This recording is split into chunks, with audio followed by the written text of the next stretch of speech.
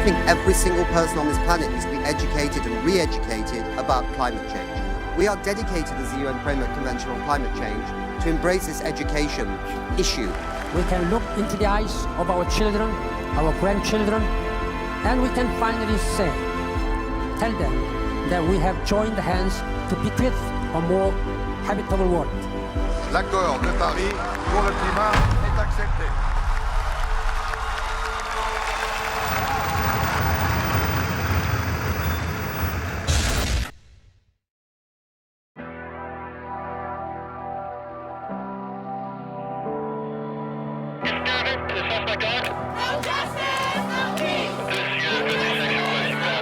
State Congress voted to ban abortion.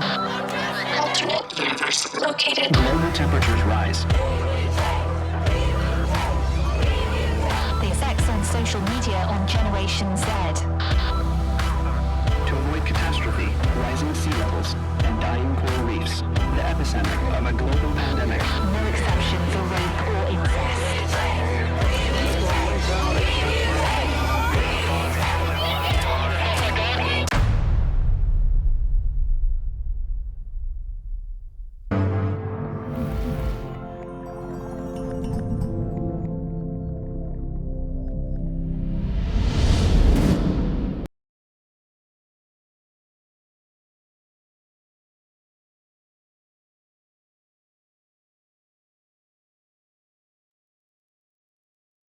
What we're doing today, and also bringing out some facts and figures on things that have been announced. But we're going to have a slightly different start today because we've got a very special guest. If you could say who you are and where you're from. Hello, everybody. Great pleasure to be here, Nick, with both of you. Well, I'm Adalberto Maluf, Vice Minister of Environment and Climate Change here from the Ministry of Environment in Brazil, and also the co-chair of the Climate and Clean Air Coalition, CCAC. Yeah, hosted by UNEP, the UN Environment Programme, and very much focused on super pollutants. You know, we did a lot of attention on super pollutants in Baku at the last climate conference. Methane as well, of course. Tell us a little bit what's happening with the methane story, Adalberto. Well, this COP is all about implementation. You know, we already made agreements, all the countries on the global stocktake in Dubai. So we decided to select these 30 areas in which we would accelerate implementation. Methane and non-CO2 is one of them.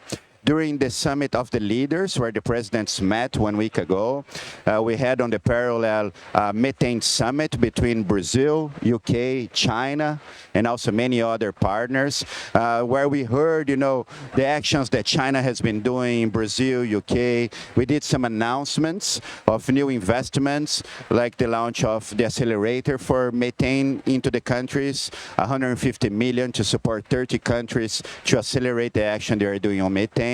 And now here on the official negotiation, we are trying to find a way so that we can get throughout the GST dialogue, which will be this environment where we would accelerate the action. And as you might all have heard, President Lula, in his initial speech, told very clear message about the importance of us having a roadmap for phasing off fossil fuel. So we need to understand how this roadmap will be, you know, when it would happen, where the funding will come from. So methane is one of the areas from this roadmap of phasing off fossil fuel. We are also thinking ways that throughout the fair transition agenda, we can incorporate some of the methane reduction because, unfortunately, as soon as we got all the NDCs, we realized that there's a huge emission gap. We are still far away from the 1.5 roadmap we need to be. So both of the adaptation and the mitigation agenda, the super pollutants, especially methane, which already accounts for 30% of our increase of temperature, we need to speed up the action that is already happening. So Brazilian COP presidency have set this as a top priority. We're going to have the Global Methane Pledge Ministerial early next week, in which we hope to have a lot of new announcements, new commitments from the countries there. And together, we will follow up from here to COP31 in a plan, an action plan on how we can accelerate these technologies, proven technologies on the oil and gas, on agriculture, on the waste, that are already there. We've seen the results. In the case of Brazil, we were able to have here, for example, the signature between 13 mayors announcing the new funding that our climate fund gave to them to do methane capture system in the landfills. Some of the largest landfills of Brazil, they will capture methane. We also launched initiatives on a plan to reduce and recycle organic waste, to reduce food loss. Waste and food loss together can account for around 10% of the emissions. And it's all about food security, it's about social and economical development. So methane is in the top of the agenda. Hopefully the ministerial on the Global Methane Pledge next week will set this course in which many different countries are saying very loudly that methane should be one of the priorities, our lowest hanging fruit, so that we can win time to get on the CO2 and the most challenging things that we know they're going to come.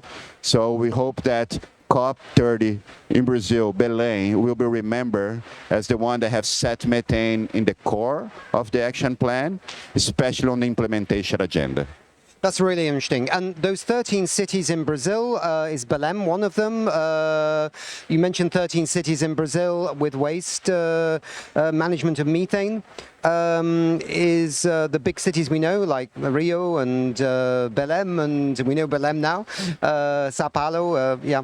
Yeah, no, they're all the big cities of Brazil. So Rio, Salvador, Fortaleza, São Paulo has 2 big landfills, which will be part of this process. Belém, we just inaugurated at the beginning of a COP, the first composting facility of the city. It was a project that we helped, funded by the Global Methane Hub and some partners. So all the organic waste from COP30 has been composting, and then the composting is used for urban agriculture projects here in Belém. So Belém has been also leading the way in this agenda, and hopefully not only the COP itself will have a better footprint regarding the emissions that it would keep from organic, but also we will set this new stage in which the Climate Fund of Brazil is available to finance this project. We also approved a bill now called the Fuel of the Future, which requires 1% blend of biomethane into the natural gas grid, starting in 2027, going 1% per year until 10% in 2037. So with that, we created a demand. We also have policies to increase, biofuel, biodiesel, sustainable diesel for aviation. So these policies, because they require the demand, are making it more economically viable. The technologies that we already know are approved on the waste methane capture, not only on urban waste, but also on agriculture waste. And we believe that with this, we can close the gap for more circularity into the methane agenda. Absolutely super. And it's so nice to hear these positive developments in your country. Thanks for sharing. Yeah, because there's so much blah-de-blah at COPs. I'm sorry to say blah-de-blah, but there's a lot of talk. People have to talk. But here's some practical examples of what you're doing in your own country with the methane and, in a sense, applying the emergency brake on climate change to an extent in your own country too, Adalberto. So that's really good. I think we have to let you go now because you have to represent the Environment Minister, Marina Silva, at an event downtown in Belém in the historic area. So you are allowed to go. We don't like doing that with you, Adalberto. We'd like to have you here longer, but you must do it. So thank you very much indeed. Right. Cheers. Very nice. Thanks for joining us. Thank you. Bye. So, Nick. I think every single person on this planet needs to be educated and re-educated about climate change. We are dedicated as the UN Framework Convention on Climate Change to embrace this education issue. We can look into the eyes of our children, our grandchildren, and we can finally say, tell them that we have joined hands to bequeath a more habitable world. L'accord de Paris pour le climat est accepté.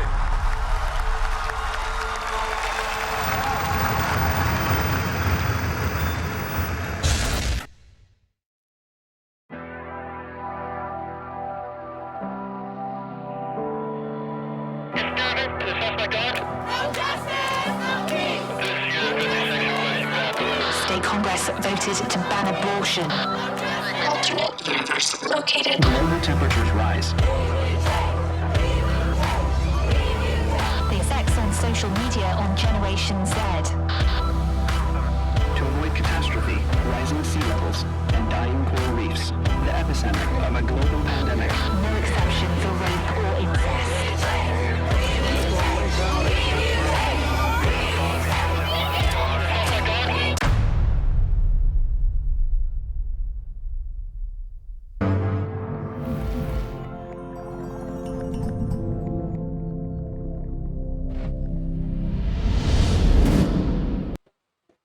So this is the last day of the first week of the COP here from the Climate Hub studio. We don't have time at the COP 30 in Berlin. And Nick, there's been so much anticipation of this COP since it's the 10th-year anniversary of Paris.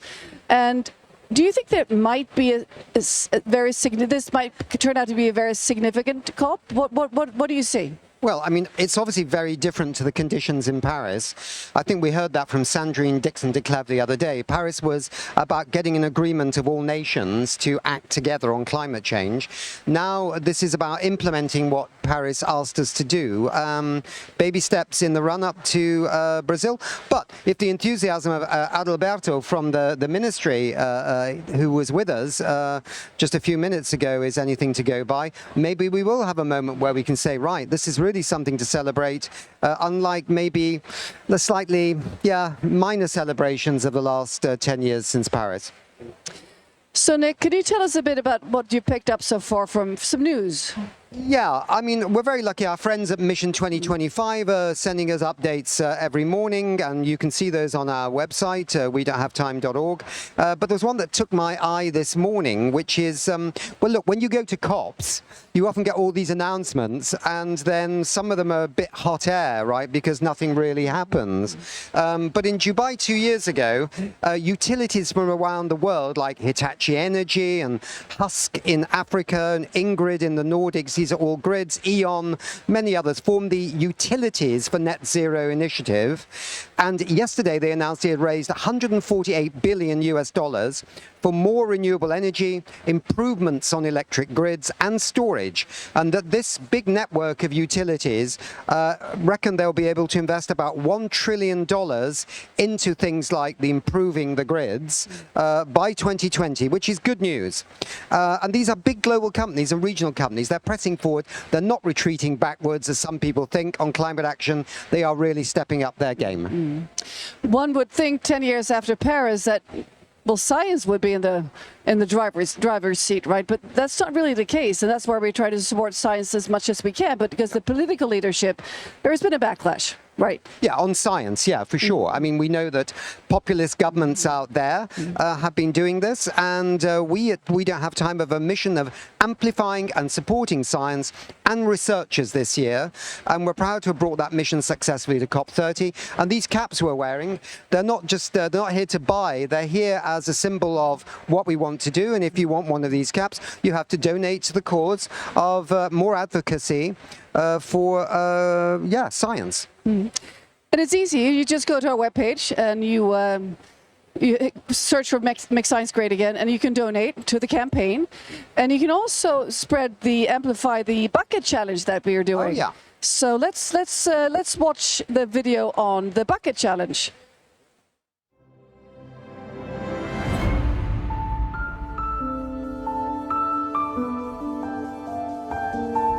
¿A quién le podemos dar el gorro? But why do we need to make science great again? If we don't support science, if we don't fund science, we are losing the very key rock or basement from our society. We don't want to do that. Make science great again.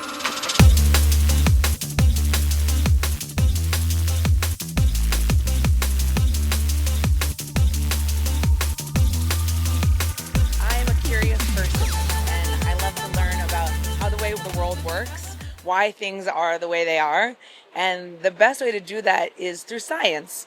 It's a way to ask questions, to test ourselves, to think again, and to be able to talk about things in a cool, curious way with other people.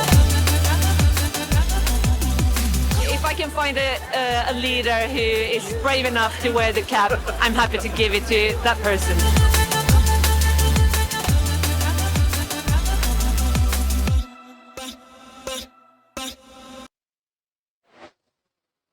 Great, so we're back again. Normally at this point in the show, we don't have time CEO Ingmar Rentzhog come out and give us a presentation on our Make Science Great Again campaign. But this is only one of our campaigns. Another campaign close to our heart is the Buy More Time campaign. Ingmar, what's that all about? It's in the name. We don't have time. We don't have time to wait. We need to address and speed up all the solution for the climate crisis. And that's happening, but it's going too slow. And Buy More Time is a campaign that we launched last year at COP29. And it's actually more needed now than then. And it's about to focus on the solution we have at hand to actually cool the planet by decreasing super pollutants, the gases that are so potent that it's heating the planet, but they're very short-lived. So if we stop emitting them, we can cool the planet with up to 0.5 degrees. So we have a short film here that explains this, I believe.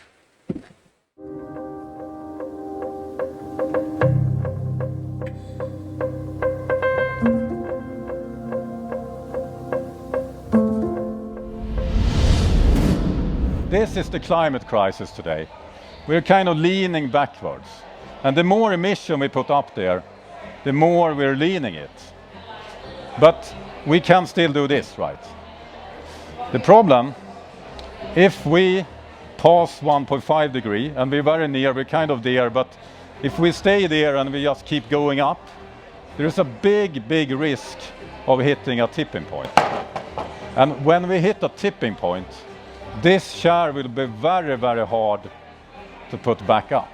So this is what we must avoid for the climate. And we have a cure for this. The only thing we need in order to make it is more time. We need to buy more time.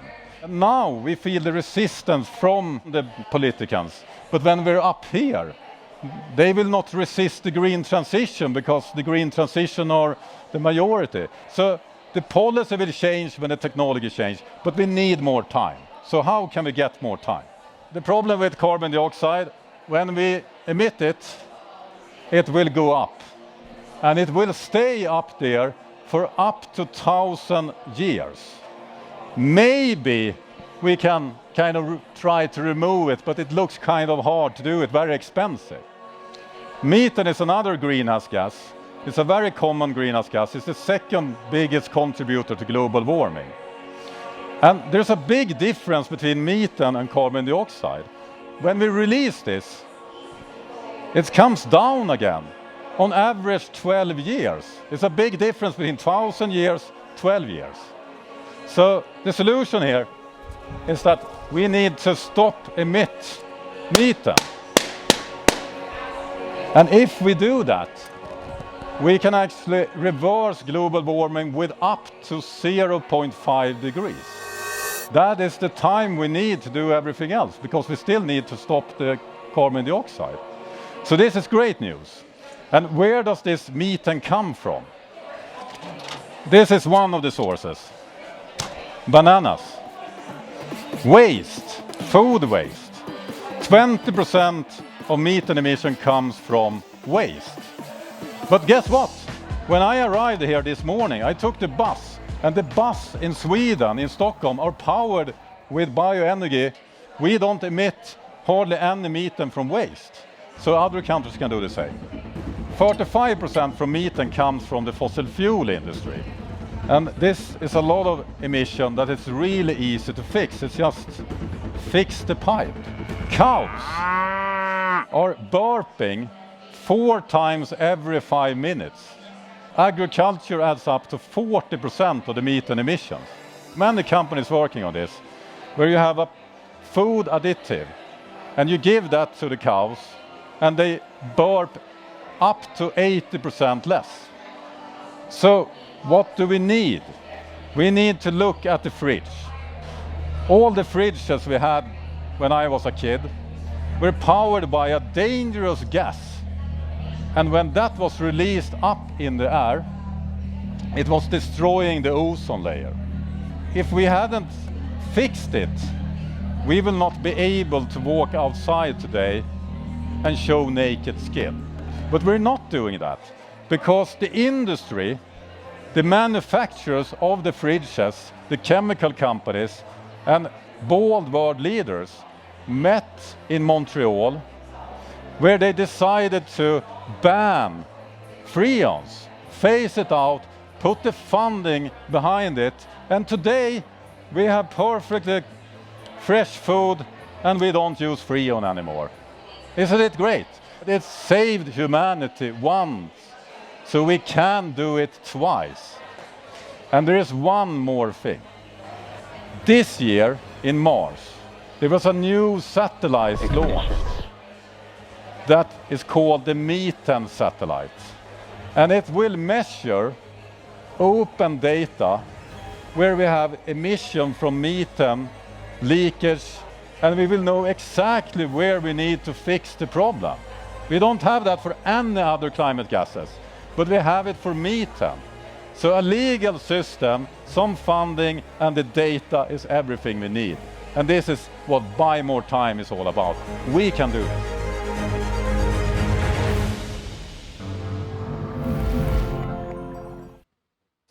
Great. So, Ingmar, this campaign was launched last year at COP29 in Baku, Azerbaijan. What has happened since then, briefly? I mean, we had a lot of traction in the world for methane reduction in Azerbaijan. There was one part of the outcome of the COP29 meeting. Both US, European Union and China were pushing for it. There was a lot of geopolitical sunshine, actually, because it's easier to get rid of methane than carbon dioxide, because methane is just a byproduct. And we have the tech to really get rid of it. But what has happened since when? United States has become a roof state going anti-science. So they are actually using their leverage and their bullying to push for European Union to give up European Union's methane policy. So instead of being on the right side of history, US has kind of gone a little bit bananas for methane. And I understand that they want to drill more oil, but I think why don't they want to cool the planet with methane at least is really strange. So what we have done on We Don't Have Time is taking this campaign further. So we are now sourcing and offering methane avoidance credits. So companies and organizations that wants to cool the planet, they don't need to wait for the policymakers to do the right thing. They can do the right thing here and now. And methane reduction, it's so much more efficient and cheaper compared to carbon removal. And it's the same thing. We remove the gas that are heating the planet so we can cool the planet. But this is so much more efficient. But we haven't given up on the advocacy because, I mean, come on, not even the big companies like Microsoft will be able to pay as much needed to cool the planet by themselves. We really need a regulation like the Montreal Protocol. And the only way to get that happening is by advocating in UN to get it happen. We don't need the US on board. We have many other countries. So half of the money in our methane avoidance credits are going to advocacy like we're doing here right now. Okay, good. Ingmar, just stay with us and stay for the panel. Let's move on.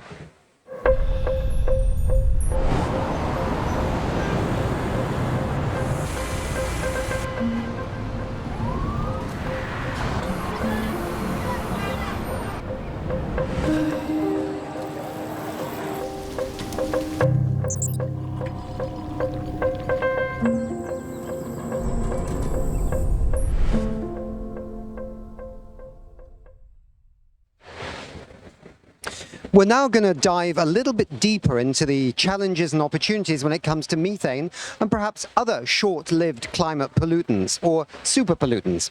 It's my great pleasure to welcome the following great guests into the studio. That's Martina Otto, Hi, Nick. Hello, head of the Secretariat of the Climate and Clean Air Coalition, which is hosted by the UN Environment Programme. We had Adalberto Maluf, the National Secretary of Urban Environment and Environmental Quality in the Ministry of the Environment and Climate Change in Brazil, on earlier because he had to rush away. But we are lucky to be joined by the magic of Zoom from Rome in Italy with Giulia Farini, who is the OGMP 2.0 manager. You might have to explain that, Julia, at the UN Environment Programme's International Methane Emissions Observatory. So welcome, everybody. Julia, I'm going to come with you first. So the UN Environment Programme's International Methane Emissions Observatory just released its annual report. Can you tell us some of the headline findings from this report? Absolutely. Hi, Nick. Hi, Martina. So I'm Giulia Ferrini. I work for the International Methane Emissions Observatory hosted by UNEP. And I'm going to talk today about science and about buying time. So two of the topics that you were covering earlier. So what our report is saying is that we have the data and we have the tools to reduce methane emissions. Our goal is simple, just to explain briefly what the International Methane Emission Observatory, or IMEO, is to ensure that those with the power to act have the data and insight to drive rapid change. We can absolutely reduce methane emissions. We know how to do that. We have the tools, we have the technologies, and increasingly we have the data. And this is what our report is saying. And this is critical because as we mark the 10th anniversary of the Paris Agreement, and as we are midpoint into the Global Methane Pledge, it is important to say to the world that there is a really easy way here to buy time. So what we're doing is unprecedented. We're integrating empirical data from different sources, satellites, reporting to the oil and gas companies, reporting to the Oil and Gas Methane Partnership 2.0, that's what OGMP stands for, and empirical data from scientific studies.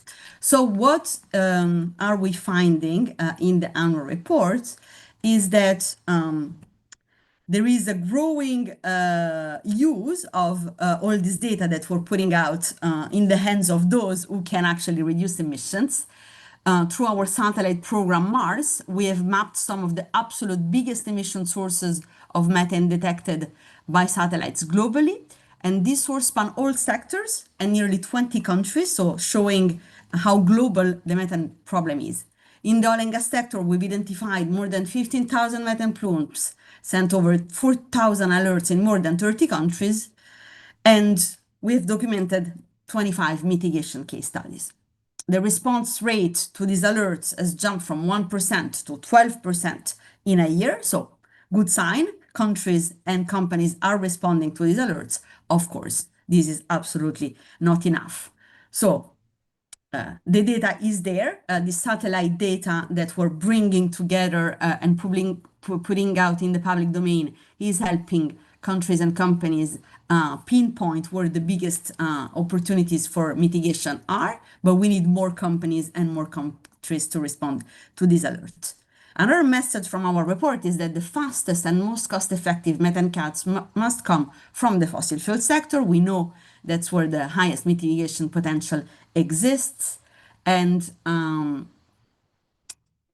also because satellites by themselves alone, they only see the tip of the iceberg and they only see the biggest source. But we know that the majority of emissions comes from smaller diffuse sources. And this is why something like UNEP's Oil and Gas Methane Partnership is so crucial. It is helping move the industry from estimates to actual measurements that are driving emissions reductions. Because when companies measure, they know where the emissions are and they reduce these emissions. So again, the good news here is that over 150 companies joined OGMP. This represents 42% of global oil and gas production. And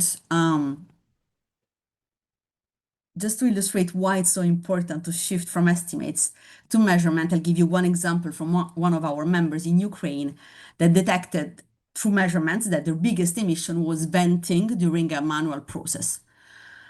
Despite wartime challenges, they automated the process and they cut emissions by half. And that means more gas in the pipe and out of the atmosphere. So again, the tools exist and the results make business sense.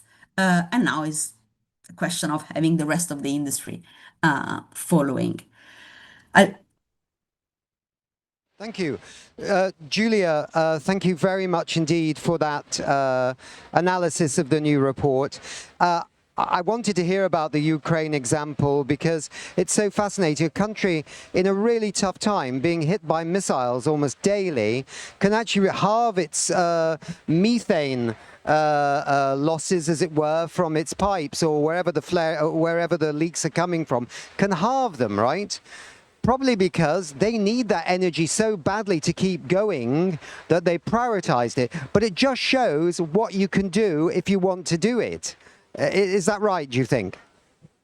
Absolutely. And this is why companies are in the oil and gas methane partnership. This is why companies are measuring and reducing their emissions, because it does make business sense for them. A methane-free asset is a safer asset. It's a better performing asset. It's an asset where methane is not escaping out of the atmosphere, but is just kept in the pipe and can be reutilized and sold, and can, in some countries, methane is used to power electricity. So this is just something that makes so much sense that, you know, it's what is surprising is that not everyone is doing it, but we're gonna get there. Julia, just stay with us because we'll come back. We have about, because Adalberto was on earlier because he had to run, this will be a slightly shorter session now, but let's first turn now to Martina. Martina, so you're here in Belém. You're running the Secretariat of the Climate and Clean Air Coalition. That's great. So we heard a bit from Adalberto. What are you looking forward to in the next we've got one more week, haven't we, before, just over a week before we end the COP. There's a lot happening next week, I think. A lot has happened already, and a lot will still happen. What has happened is Martina's microphone working, or shall we pass another one over? Let's go there.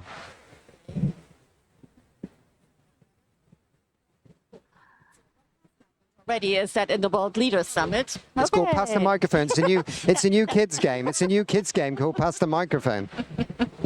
Okay, so what has happened already is in the World Leaders Summit, we did have heads of state talking about the relevance of methane. So we got methane and other non-CO2 pollutants really up on the radar. That was one, but that's the tip of the iceberg of what has been happening. We have seen a third edition of methane and non-CO2 summit. The first two were with the US and China. This one was with China, Brazil, and UK. And it has shown that the topic is very much on everybody's list of to-do. And we had a very positive spirit coming out of this event with a number of things that were launched. And I'm happy to get into those. What is on the radar for next week is Global Methane Pledge, ministerial. So we will take stock. We will have a stock take report as well, halfway through the goal year 2030. And maybe as a sneak preview there as well, we see it's working, but it's not working fast enough. Let's put it that way. And then you can see it as a half glass full, half glass empty. But definitely we need to accelerate the actions. And that is what is happening here as well, because it's a COP focused on implementation. And Brazil has made a real effort to mobilize everybody around the action agenda, those 30 topics that those who listened to Adalberto earlier know already that was something that Brazil has put on. But we have one specific action agenda on non-CO2, methane on non-CO2, with 3 acceleration plans. And that is the spirit. We have to accelerate the action. And then we have them as well in agriculture, in waste, and in fossil fuels. And that is interesting as well, because obviously it's the 3 key sectors for methane action. So we've been able to bring together a community around that to advance. And behind the scenes, there's a lot of discussions, bilateral, trilateral, multilateral. So you see there's a real community coming forward with that spirit. Now, maybe to some of the announcements. There has been a fossil fuel statement. You may go, oh yeah, yet another statement. But it's really critical, and it connects to what Julia was saying. There's a real opportunity to use the market levers to push for no or zero methane product in the fossil fuel sector, because the industry can do it. The biggest low-cost opportunities are in this industry. We look at investments that are needed that are less than 2% of what the industry made actually in benefits in a year. So there's really no excuse. There is money. We know the technologies. A lot of it is actually, there's a lot has to do with plumbing in the sense, repairing leaky pipes, changing valves, and so on. There are some things that require a bit more infrastructure investment as well and are more difficult, but it's doable. People know how to do it.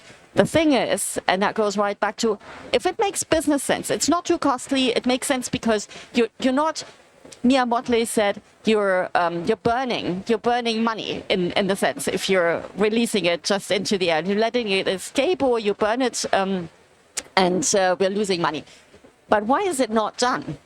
It's not done because investing that very same dollar in new exploration gives you a bigger return on investment. That's why companies are not doing it, and that's why we need regulation just as much as we need the transparency that Julia has been talking about. So it's a dual track that we need to advance at the same time, because obviously regulation is only effective if we can actually afterwards also look at, has it happened? So there's a reporting and transparency issue coming with that. And there has been a real push for that with the fossil fuel regulatory program that we have been doing, but also with this new statement that does take a partnership approach, an approach of shared responsibility, and looks at performance standards. And I say performance standards because they could be national, they could be regional, and driving this market. Adalberto from Brazil before was quite clear. They have a clear, for example, with waste plan. They brought 13 cities together. They provided some catalytic money to start dealing with methane emissions from waste tips, which are a big deal in Latin America, by the way. I think people need to know who are watching the show. They're not just minor in this story. And then also, a clear strategy with methane that's captured being kind of brought back in as a fuel, 1% every year over the next, 12 years, rising to maybe 10% by, 2037 or something. I mean, these are clear strategies, aren't they?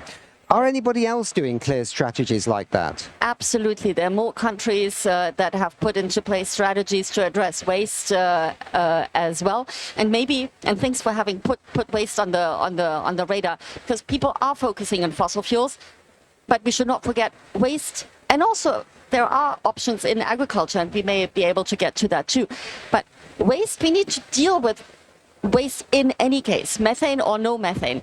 And it's a cost factor for municipalities. So they have to do it. There's sanitation. There's a huge land use issue because landfills gobble up a lot of land. You have problems with health. There is odor. There is pollution of the air, of the soil, of the water that comes with that, and so on.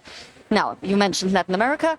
Actually, 50% of waste, municipal solid waste in Latin America is organic waste. So it deserves being pulled out and given a special treatment, because if you separate waste in the organic waste out of it, your other waste management becomes cheaper.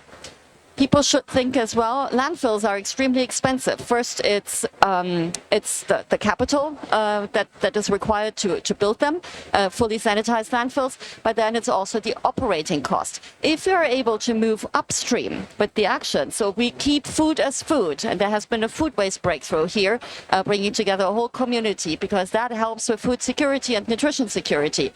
If we look at keeping organic waste or turning organic waste into a material. Adalberto spoke about the composting. There's composting facilities not only in Brazil, but also in Mexico City. We've learned about that as well. So this is something that's up and coming.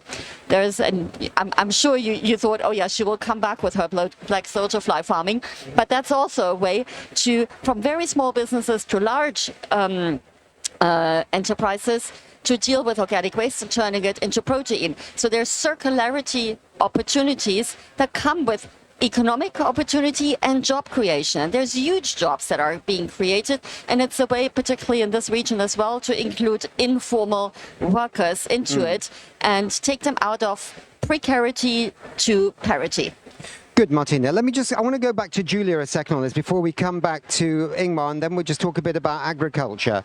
But Julia, 12%. So you issue information when there is a big leak of methane from somewhere. You then inform the country, presumably, or maybe you inform the business. I don't know. Maybe you can just clear that up for us. And then you hope that they will act. So you got a response rate of 12%. What about the, let me do my numbers right, the 88% that didn't respond? Do they write back and go, sorry, we missed your email? Or what do they do? Do they just ignore you? And how do we make sure they don't ignore you next time? So let me explain how it works. We do notify governments and companies when the companies are in the oil and gas methane partnership, and this is because we have the contacts. Otherwise, we go to the government focal point. There was a request by UNEP and the co-conveners of the Global Methane Pledge to all countries to nominate a Mars focal point. Some countries did, some countries didn't. When we don't have a focal point, we notify the UNEP permanent representatives. These are the UN ambassadors in the country. So someone is informed in the government, and when we have the contacts in the company as well. So this 12% is is when a company or government gave us a precise information. It means that they looked into the satellite alert, they sent teams on the ground to investigate, they explained to us what was the issue and how they fix it. So we don't count those who say, thank you for your email, we'll look into that, and don't give us more details. So the 12% is those who are actually seriously looking into the notification. That said, you're absolutely right, it's not enough. We need every country and every company to respond. Because we know action is possible. We're seeing it around the globe. I mean, from Argentina to Libya to Yemen to Turkmenistan, we have 100% response rate in some cases. And I'm just wondering, Julia, whether there's a mechanism like, you know, maybe at the next meeting of the UNEP environment ministers when they meet in Nairobi, to remind them that they may well one day be getting a letter like this from you, Julia. I know it's not coming from you, Julia, but it's nice if we personalize it and say it's coming from you. That they just to reawaken to the fact that they need to respond, yeah? But absolutely, and this is what we do, and UNEP will continue to work with its Mars partners, the CCAC, the International Energy Agency, the World Bank, the EU as co-convener of the Global Methane Pledge, to ensure that governments nominate focal points if they haven't done that, and that all governments and companies respond to methane alerts and turn this opportunity into real methane cuts. Where capacities are lagging, we provide capacity building. So we're doing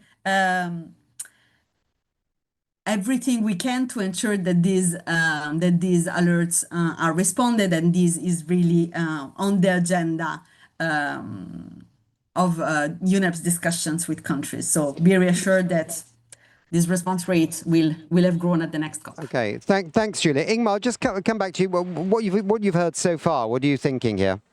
I mean, I love this satellite information. What do you call solution, and it's really needed. We need to identify where we see that we're leaking methane, and we need to reach out to those that have the leak and have them to pull the plug, to tap it. And I would love to explore a way to partner with you so that we on time can publish this information publicly. Wherever it's a leak, it should not just be a letter sent behind closed doors. It should be public information so we can engage with the audience. Julia's coming back on that. Amazing. And if I may, the information is publicly available on our methane data platform. So anyone can get this information, and we'll make sure that we share it with you as well. Let us talk more after this. I would love to involve my tech team to make those updates available, and we don't have time. Martina, yeah. I'm happy to jump in as well, because obviously working on the regulation side, often it's a capacity problem as well. And working with countries, putting up their own regulation and looking at that they have the enforcement capabilities will help with the response rates at the same time. So that's where the parallel track comes in, helping the countries. So we've done the first 3, so it's step by step, right? We are now ready to announce the next 5 countries. So okay. Regulation. To make this clear then, you create the regulations with the countries, then they can have an enforcement team to go out and deal with the problem. So there's a bit of chicken and egg here as well. So this might start improving the rates of response, yeah? That might, over time, also improve the rates of response. If we look at regulation and suggesting that the regulation says, well, companies need to measure themselves and bring things back, that's one way of helping that companies adopt the OGMP. That's one. So there's a whole, it's a bit of a circular thing, but it will hopefully build an upward spiral. Quickly, we've only got 3 minutes and a bit. Just pause a second, Ingmar, on this. But what about, you wanted to mention whilst thing was agriculture, because we can't ignore this. We're in Brazil, right? It's a massive issue. But briefly, do you, at Alberto, we never got that far because he had to go. Are the Brazilians doing anything with the agricultural story, or is anybody? Absolutely. Brazil has an ABC plan, it's called. We've been supporting Brazil. They've made a request. We have 2 big livestock projects going on with Brazil to help actually improve the situation. There is a whole work stream on tropical agriculture that Brazil brought into the G20 discussions as the presidency of G20. So yes, there is a leadership role. There's something doing at home. There's a leadership role. And obviously as the co-chair as well, we will have an agriculture flagship that is going to be launched. And we thought it was necessary to focus people's attention to the topic. We say it's the hardest to crack. It's super sensitive. It's super sensitive everywhere in the world, not only here. And the idea is, it's not to blame the farmers. The farmers are not the problem. The farmers are part of the solution. So we have to turn around the paradigm that this is not misunderstood. And there are ways to help farmers to do what they're good at doing. They love their animals. It's about animal health. If we get animal health right, we can reduce methane emissions as well. If we look at livestock, ruminants. There's something about breeding. There's something about alternate wet drying in rice cultivation, which helps in the end dealing with water. That becomes an adaptation measure. So it helps farmers. So if we take it from that angle, it's not about all the measures out there. It's about doing those things that are absolutely doable, give the farmers more money into their pockets, and help with the outcomes. We'll have a fertilizer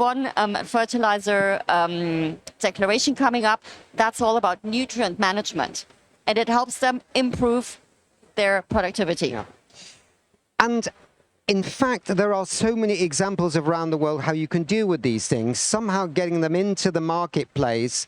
We actually had a guy on from the Gold Standard, an Asian chap from India, who they produce methane credits from the rice industry, and they manage the water quantities down. There's less water used, less methane, and everybody's happy. So, Ingmar, you wanted to say something on this, yeah? Yeah, I wanted to add that it's a blame game many times. It's the farmers' fault. They are breeding cows, burping a lot of methane, etc. And it's, of course, it's everyone's responsibility that are releasing those emissions.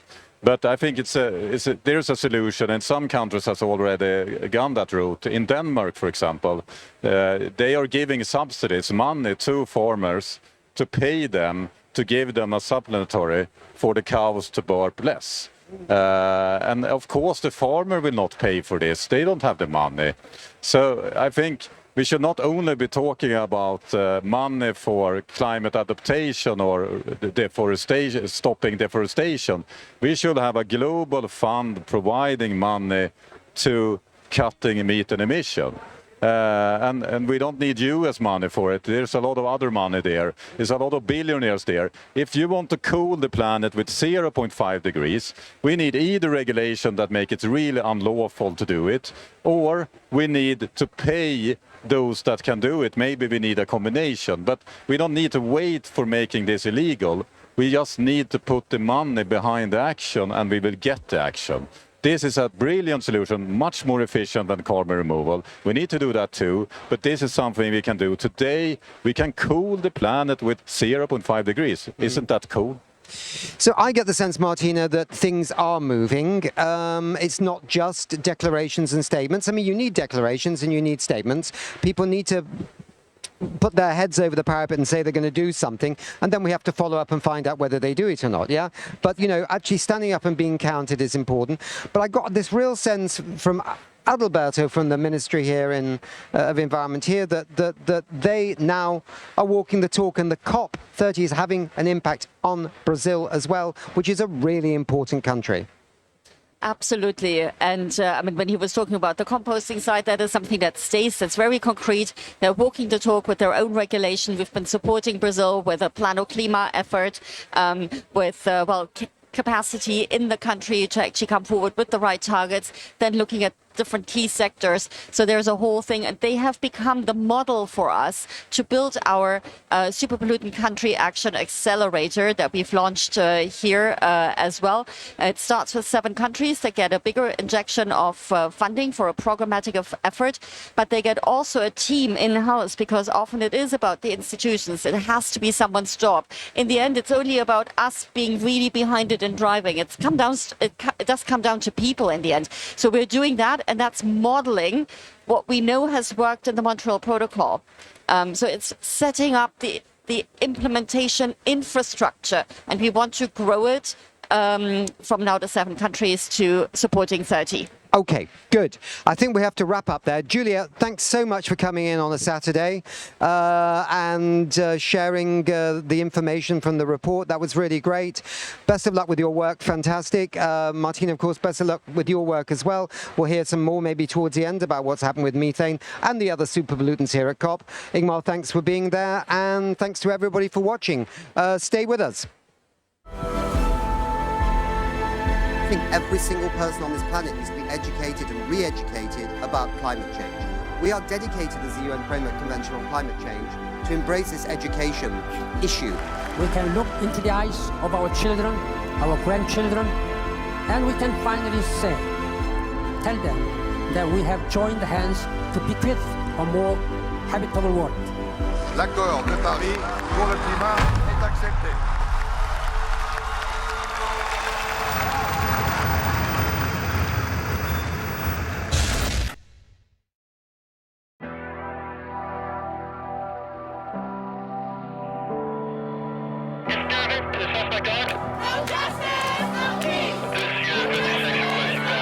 State Congress voted to ban abortion. Alternate universe located. Global temperatures rise. The effects on social media on Generation Z. To avoid catastrophe, rising sea levels, and dying coral reefs, the epicenter of a global pandemic. No exception for rape or incest.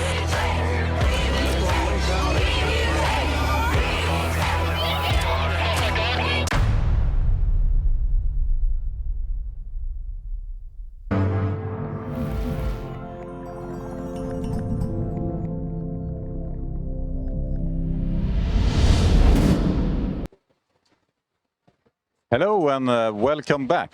We will now talk about another thing, not buy more time, but how we can move the travel in a more sustainable way. We are here in Belém, and there's been tens of thousands of delegates that have been flying here, and many have been flying quite long, and that release a lot of emission, and that's also many times often criticizing those climate meetings. It's only people flying there and talking about that we need to stop flying. And it's some truth in that, but it doesn't need to be that way.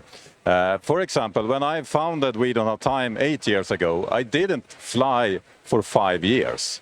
because I really didn't want to. I want to limit my carbon footprint, and when I looked into what I, as a private individual, could do, limiting my way of traveling and use train, etc., is really something that helped me cut my carbon footprint more than in half. In fact, in 2/3. But it's very hard to be an international organization without traveling, and when you work in media, it's always this: should I go there and report so that millions of people not needs to go there, etc., etc. And I do believe that we need to travel, and that's where I found this amazing solution that no one talked about. I think it was 3 years ago, that is actually possible to fly on sustainable air fuel, not using fossil fuel. It cut emission with 70 to 80%.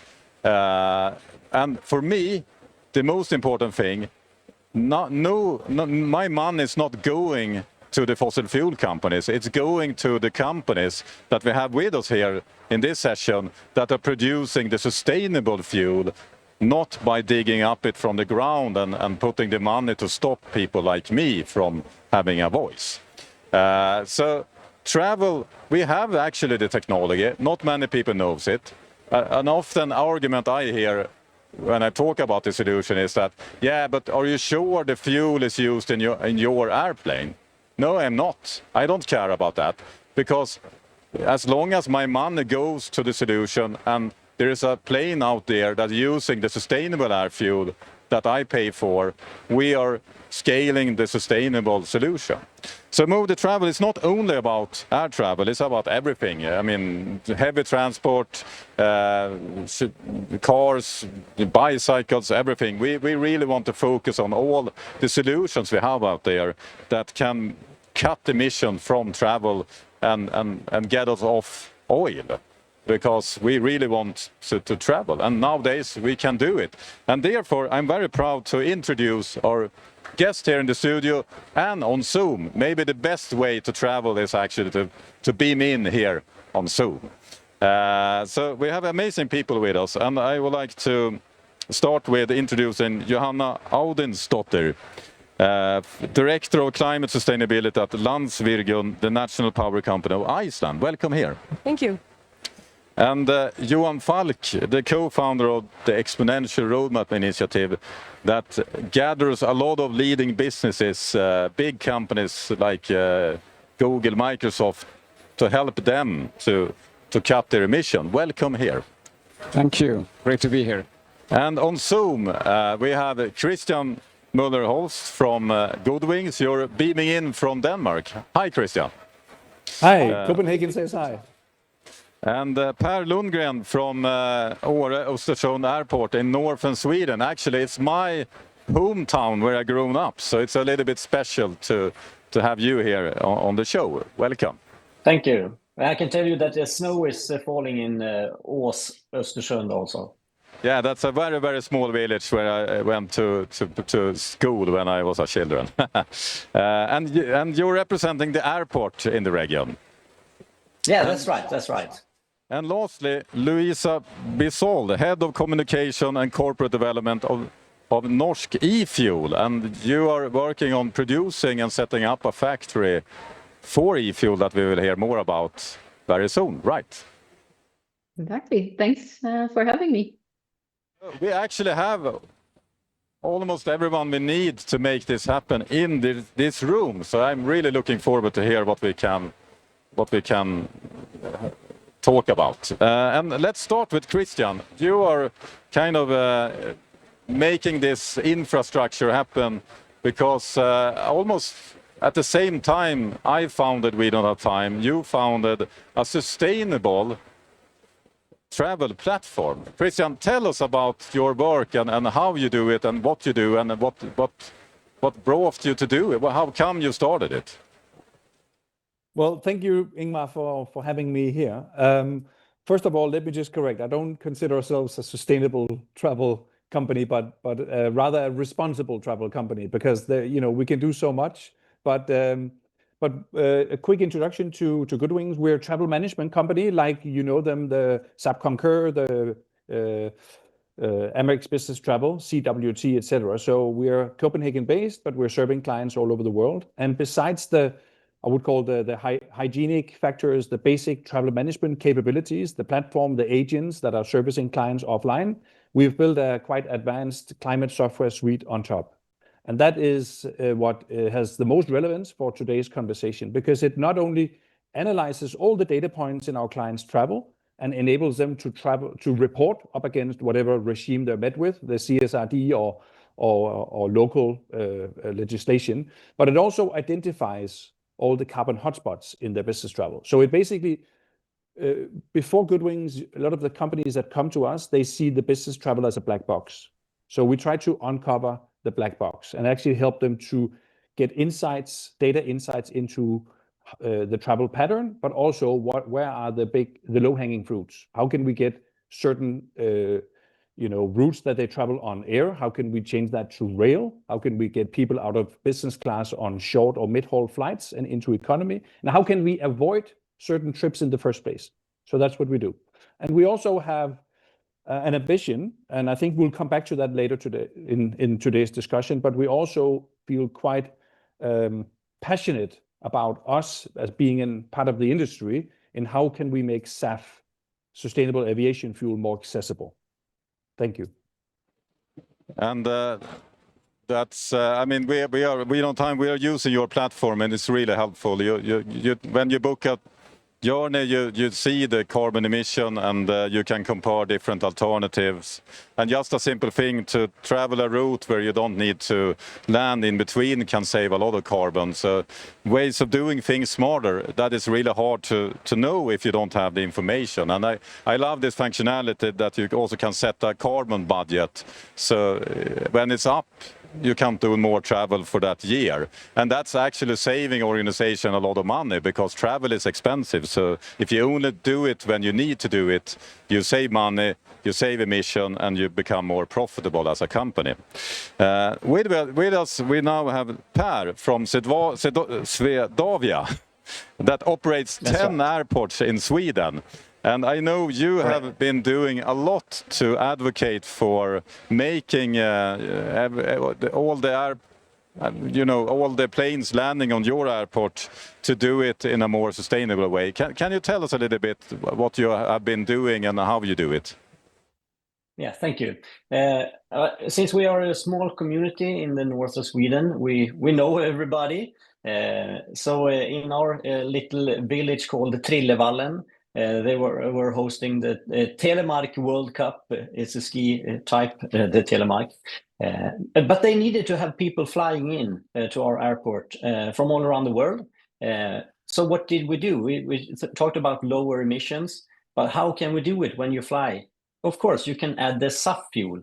So we need to have more SAF fuel, and just keep it in mind when we arrange the competitions.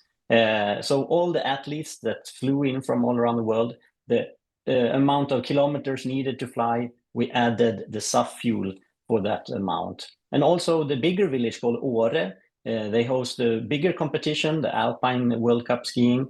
They had like 500 athletes and team members.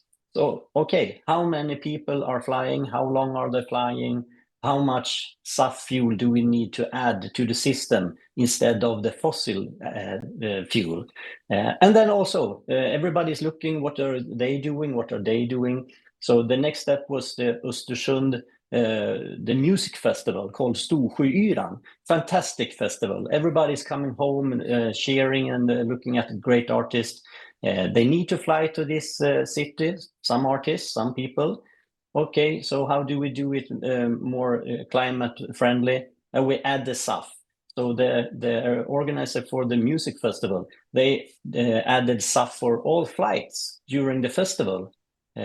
So it's easy. Just do the transition. Just take initiative. We need to have the flying to this remote city. So add more SAF and lower the emissions. And that's interesting.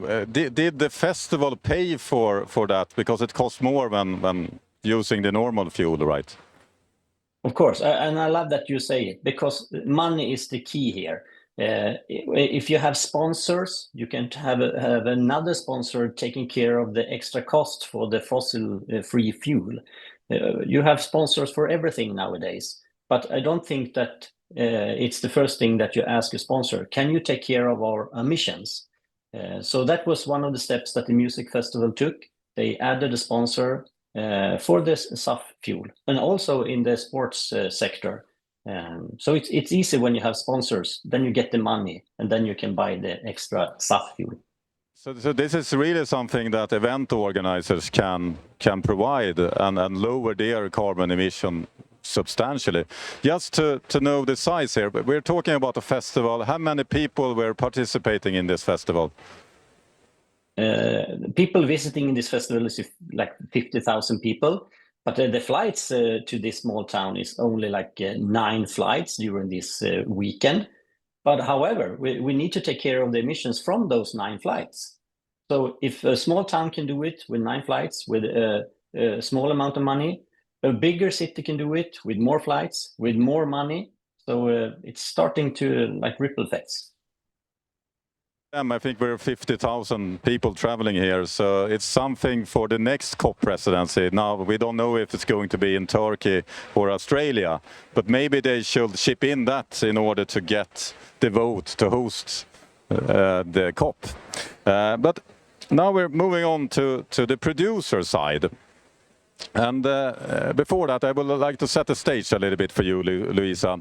And that's one thing I hear many times. And actually, the latest time I heard it when I was interviewing the Norwegian climate minister.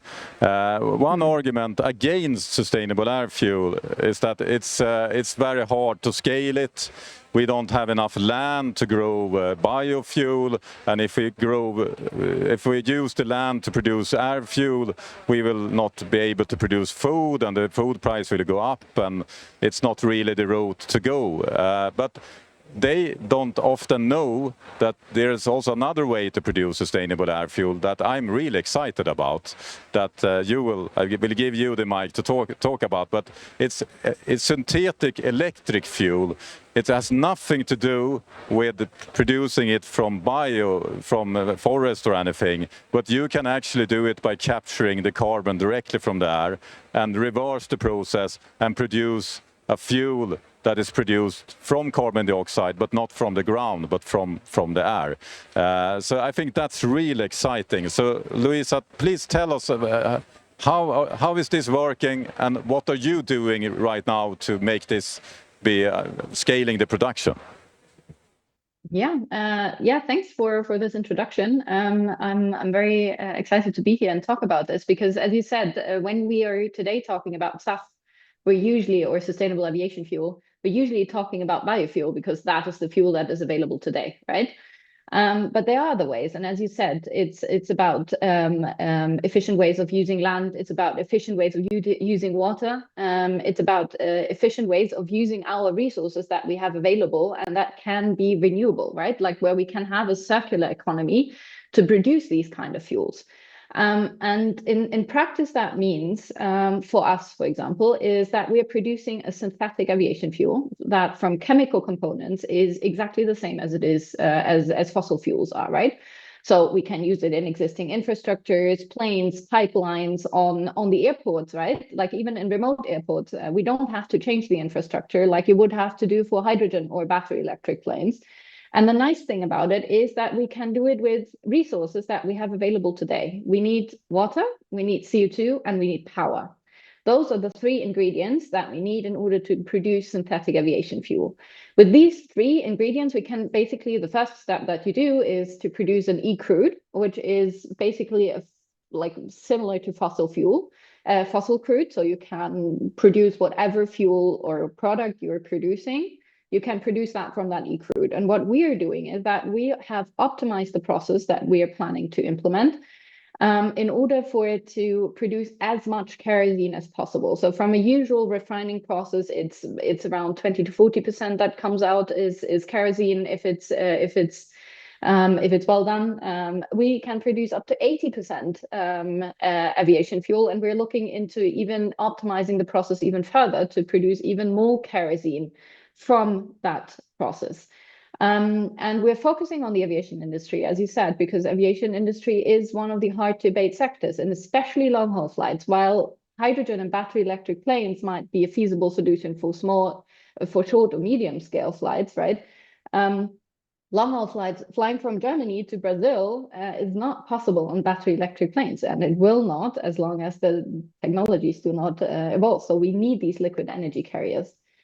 And yeah, that's what we're doing. We are based in Norway. We are planning to have 3 plants in operation by 2032 to produce 250 million liters of e-fuel, which is roughly enough to fly every Norwegian from Oslo to Paris once a year. This will save around 120,000 tons of CO2 every year. We are actually one of the production plants that we are building is not too far away from where Per is. It's in Alby, in Sweden, in the municipality of Alme. Yeah, and we're hoping to have that operational in 2030. So it's definitely, while biofuels have the advantage that they're available today, e-fuels still need a bit of time, but they are definitely an unavoidable solution for the future.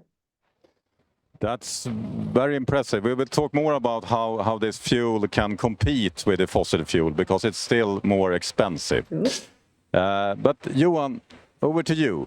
You are representing so many leading businesses, and you're good to know that it's not me. You're helping them.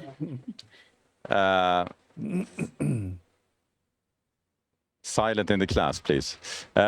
You're helping them to scale exponential solutions like these solutions and many others.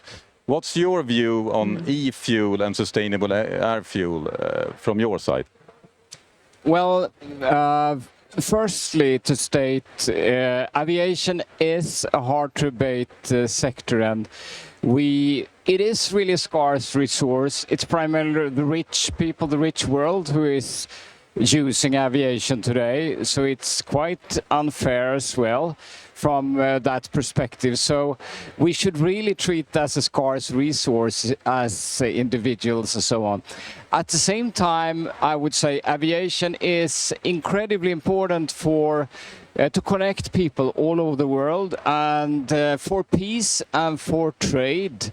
So I don't really see a viable option to say we will stop flying, but we need to really see it as a valuable resource. So what can we do in the short term, the long term? What we are recommending to our companies, of course, is to have policies in place.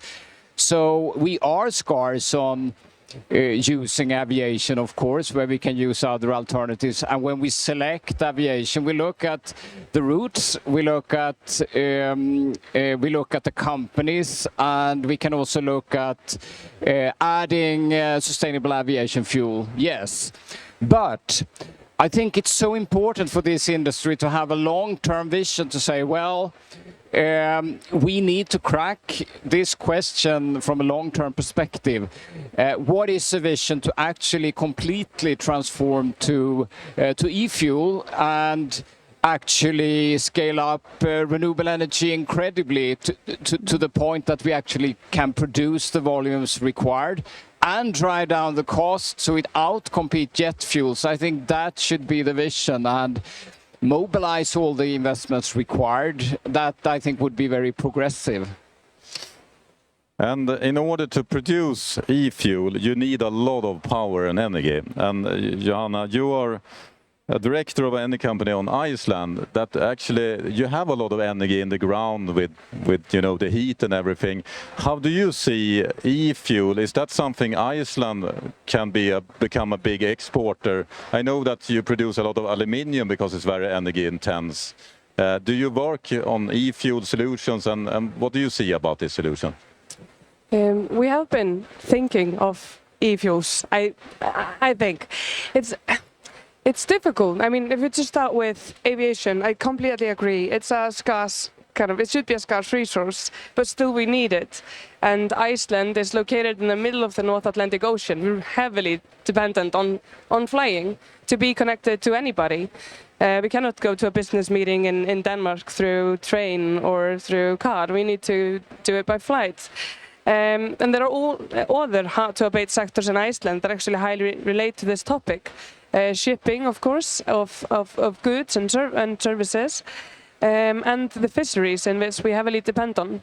So there are a lot of hard-to-abate sectors actually that do really matter to Icelanders that are still reliant on fossil fuels. And Iceland has been ambitious in their climate action and on energy transition, hoping to be able to be rid of fossil fuel by 2040. And these are really the pillar stones: the aviation, the SAF, and the shipping and the fisheries. But I have to admit, coming in here, there has been difficulties regarding economy of scale. Iceland is a relatively small nation. We don't have experience in the oil and gas field. We are fully renewable with electricity and heating from geothermal and hydro. So we need, for us to be able to produce e-fuels, we need to both upskill quite a bit, and we also need the energy into it. And it's a lot of electricity that is needed to generate e-fuels like this. So at the time being, we, in a sense, have to be quite reliant on others. But we have just now, actually yesterday, the Icelandic government published a draft of a new industrial strategy that is aiming and looking at e-fuel production and other matters to kind of how we can, with our renewable energy, have even further impact. So we have done the electricity and the electrification, but how can we kind of move forward and make sure that those hard-to-abate sectors are also something that we can challenge and that we can move away from fossil fuels with. So it's very much we need to put the money to help scale this technology. It's like everything else. When solar were new, it was super expensive. Now it's cheaper and cheaper. And if we put the same effort into scaling electric e-fuel, it seems like we can make the same thing happen. But someone needs to pay for it. And the way the market works today is that it's very much voluntarily. Yeah. Some are doing it, very few. Most are not doing it. And we at We Know Time and Move the Traveler, we want to create a better, more demand for this solution, so that more events, like Per talked about, and more private individuals are using this solution. But when I talk to airlines about this, they have a little bit different view on who's going to pay for it. Many times they say that you need to give us the money. You need to lower tax on carbon in order for us to be able to afford spending on sustainable air fuel. For me, that's a little bit backwards, because we need the money to be funneled into the sustainable air fuels, and we need to give the airlines a big incentive to do it. I think it's hard for the airlines to pay for it themselves, actually. But I have, at least me personally, I have no problem to give government money to airlines funneling into the sustainable air fuel, but we should direct it to that. We should not give them subsidies and a blank check. But I want to hear your view on this, Per, because you are in close contact with many airlines. And I know that this is not easy. I heard, I think it was an airline, Norwegian, that said that they did a survey among their clients, among their travel customers, where many said, yes, we want to pay for sustainable air fuel. And when they launched the product, no one did it. No one paid for it. So what's your view on this, Per? Of course, it's really hard when you have the responsibility is on the passenger.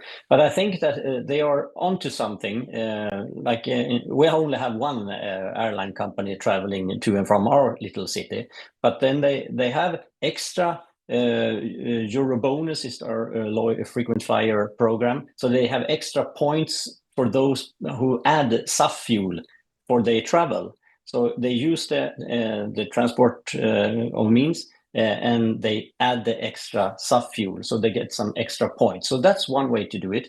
But I think we need to have the lawmakers to really urge the companies and the lawmakers to do something about adding more SAF.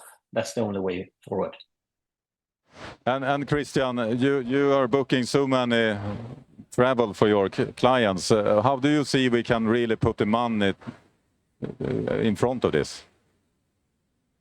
Well, we do have clients who opt in for SAF, so they fly either partially or fully on SAF.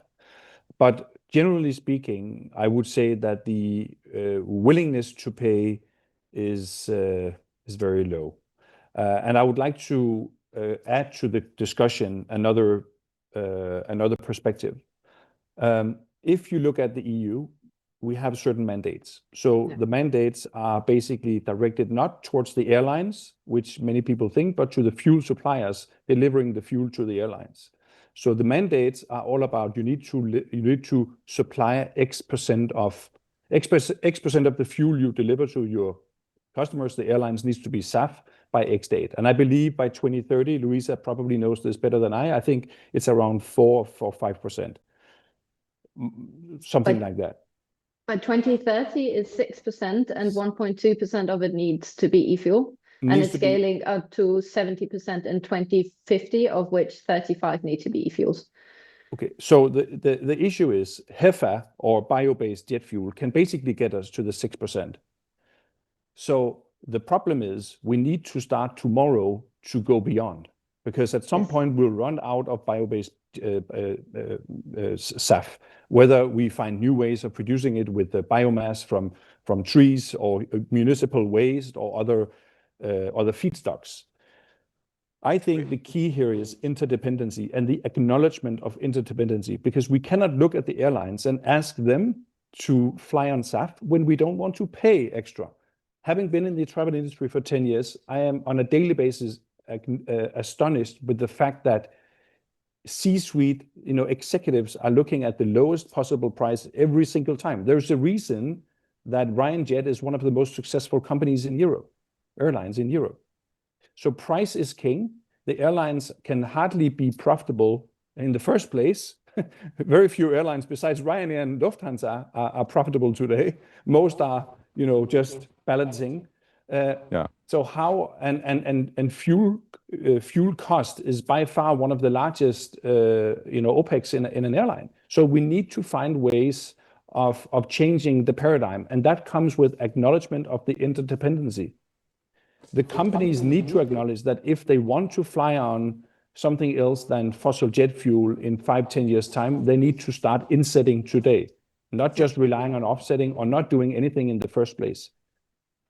Yes, we do. And now we're soon running over time here, and I want to give all the speakers we have left one sentence very, very quickly. We start with you, Louisa. What's your big ask to get more funding into your business? Where do you think that can come from? What's your biggest challenge, if you're very short? Commitment. I think I'm adding to what Chris said, and I think there are airlines out there that are committing today in order to have the fuels available, like our partners in Norwegian, and it's kind of like this commitment that we all need that we're all in this together. Like the passengers have to pay a little more. The airlines need to make sure that the fuel is produced. The suppliers need to make sure that the fuel is produced. So we kind of like need all to get together and to solve it together. And if we're collaborating, we'll get there. But it's about collaborating, and it's about everyone understanding that they have to do their bit in order to get us there. So this is what we need, and it's about funding, it's about the CO2 availability, it's about the offtake, it's about access to infrastructures so that the blending terminals are open. So it's about collaboration. Thank you. And Johanna, what do you need in Iceland to make this scale? I think the value chains have to be, they're all connected, and it has to be a collaborative effort. This has been a cup of tipping points in a way, and this needs to become a positive tipping point. We need to be able to move it over the needle so it's affordable and just makes sense. And for that to happen, everybody needs to kind of just step on board and take bold decisions. We did it with geothermal for heating. Actually, a lot of people in Iceland were against geothermal for heating before we did it. And I think nobody would admit that today, because it just makes sense. Yeah. And we need this for e-fuels. It's a good example. And Johan? I think Europe can set a vision to move towards, let's say, 90% e-fuels by 2045, and put in the mechanism together with the industry, which has to be economical incentives to go on that exponential curve and basically move towards that bold vision. And with that, we need to move on to our next session. And if you want to know more on how you can move the travel, go to wedon'thatime.org/move-the-travel. And we have a lot of instruction guides and information on what you can do as a business or individual to make this happen. Let's move the travel and save the future. So next session will be about the power of power grids. So it's a perfect align with what we have talked about here. So let's go to that.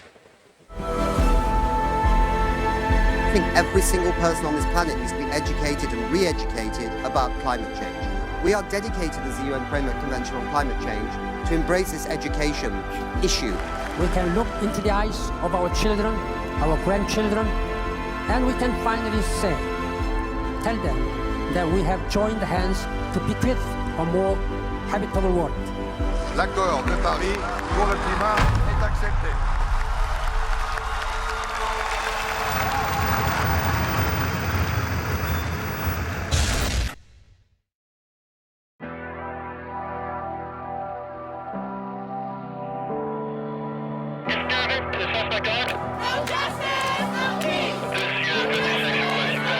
State Congress voted to ban abortion.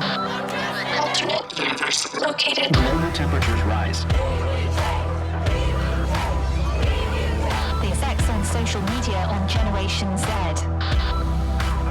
To avoid catastrophe, rising sea levels, and dying coral reefs, the epicenter of a global pandemic. No exception for rape or incest.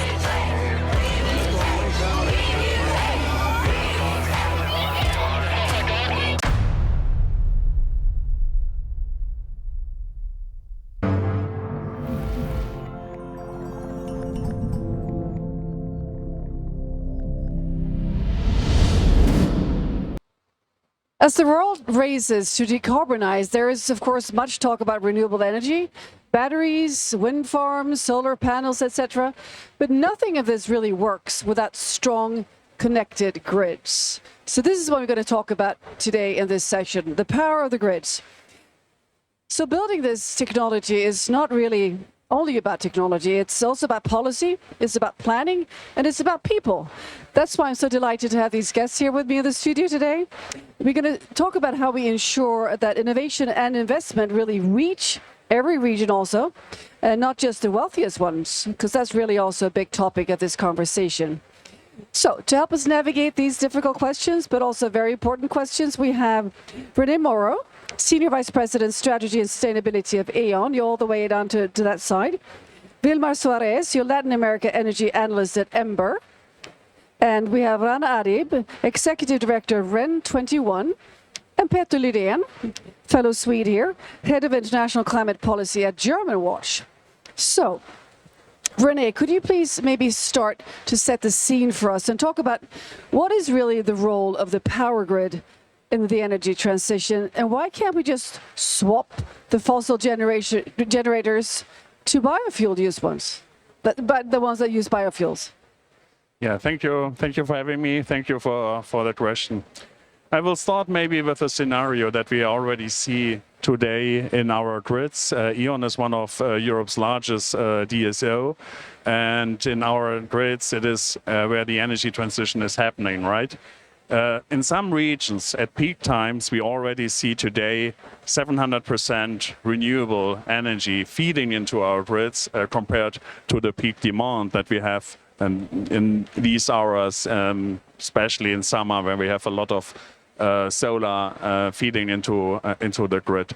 And 700% is a lot, and that's why we are seeing the energy transition basically as a two-step approach. In stage one, it was about ramping up renewables, which was really important and which was already in some regions a huge success. And now we are entering into the second stage, and it's about integrating renewables into the system. Not only renewables, by the way, but also flexibility options. Biomass is one of the flexibility options that we see. Battery is another one. Demand-side management is a very important one. And we need to integrate everything into the system, and there power grids, special distribution power grids, given the decentralized generation structures, play an important role. Digitalization is key, and we are currently building digital twins of our grids in order to simulate better what a new renewable installation or a new flexibility option have as an impact to the grid. And what we want to have is locational signals so that investors in renewables, investors in flexibility options know where to locate their installations. So this expansion, of course, needs to be done in a sustainable manner. So how do we do this in practice? How do we make sure that this transition is done in a sustainable way when it comes to all the aspects of sustainability? But I think efficiency plays a key role here. Efficiency in terms of saving money. There's a lot of potentials. Each kilowatt hour that is curtailed, for example, is a loss. So if we are smarter, if we know better where we need the additional renewable power, we will save a lot of money, and this is an important issue because we need to maintain affordability for maintaining also social acceptance of the energy transition. And the second point is, of course, it is about an efficient usage of resources. Each power line that we don't need is, for us, even as a DSO, it's a saving. It's an important saving because we don't need the resources, we don't need the money, but we also don't need the material. So there's a lot of potential to making the energy transition more efficient, and by this more sustainable. And then if we are building our networks, then there's of course our ambition to realize the circular economy as best as we can. Thank you very much. So, Vilmar, Ember is an energy think tank that has become a household name among climate-minded people. So, if you look across Latin America, what do you see as the main opportunities and also the main bottlenecks here in this region's transition? And how do power grids figure into this equation? Yeah, and thanks for having me here. Latin America generates about 60% of its electricity from renewables. This is very, very important. More or less 17 from solar and wind. This is above the global average, but it still has a lot of opportunities and also bottlenecks in order to move forward for the clean energy transition. So I will say maybe the main opportunity is how to take advantage of the vast amount of renewable resources that Latin America has. Very good wind speed in Chile, in La Patagonia, in Argentina, even in the north of Colombia, but also very good solar irradiation in most of the countries of the region. So how to take advantage of that resources in order to power the development of the region. Currently, LATAM has more than 18 million people without access to electricity. So this is a very good opportunity in order to move forward. What will be the main bottlenecks? I will say there is an outdated regulatory framework, most focus on large generators, centralized generators without incentive for storage, for increasing the transmission capacity, for improving the flexibility of the network. But also there is political instability, and that sends signals to investors that is maybe at some point difficult to invest in the region. So this is a very important challenge. Also transmission. There is lack of transmission almost in all the countries in the region, and this is a very huge barrier in order to move forward with renewable energy generation. And just to end here, I will say there is a big opportunity to have interconnection between the countries of South America in order to take advantage of the complementarity of the sources, wind, hydro, and solar, and to decrease the price of the kilowatt hours and to take advantage of those communities who can make some kind of growth having renewable energy at the center of the development. Thank you very much. So you recently worked on a report on Chile. So could you share with us the key findings from this report and also maybe what bearings these findings can have on other countries of this region? Yeah, and Chile is a success case for the energy transition in Latin America and in the world, generating more than 30% of its electricity from renewables and solar and wind, and more than 22% from solar, which is great. 10 years ago, Chile was generating almost 0% from solar. Now it's generating 22%. So it's doing well, mainly based on a stable regulatory and policy framework for the energy sector, attracting investors, multilateral banks, private sector, etc. But now Chile is moving to the second half of its transition, and it's how to take advantage of all that installed capacity. And maybe the main challenge now is curtailment. And why curtailment? Chile is wasting the possibility to use most of its renewable energy generation. During the last 2 years, curtailment multiplied by 4, and in the last year, we are talking about 5.6 terawatts hour. This is so much electricity that cannot be used in Chile. What are the reasons for this? Mainly lack of transmission capacity. Most of the solar and mainly solar generation projects are located in the north of the country, while the demand is located in the center and the south. So at many hours in the day, there is not enough capacity in the transmission lines to inject that electricity that could be generated, so it is wasted. Also, there is not enough capacity of storage, which would be an incredible tool in order to take advantage of that electricity. So Chile is working right now very hard on improving the conditions in order to use of that installed capacity of solar and wind, building 1,400 kilometers of transmission lines, moving forward to a goal of 6 gigawatts of storage. So the lesson here it will be, it's not only about installing capacity for generating, it's also at the same time working on transmission, working on flexibility, working on demand side response, and also working on storage. Thank you. So Rana, turning now to you. For those that are watching and might not be familiar with REN 21, could you please tell us who you are, what you do, and also what perspective you promote in the terms of power grids? Yeah, thank you very much. So REN 21 is a global network of players, governments, industry, science academia, and NGOs dedicated to building a renewable-based economy for strong, resilient, and fairer societies. And I think this is basically one of the messages that is important. We realize that we have built not only an energy system, but also an economy and society around fossil fuel. And today, renewable energy needs to be the governing or setting the governing rules. And this is the first approach is it's not only about changing the energy system and the grid infrastructure, but it is also about creating the enabling environment and really developing the economy and society around it.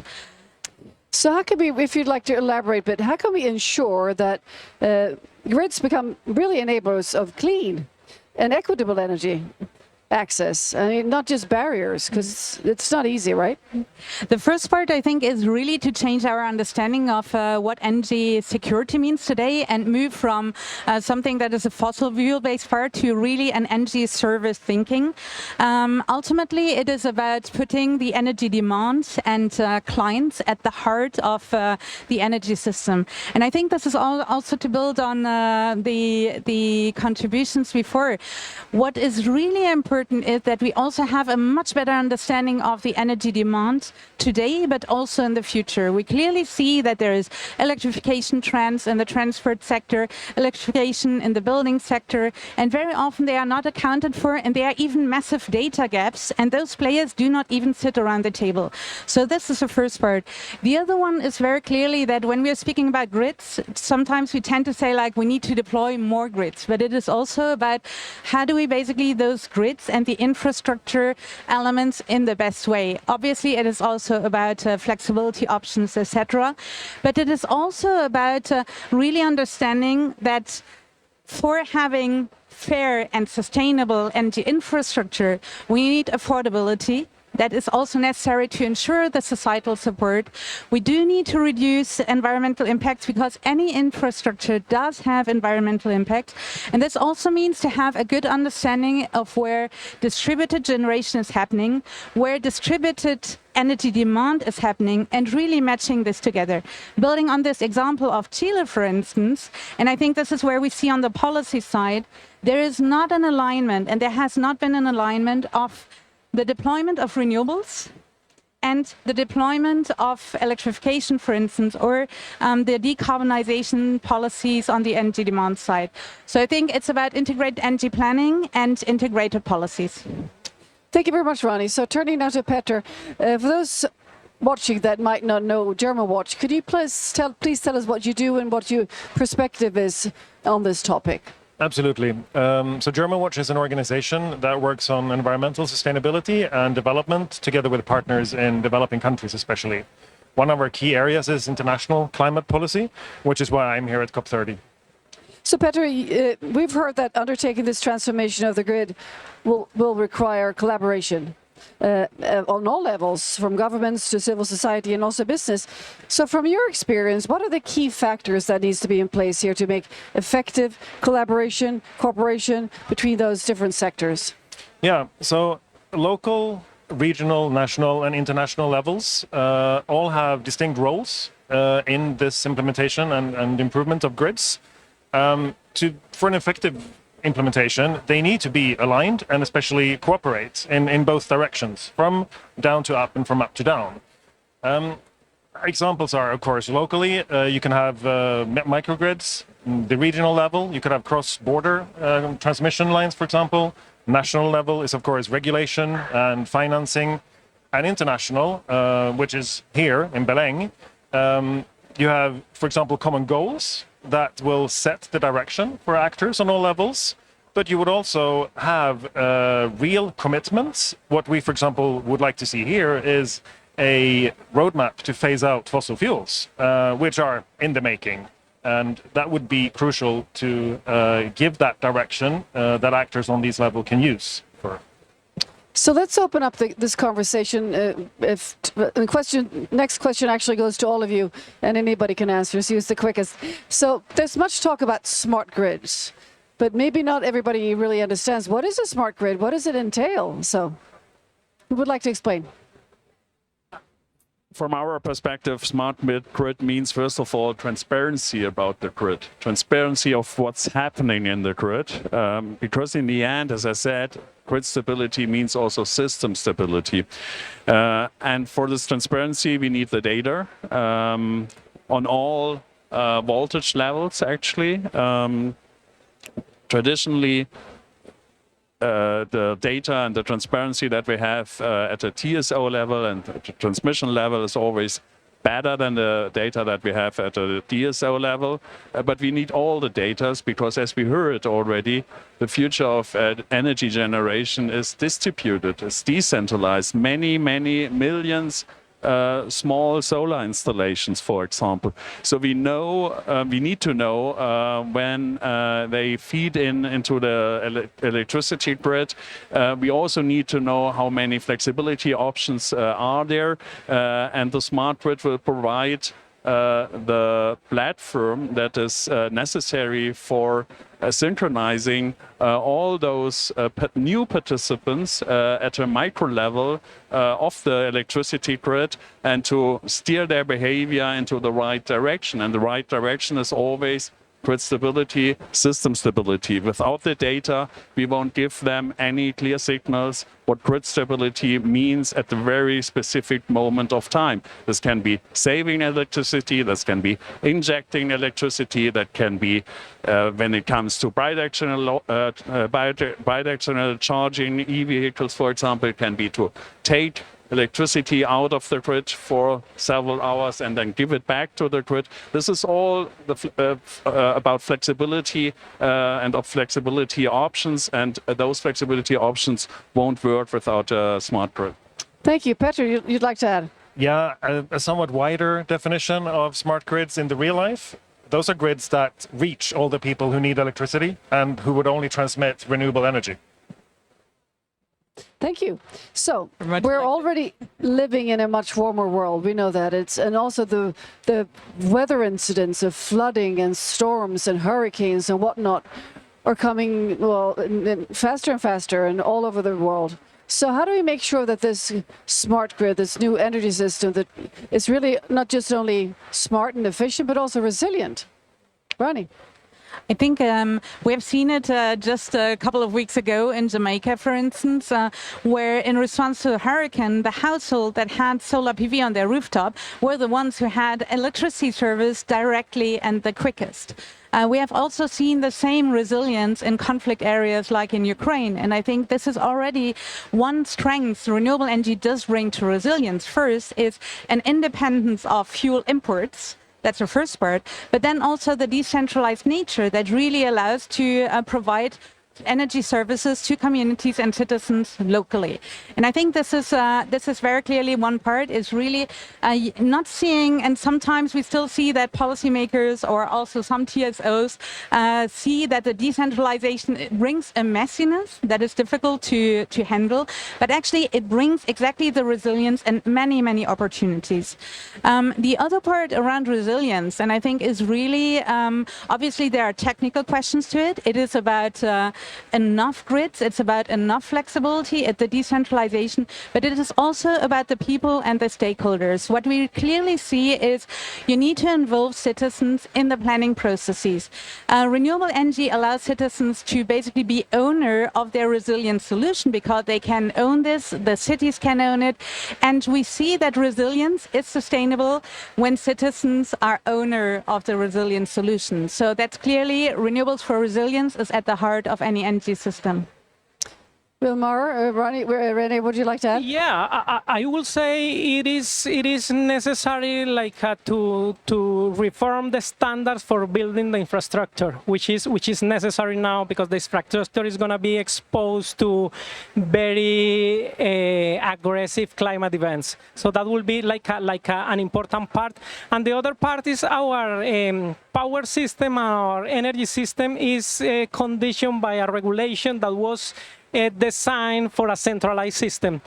And with this climate event, any event in any specific part of the system could create cascade effects affecting the whole power system. So it is necessary to create some kind of incentive for distributed generation, for flexibility, for storage, in order to try to mitigate the impact of those climate events into the power system. That's okay. I know what I'm going to ask you anyway. So there's a final question to all of you. So in terms of I have wonderful assistants here. So what message would each one of you like to send to the leaders here at the COP? Because this is a platform that many leaders actually watch. So Rene, what would you like to send us off with here? My message would be to deliver on the commitments that the leaders have made in the past. We heard how important electrification is, especially for the transport system, also for the building system, and we don't see much progress on electrification. And I think one of the main reasons for this is that there's no clear signal from the political leaders that electrification, especially of the transport sector and also the building sector, is the key path towards climate neutrality. And we need this clarity. We need clear deliverance on the commitments. Thank you, Rene. Wilmar. Yeah, I will say, and my message it will be that the energy transition is a very important part to achieve the climate goals. And it's not only deploying renewables, but it's also building smart grids and pushing for electrification, which is key for moving forward for the transition. And that will be my message. And this is not only like a climate issue, it's a way to improve the economic conditions and the growth in the global south in order to create jobs and improve the living conditions of people. Thank you very much, Ronnie. I would also echo very much on really delivering on the commitments that have already been done, which is phasing out fossil fuel, committing to renewable energy deployment, committing to basic grid infrastructure and storage, committing to energy corridors, but also really linking this in a strategic way to prosperity, to fairness, and to strong and resilient societies.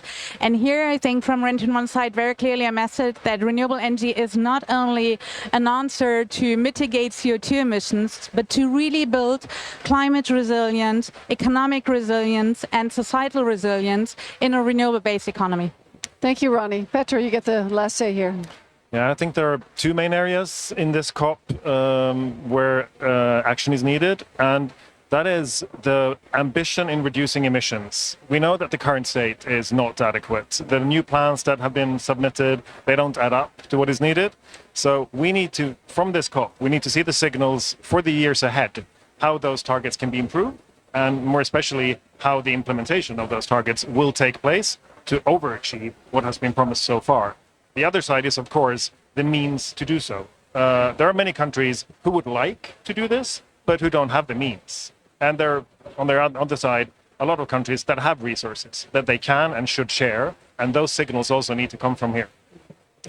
Well, thank you very much indeed for sharing your perspectives, and really best of luck with your important work here in Belén.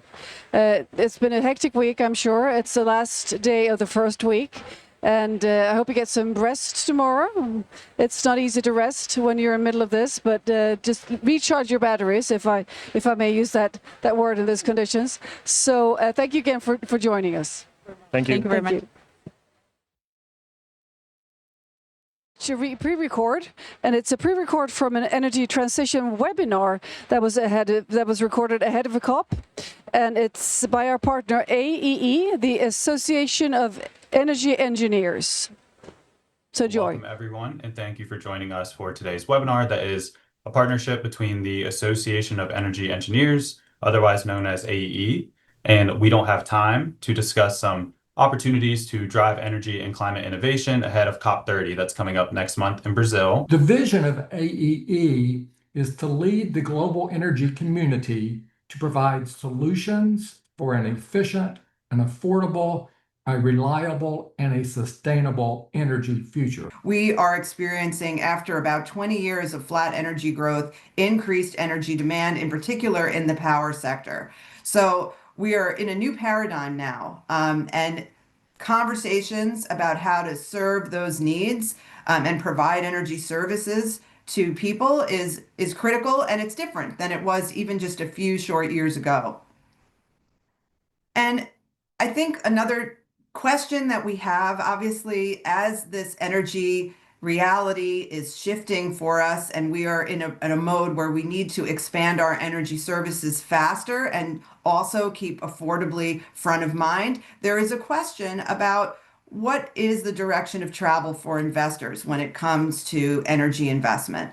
We've always taken the view that we need the broadest portfolio of energy resources, and sustainability as well as affordability and reliability and security need to come together when those decisions are made about what types of technologies and resources a community, a business, or a household might choose to use. But we are seeing strong demand from consumers and the economy across the board for the most modern, affordable, and clean energy resources we can get. And we want to take that message to the world. And the last part is something that we spend most of our time focused on at the COPs. It's really about what are the policy frameworks that will allow the private sector to invest quickly and do it in a manner that will provide the long-term certainty that is required for the types of investments that we're talking about, which in many cases are long-lived, decades-long investments, which also take, in some cases, 5 to 10 years to consider, plan, execute on. So these are long-lived, and we need to have clear and stable policies to underpin those investments.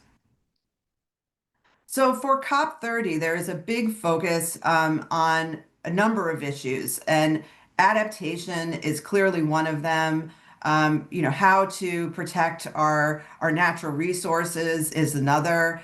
But we're, in addition to focusing on how our technologies, products, and services can address those issues, we are looking at the energy transition goals that were adopted at 2 COPs previous to us in Dubai. And they focus on the areas of energy efficiency, doubling the rate of energy efficiency improvements by 2030. They focus on renewable energy deployment goals. More recently, last year in Baku, we added grid and storage. So for us, this is critical because we need to focus on what the solutions are that will help us achieve our goals. And by having these very clear and articulated across all countries will help them as they're putting together their national strategies on energy. This particular relationship with Al Gore has blossomed into something that allows me to share you some information today that very few people in the world have.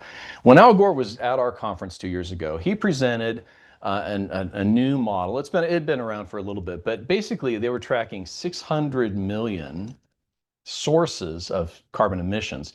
And I think that's great, and that, illustrates the problem quite clearly. And they're using AI and a bunch of really cool technology. If you haven't, looked at the TED Talks, you might go do that just to understand the rigor behind it, but it's pretty impressive.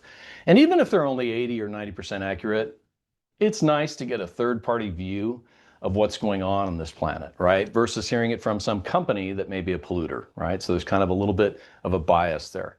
But I think even more exciting what was announced the last couple months is they came out with this thing called plumes, where it's not just about the CO2, but they're actually showing animations of where the pollution is going. And you can see it right here. This is Detroit, and you can kind of see how, and this is all available right now, by the way, but you can see in almost real time, a typical day, where the pollution is going. And I think this is really important because I've struggled for a long time getting people to care about energy efficiency, getting people to care about things. And COP is important, all that stuff. But when it comes down to it, whether you're paying your bills this month, the economy usually takes precedent. But I think seeing that you might be blanketed by pollution from another place, maybe a nearby town, nearby industry, might really get your attention. Because I think cancer, the ability to have PM10, PM2.5, other parts of pollution that actually has been shown quite conclusively. My wife is a medical doctor, so I can kind of back this up also. That stuff causes cancer. And if you're knowing that you're being, getting blanketed by pollution, I think you might actually care. This has a more direct and immediate impact on a human's lifespan. And that's kind of the difference, right? Climate change might impact my kids or my grandkids and so on. But cancer affects me, and it'll affect people, and I think that's a real good motivator. So I'm actually quite excited about this thing. It's already had a bigger impact than I could have imagined. I think communities will be more inclined to take action or demand action from political people, and I think this will motivate emission reduction projects because it's all kind of linked, the carbon and the pollution, et cetera. And what's neat about some of these tools, just going back to Climate Trace, is you can kind of see a pretty good map of the world in like I say, real time, and you can even sort by different types of industries, whether it's power, agriculture, et cetera. And I'll just give you an example of how detailed this is. You can go to India, you can go to Europe, you can go to the United States, and you can drill down into specific locations and even identify, see these purple dots down here? Those are all like individual factories that have emissions, okay, that are being tracked. And you can see the trend for multiple years. So we certainly have a shortage in the workforce. If we couple with that the pending retirement wave, almost 35% of the respondents plan to retire within the next 10 years. And in North America, we're facing a really immediate challenge as about 25% of the workforce plans to retire within the next 5 years. So we have a retiring workforce, we already have a shortage, we have a growing workforce. One of our partners, the Energy Efficiency Movement, released a report, an industrial report, Efficiency Now, earlier this year, and they reported that 48% of the respondents indicated that a skilled worker shortage was hindering energy efficiency implementations.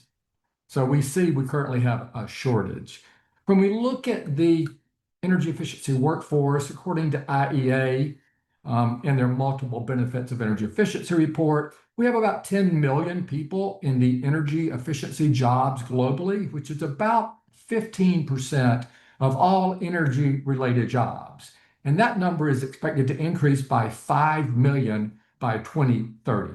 So certainly with the growth of demand for electricity and energy, with the retirement, with just a shortage of workers, we have a huge opportunity to develop the workforce. So how do we scale the workforce? It would seem to be easy, but I would say it's certainly a challenge, but an opportunity for us. If you ask a real estate agent what's the most important thing with buying a home is location, location, location. I would say when we talk about scaling a workforce, the most important thing is training, training, training. We certainly need to train more and more people. We need funding to facilitate much of that training.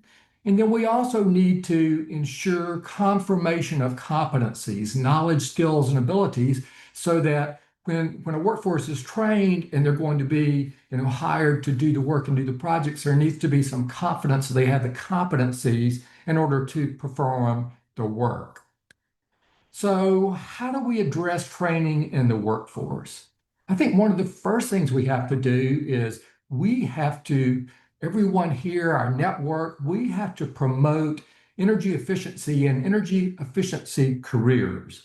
These are good paying jobs that make a difference and make an impact and have great career opportunities. So why would someone not want to be involved with energy efficiency? Good pay, make an impact with health, whether it's climate, whether it's carbon, climate change, and certainly financial impact. So we need to promote energy efficiency careers. I will go back to the numbers. By 2030, apparently, we will need 6.3 to 6.7 trillion annually to decarbonize. These are huge numbers. I always have a hard time to figure them out. Of that, 2.4 trillion must reach emerging and developing countries. In 2023, we reached 1.3 trillion. Early 2024 data suggests that we surpassed 2 trillions, which means we are 1/3 of the way.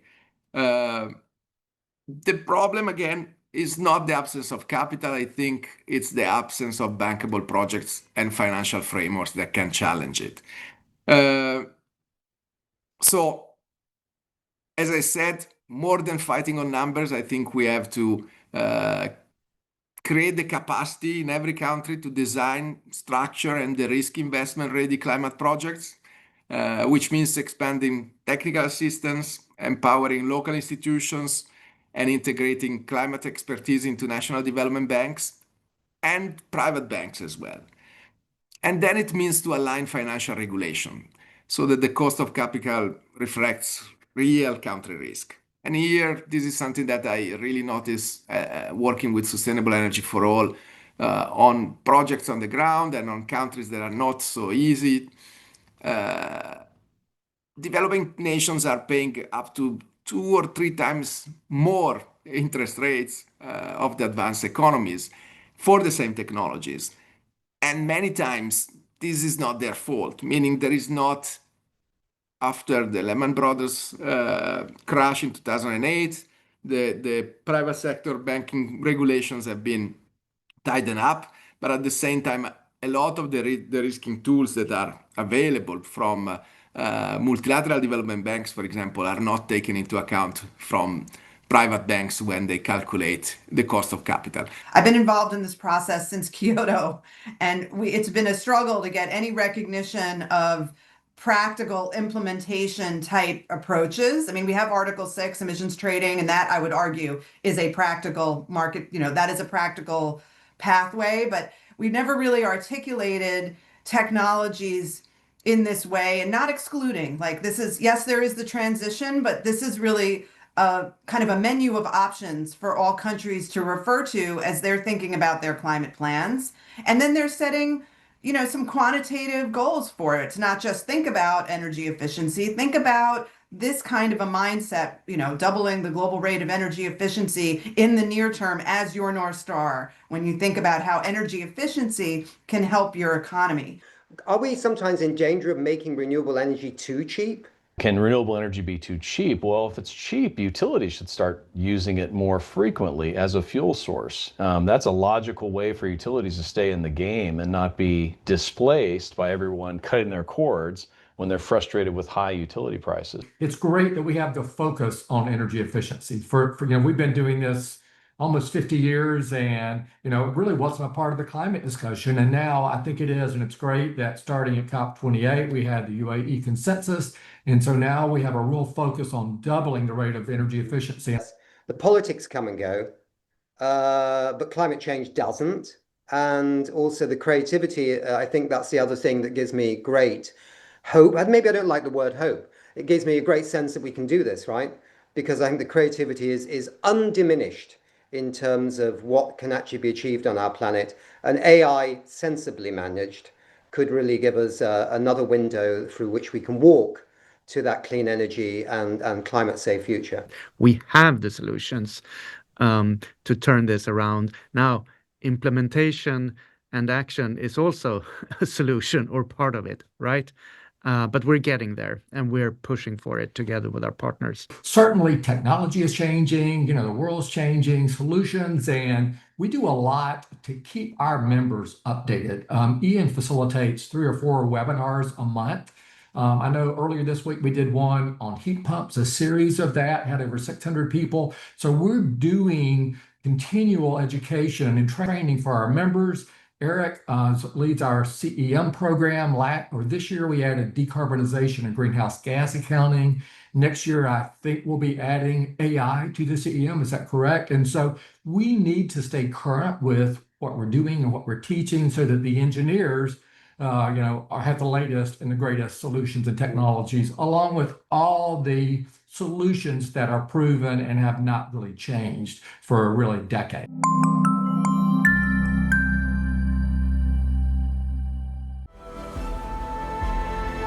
I think every single person on this planet needs to be educated and re-educated about climate change. We are dedicated as the UN Framework Convention on Climate Change to embrace this education issue. We can look into the eyes of our children, our grandchildren, and we can finally tell them that we have joined hands to bequeath a more habitable world. L'accord de Paris pour le climat est accepté.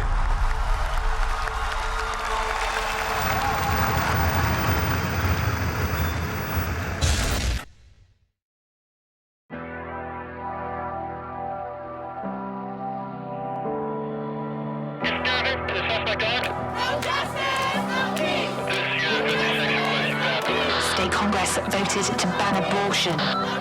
Alternate universe located. Global temperatures rise. The effects on social media on Generation Z. To avoid catastrophe, rising sea levels, and dying coral reefs, the epicenter of a global pandemic. No exception for rape or incest.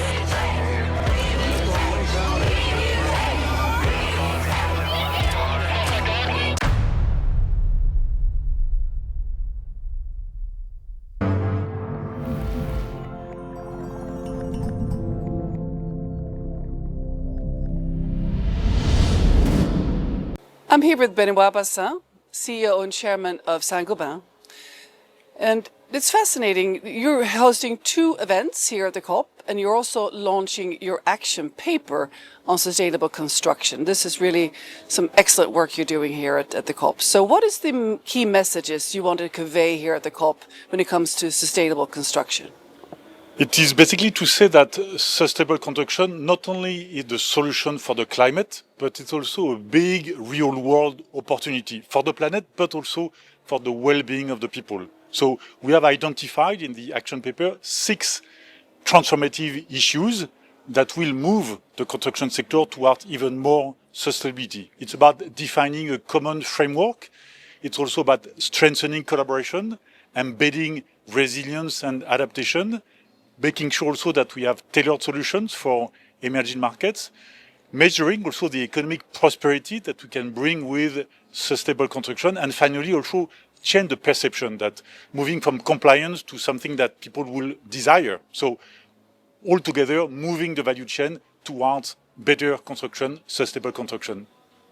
You've called sustainable construction one of the most important levers to really get climate action on the road here. So what concrete innovations and also partnerships would show the way here that we need to really push for?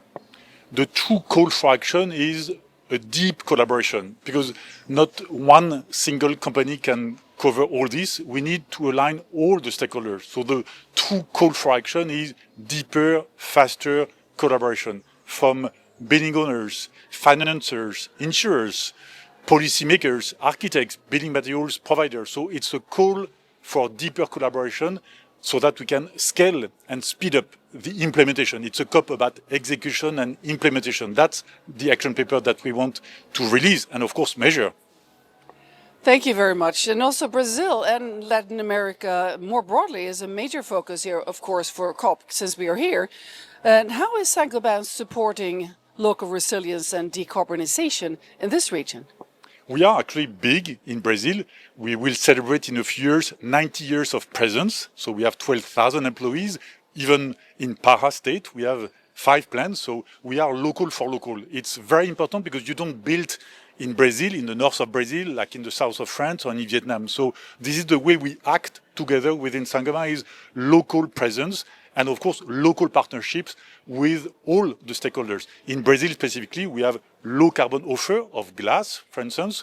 We have been moving fast also on circular economy, so not only low carbon, but also recycled materials. So multiple initiatives with the leadership of our Brazilian teams and a great presence for decades in Brazil.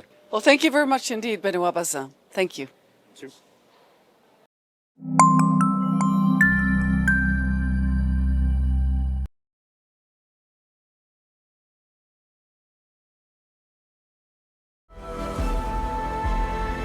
I think every single person on this planet needs to be educated and re-educated about climate change. We are dedicated as the UN Framework Convention on Climate Change to embrace this education issue. We can look into the eyes of our children, our grandchildren, and we can finally say, tell them that we have joined hands to bequeath a more habitable world. L'accord de Paris pour le climat est accepté.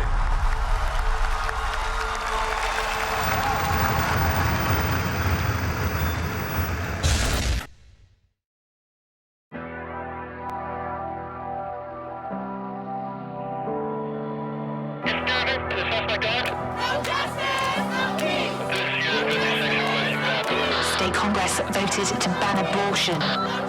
Alternate universe located. Global temperatures rise. The effects on social media on Generation Z. To avoid catastrophe, rising sea levels, and dying coral reefs, the epicenter of a global pandemic. No exception for rape or incest.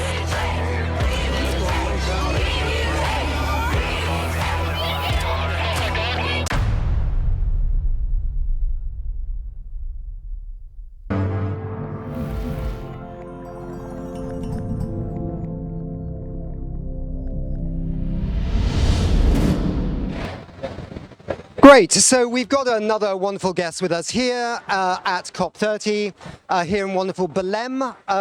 It's the Commissioner of Energy and Housing, Dan Jørgensen. Now, I'm British, right? So we always make a mess of these. You do it. Well, Jørgensen. Jørgensen. But most people say Jorgensen. They say Jorgensen, don't yeah, they? they do. It's really tricky. Okay, it's not just me then, it's others too. You just arrived just recently here, I think, at the COP. First impressions?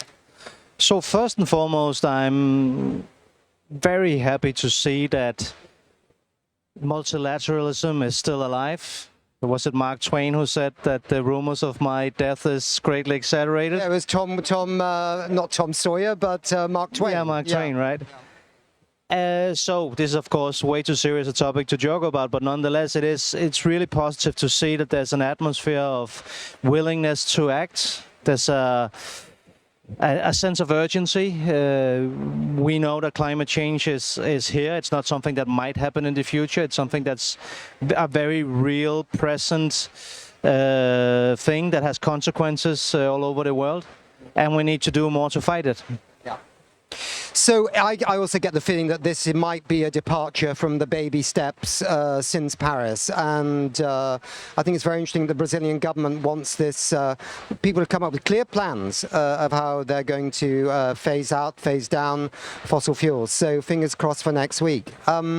We're here in a sense in part because we're doing a 6-part series. We've had several episodes already focusing on energy efficiency in the European Union. And it kind of grew out of the International Energy Agency conference that was some months ago, because we did a show we wanted the media there for that. And we did a little show where we talked about an amazing industrial heat pump that's been developed under Horizon project, which can scale water from -32 up to like 250 degrees centigrade in seconds, which might decarbonize like 20% of European industry. So one of your colleagues, or a colleague in the Energy Directorate, Rosalinda van der Vlies, said, why can't we do more about what we're doing in Europe and all these wonderful ideas from Horizon and Life projects? Anyway, so this is how, and so later after you, we will be doing more, delving more into that again. But tell me, I mean, the EU, is it on track, do you think, with this global goal of doubling energy efficiency and tripling renewables by 2030? So in the European Union, we are indeed on track with regards to our renewable energy targets. We will deploy 89 gigawatts of new renewable energy this year. Last year it was 78. That was a record. This year will be a record. Next year we'll break that record again. So that's the good news. The bad news is that on energy efficiency, we are actually not on track. We need to deliver more than we're doing now. And in a way, it's quite strange because investments in energy efficiency are investments that pay back very fast. So in average, for a private home, if you invest in better isolation, a new heat source, new windows, stuff like that, it will bring down your bills in a way and in a speed that makes sure that you get your investments back in average between 3 and 5 years. And after that, it's just money for you, basically, right? And in industry, it's a little bit longer than that, but it's still 5 to 7 years. So it's just good business to do it. So why doesn't it happen? Well, I think we need to be better at focusing on the advantages. I think we need to be better at making sure that the financial instruments are actually there in the member states. We need to work with the financial sector. They need to offer loan and mortgages that take this into account. And then, of course, we need to make sure that the rules and regulations, sounds a bit boring and bureaucratic, but it needs to be in place. Absolutely. Sometimes you've got the big idea at the top, you know, it comes from a UN, say, climate conference, then it devolves down to national level, as it were, or in the case of the European Union, 20 plus countries, right?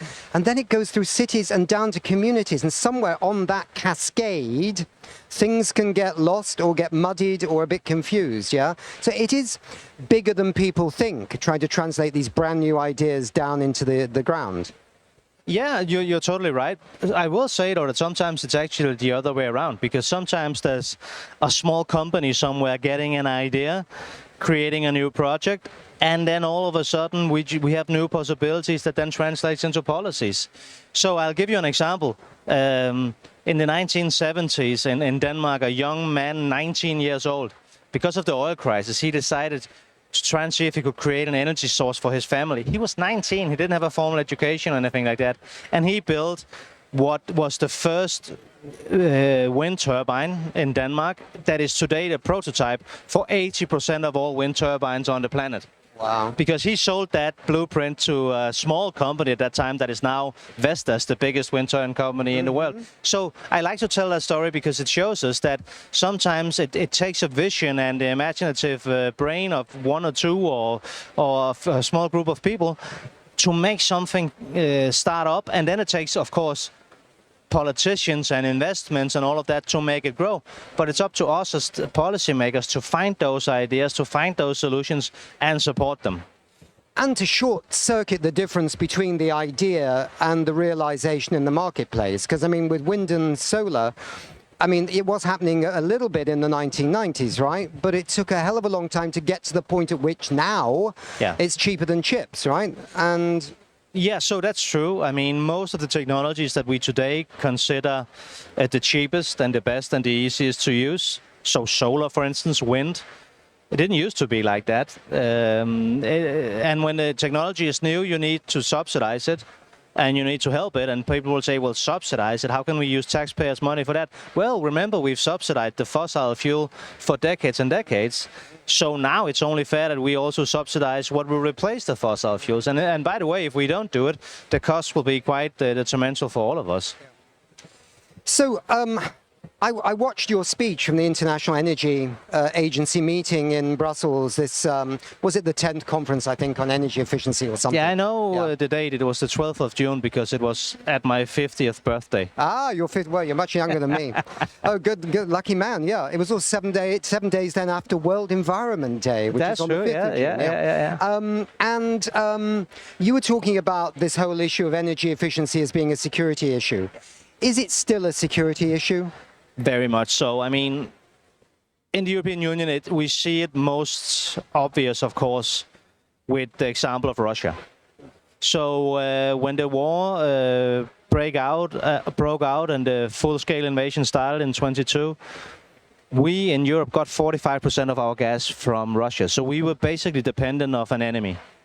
That's bad in many ways. Putin could have decided to close the taps and we would have gone into an economic recession. On the other hand, he didn't, so we continued to buy Russian gas, and that meant that we indirectly helped finance his war. None of that is, of course, something that we can live with. It's not sustainable in any sense of the word. So since then, we've been working hard to get rid of this dependency, and I'm happy to say that in a few weeks, we will make the final compromise between the European Parliament and the member states so that we can finally get rid of the last imports of Russian energy. But apart from that, so that's the most hardcore part of the equation, you could say. Apart from that, on a more overall level, obviously it's not sustainable to be dependent on importing energy. Because if you don't have energy security, you don't have security. And this means that we need to diversify whoever it is that we buy energy from. But the best strategy really is to create your own energy. And that's why renewables is at the core and the center of what we do. But energy efficiency also, because the first energy source that we should really be looking to is not really an energy source, it's energy efficiency. Because if we can use less energy, we save money, we save emissions, and we become independent. I'm sure you've got a lot more on your plate than thinking about these European Union, European Commission supported Horizon and Life projects. But there are a lot of them out there, some with some really weird names. I don't know who makes them up in the acronyms up in the Commission, but they're unbelievably complicated. But they deserve a medal for it, actually. And there is not an insignificant amount of investment going in them. They seem often like pilots or test beds in different cities, different areas for ideas. And hopefully after that they get scaled up and become just normal across the European Union. But just say a little bit about them. They are an important part of the strategy, yeah? That's extremely important. I mean, remember, all of the technologies that we now consider mainstream didn't used to be that. They used to be small, insignificant, maybe even a crazy idea. And then all of a sudden we see that the potential is there and we bring it up in scale and down in price. And we need pilot projects for us to do that. And of course, we also need to acknowledge that sometimes we will support something with European funding and it'll turn out to become nothing. That wasn't the right horse to bet on. But then when we support a lot of different projects, the chances are that we will actually then end up supporting what will then be the solution of the future. Good. So I've enjoyed finding out about them. And on this series we are having some really good examples of things that are both practical and very innovative as well. So that. Last question. You're a busy chap. You're at the COP. I think everybody's talking here a little bit about what happened in the European Parliament the other day. and the Financial Times, which is a pro-climate action newspaper, expressed some deep concern that this might start paralyzing Europe's ability to move forward on the climate agenda. Has it made your job harder, what's happening right now with that vote concerning regulations on business, but have wider implications? Well, so it's clear that we have disagreements in the Union, not only in the Parliament, also amongst member states. And from my perspective, representing the Commission, my job is, and our job is, to make sure that we put forward the proposals for the legislation that we think is needed, and then after that, help make compromises. So, yes, there are differences of opinion, and yes, some would even say conflicts, and that is of course not ideal in a situation where we need to act fast to fight climate change, fast to become energy independent, and fast to bring down energy prices. But I will leave you with a final, more positive note, because I mentioned it earlier, we are actually at the brink of having a compromise now on something that is also a very difficult question, which is to finally ban the import of Russian energy. This is not without consequences, it's not easy, but we do it now. And this means that we can finally say no to Putin. No, we will no longer let you blackmail our countries. No, we will no longer help to indirectly finance your war. Yes, we will stand on our own legs and produce our own energy. Thank you very much indeed, Commissioner. It's been lovely to have you with us. I know you're a busy chap, so you're going to have to go. But that was really great to see you, and we're going to leave it there. Thank you.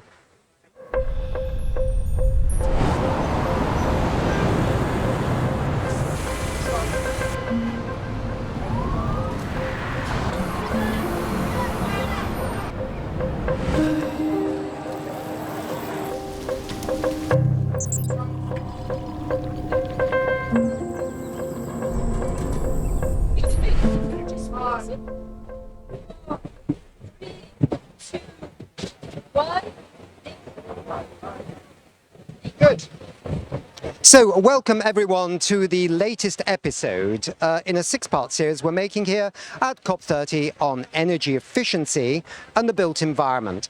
And we're also focusing quite a bit on the Horizon and also the LIFE projects, Horizon being more sort of innovation projects and LIFE being more kind of environment projects that are also helping the European Union to innovate on this topic of energy efficiency and energy generally. We're delighted to have just talked to the Commissioner for Energy and Housing, Dan Jurgensen, a little bit about that, and he also made some comments clearly about the benefits of having these Horizon and LIFE projects. Now we've got some new guests, and we're going to talk a little bit more about this. And let me just welcome our first guest. It's Dr. Rianne Mari Thomas. She's the CEO of the Green Finance Institute, and let's welcome you to the show here in Belém at COP30. Thanks very much, Nick. Delighted to be here. Yeah. The conditions are not perfect here, so it's very noisy in the studio, isn't it, with all the air conditioners blasting out. I hope they're environmentally friendly, but we'll keep our fingers crossed. Rianne, tell the audience a little bit, what is the Green Finance Institute and its relevance for decarbonising the built environment? Well, thanks very much for the opportunity to showcase some of our work. The Green Finance Institute, we're now 6 years old.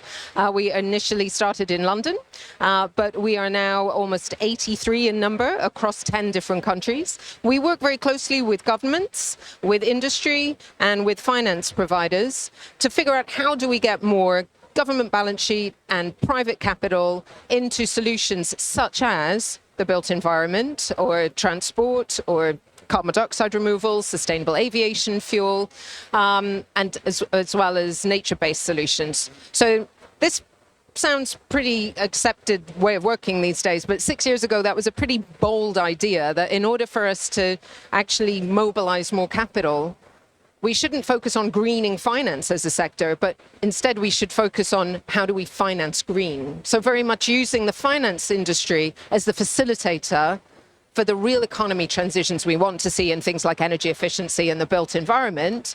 And I use the word facilitator very advisedly because obviously the policymakers are the enabler and we need to work hand in hand with them, which is why coming to COP is so important, because this is where you actually bring together those different stakeholders and actually have those conversations and have those collaborations and actually move forward. One of the main themes today in this 6-part series is to look at energy efficiency as a service. And I was trying to think about that a little bit myself, because I don't own a car. I live in Berlin. I don't own a car, but I can get a car if I want it with an app. So I don't have ownership of a motor car.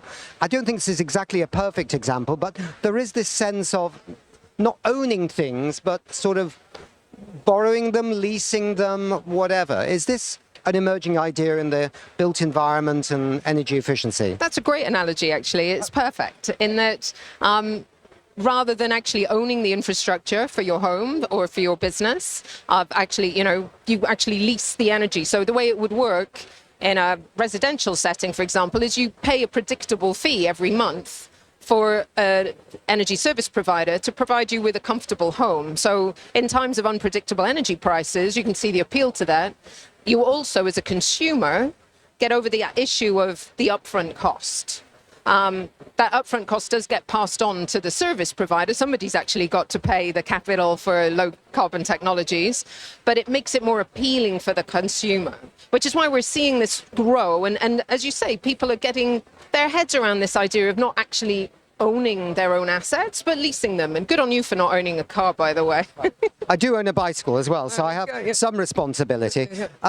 Okay, stay with us, please. Rosalinda, we're going to go to Rosalinda van der Vlies. And I'm just scrolling down my little thing here. She is Director of Just Transition, Consumers, Energy Efficiency and Innovation at the European Commission. So quite a small portfolio there. Rosalinda, lovely to see you coming in on the magic of Zoom. Tell us a little bit about how you see this energy efficiency on demand concept, energy efficiency as a service. Yeah, hi Nick, great to see you. And indeed, great analogy. I mean, I always say to people that energy efficiency as a service, it's kind of like Netflix for energy. So, you pay a fixed fee and you can just, like choose your services. So really cool. So as a European Commission, we are really promoting this energy efficiency as a service. We have enshrined it in our EU legislation. So we really encourage our member states as well to make sure that there is an enabling framework for energy service providers to really make sure that they can provide these services. And the idea is really that, much more people are starting to, see energy also as a service and not something that they need to basically purchase big heat pumps or other things in their houses. And it's also really cool that we have specific projects that we are funding through our EU funding projects like Horizon Europe, but also our LIFE program on clean energy transition, that we really want to develop concepts like smart energy services to really make sure that this will become more innovative and also more widespread in the European Union and beyond, of course, as well. Provided with me my glasses, which is really handy. It was just a bit of a panic when the Energy and Housing Commissioner turned up. We thought, oh my God, he's not coming. And I was just standing around, and then suddenly, whang, we're in the studio for an interview. Rosalinda, that's great. Just to say, there seems a lot of interest in this issue of energy efficiency on demand, energy as efficiency as a service from the small and the medium-sized companies in the EU. And there was a bit of a conversation here a few days ago. We had the European Investment Bank with us, and of course they're putting a substantial amount of money into energy efficiency right now, aimed at the small and medium-sized enterprises. And I think we're all hoping that energy as a service will be certainly part of that. Not least because they're working with Bertrand Piccard, the solar pulse explorer with the solar powered plane, who's got this now institute working on that. Do you think this could be a game changer with the European Investment Bank, really getting involved in this right now? Absolutely, Nick. And I'm really impressed with what you learned about energy efficiency. But as the European Commission, we love to partner with the European Investment Bank, particularly because the European Investment Bank can provide guarantees. So they have like specific financial services that they're offering that can really help to roll out the energy as a service companies. And with the money that the EIB is providing, we are also attracting a lot of private investments. And that's exactly what we want to do. You know, we as a public policymaker, obviously we are investing in making sure that energy as a service can be rolled out, but we also need to leverage the private investments, and that's why we love to collaborate with the EIB. So the SME instrument that you mentioned that the EIB has launched, the EIB provides 17.5 billion euros in guarantees, and it's expected that over 350,000 SMEs in the European Union can benefit from that. And of course, we expect that the part will be dedicated also to energy as a service rollout. Let's go now to Francois Johnston. He's president of Johnston Circular and a key part of the team at Product as a Service to Accelerate Cooperation and Circular Transformation, or PACT. Francois, tell us, what is PACT first? Yes, thank you very much, Nick. PACT is a project funded by private companies and by ADEME. ADEME is the French governmental agency for sustainable development. And you have also Michelin company funding such the project, and the BASF company funding the project. And PACT is about advocating for product as a service business models to accelerate the transition. The beauty of product as a service is the same as energy as a service. The minute the supplier commits to a result, instead of selling a product, you don't sell the product, you sell a result. The minute you commit to a result, your objective is to use as few energy or raw mats as possible for a given usage. Very simple example, when you sell mileage as a service, kilometers as a service, to transportation company as a tire supplier, your objective is to put as few tires as possible for a given mileage. The less tires you use, the higher your profitability. That's the mechanism of product as a service.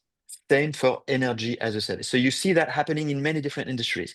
You see that happening in the tire industry, in the agricultural industry, in the build industry, which is the topic today. You've got Care, which is a company in Singapore offering air conditioning as a service, cooling as a service. You've got ETAP Lighting in the Netherlands offering light as a service. And these companies retain ownership of the assets, and therefore their objective for a given temperature in a building, for example, their objective is to use as few energy as possible. The less energy they will use, the higher their profitability. So it's not a very new idea, in fact, but it's being pulled and accelerated by the absolute necessity to disconnect economic activity from raw mat consumption. So PACT is this network of 800 plus members in 20 plus countries in Europe advocating for such innovative models. Efficiency, or the built environment, could this be that products like, I don't know, heat pumps or digital systems for homes or factories could become products as a service as opposed to buying them?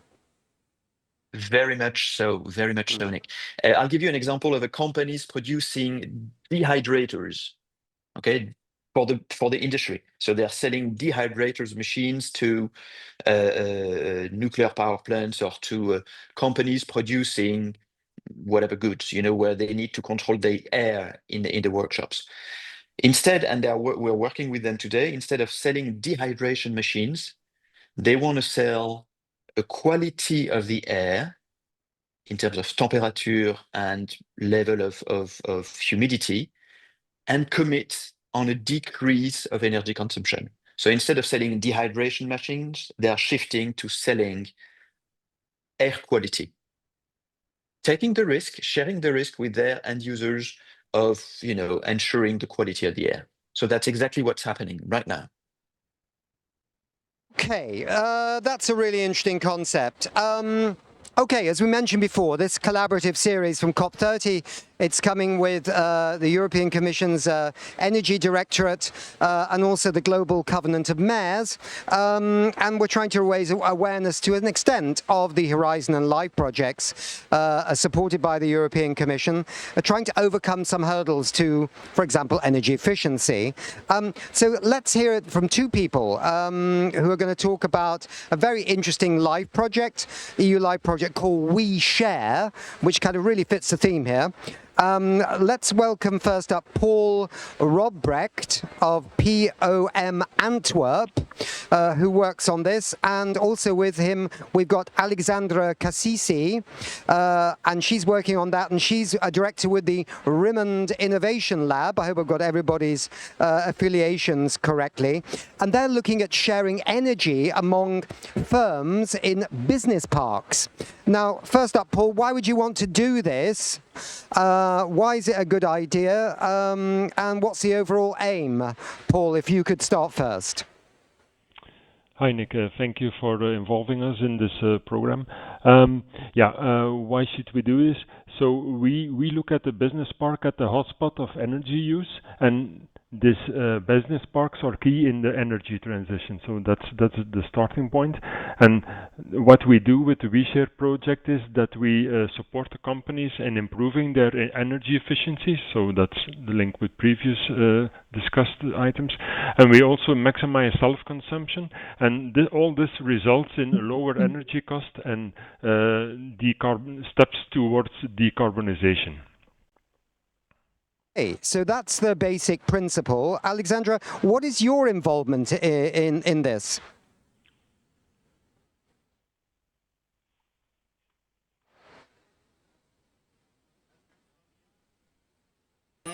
I am the director of Rimond Innovation Lab. Rimond is an engineering, construction and technology company.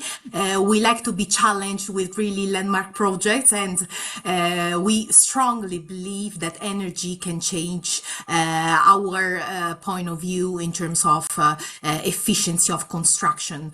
We are the coordinators of WeShare, and we are somehow trusting the model of a scalable and replicable business energy community. We see energy community as a pivotal model for the energy transition. This project has been financed, as you said, by the European Commission through the LIFE program with almost 2 million euros. We have 8 partners involved across Belgium, Portugal and Spain, and we are representing businesses, industry and also the public actors involved. Let's say we really see the future of energy as collaborative, as local, for a regeneration. So this is what we aim to do. If you want, I can just mention a few numbers for illustrating the impact of our projects. Through our business community, we want to avoid 2,700 tons of CO2 production, and we aim to produce locally 10 gigawatt hours of renewable energy. So this for us is really a strong impact and a very challenging project. Lovely, thank you. Now, I was trying to Google yesterday how many business parks there are in the European Union, and I kind of gave up. There seemed to be a lot, let's put it that way. I mean, the potential for this is actually quite huge, right? You're doing something in Antwerp, I know, Paul, but there are obviously these other locations in other countries. But the European Union itself has loads and loads and loads of business parks. If we could scale this up across the European Union, then this could make a major contribution to energy efficiency savings and profitability of companies in the European Union. So when does this project end, and what are you going to do with it afterwards? Want to answer, Paul or Alexandra? Either of you can chirp in here with a reply. Yes, if you want me just to mention, sorry, I forgot where we are working. That is very important. We are working in Belgium, in the municipality of Antwerp, in Portugal, close to the city of Sines and the port of Sines, and in Spain, close to the city of Madrid in Getafe municipality. So we are working in areas with a really very interesting industrial parks, and this is the way we want to try to test these models. And maybe, Paul, just to you, what is the biggest challenge that you're facing in Antwerp? Is it trying to get the companies to understand how collaboration is a good thing, or what is your biggest challenge in implementing the project where you are? Yeah, the biggest challenge is indeed, as you point out, that raise the awareness in SMEs that this energy is a real main topic for them, because we have all regulations coming up, but also cost, and also we have the question of the energy security, also discussed previous. So this is really important to face this, and we think that and we prove it with our pilot cases, that we really can reduce the use of the fossil fuels, because of this project we maximize the self-consumption of the companies of their own locally produced renewable energy, and what they have in excess they can share in an energy community throughout the local ecosystem. So it means that the complete business park becomes more independent of the regular, let's say, grid. So we can move towards really make some steps, small steps, difficult steps, because it's very difficult to raise. And also that maybe also to like to add that SMEs are really, energy is not their core business. They want to produce things, they want to sell things, or whatever. So, but energy has really a big impact on their businesses. So I think it's important that there are intermediary organizations, such as we do from the province of Antwerp in Belgium, that can support this SMEs in the steps towards the decarbonization. And also it's very important that we can rely on the support and regulation of the EU, but also by funding, like in this case the LIFE projects, where we can really show, because this is not like a book, this is really happening on the field. So as we speak, we are avoiding CO2, we are sharing energy, and we want to show that it's really working. So, and as you pointed out, Nick, there are a lot of business parks over, I can't assume how many. So if we can show on the small scale, on these pilots, that this is really working, and we can multiply it, we can have a really big impact. Rihanna, you wanted to say something. I think you wanted to jump in, yeah? I really did, because I felt there were some really important points made there. We've spoken to date about the benefits to consumers, and there is research showing that energy efficiency in homes can save up to 1/3 on energy bills, which is obviously key as we start trying to bring stakeholders with us on this journey. But some clear points also made about energy security, which is why energy efficiency is such a compelling topic. 2/3 of energy is wasted from its primary sources. That's something like 5% of global GDP, and something like 40% of overall fossil expenditure. And so when you look at that, that's doing nothing productive for the economy whatsoever.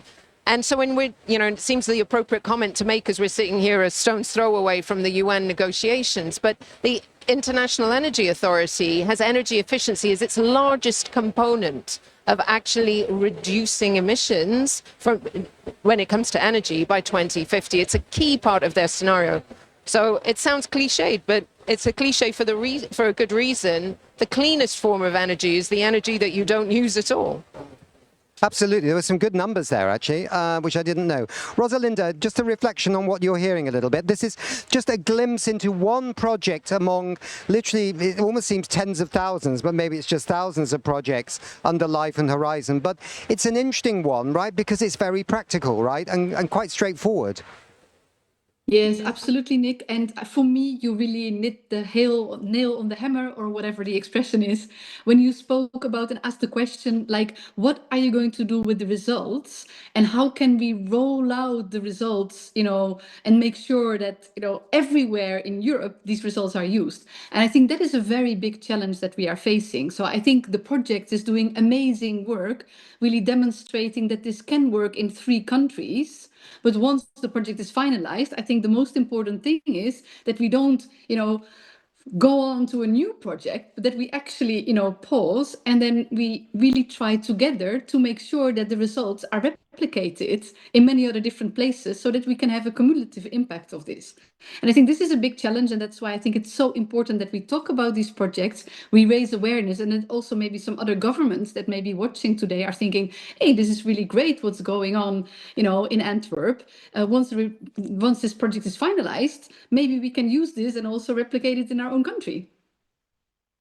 Rosalinda, when you're at these climate conferences, there's always a long conversation about so-called bankable projects that the rich countries can invest in the poorer countries, and always a complaint that there aren't enough bankable projects in Africa or Asia. But actually, this is also an issue in the European Union, right? So in other words, if these results that eventually come through from, say, this project we share, can be shown to be, as it were, bankable, then it could be kind of shuffled in line for a European Investment Bank funding that makes it replicable across the European Union and maybe even beyond. So maybe there's even a kind of strange process here going on behind the scenes of like a beauty competition, which I was totally unaware of, but I'm just guessing. But it's a thought, Rosalinda. No, absolutely. I mean, I think we call it kind of like the innovation journey, where you start with research and development, then you demonstrate that actually, your solution can work in practice. And then it's a matter of scaling up and really deploying the solutions on the market. At this moment in the European Union, there are different funding instruments that come in at a different moment in the innovation journey, which makes it quite difficult for companies if they want to really move from the research to the real market deployment. This is something that we want to fix in the next multi-annual financial programming period of the European Union, with a proposal for a European Competitiveness Fund. And I think this is a big challenge, but I do think that, with this new proposal for the European Competitiveness Fund, we're moving in the right direction here. Because I know that, and it's very kindly that you joined us on this show, because what you're doing is really fascinating. I mean, ultimately, we all want to be in the circular economy, don't we? Whether it's in energy or whether it's in anything, we want to be in the circular economy. That's where the cool place is. Which cool place is quite relevant when we talk about climate change, I suppose. But Francois, I mean, you've heard this conversation. I know that you're dealing more on the product side of things, but circularity is still remarkably low in economies, isn't it, in terms of rates? I think the Netherlands is number 1. Is it 9% circular? And then it starts tailing off a bit. Can a mixture of products and the way we handle energy deliver a faster form of circularity? Maybe that's the way of putting it. Yeah, you're very right, Nick. The problem with circularity, I mean, it's its rate of adoption. Right now, it's between 7% and 12%, according to how you measure it in Europe, but it remains pretty low. And one of the major difficulties is the fact that companies struggle to make money with circularity, to make it super clear and super bluntly. People, be it in B2C or in B2B, do not pay a premium for green solutions. It is very unfortunate, but that's the reality of markets. People in B2B or in B2C don't pay a premium for green solutions. So companies have to struggle with that and to find innovative ways to bring value to consumers or to end users and to improve their environmental footprint. And this is exactly what energy as a service or product as a service is doing, because you're not selling green solutions, you're selling a better life, easy to use, peace of mind. I mean, when Michelin is selling euros per kilometer instead of selling tires, it's not just another way to put products on the market. It's a way to commit towards safety and peace of mind for transportation companies. When, I don't know, ETAP Lighting is selling light as a service, they're not selling just green solutions. They are selling complete peace of mind solutions for their end users. And this is what end users are paying for.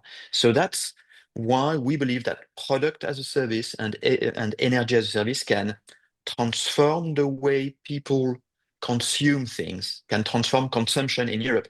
And by the way, this is the reason why we are a candidate to the next Horizon financing, one of the Horizon financing projects with the PACT community, because we strongly believe we have a massive lever to transform consumption in Europe, and that these new business models will accelerate circular solutions.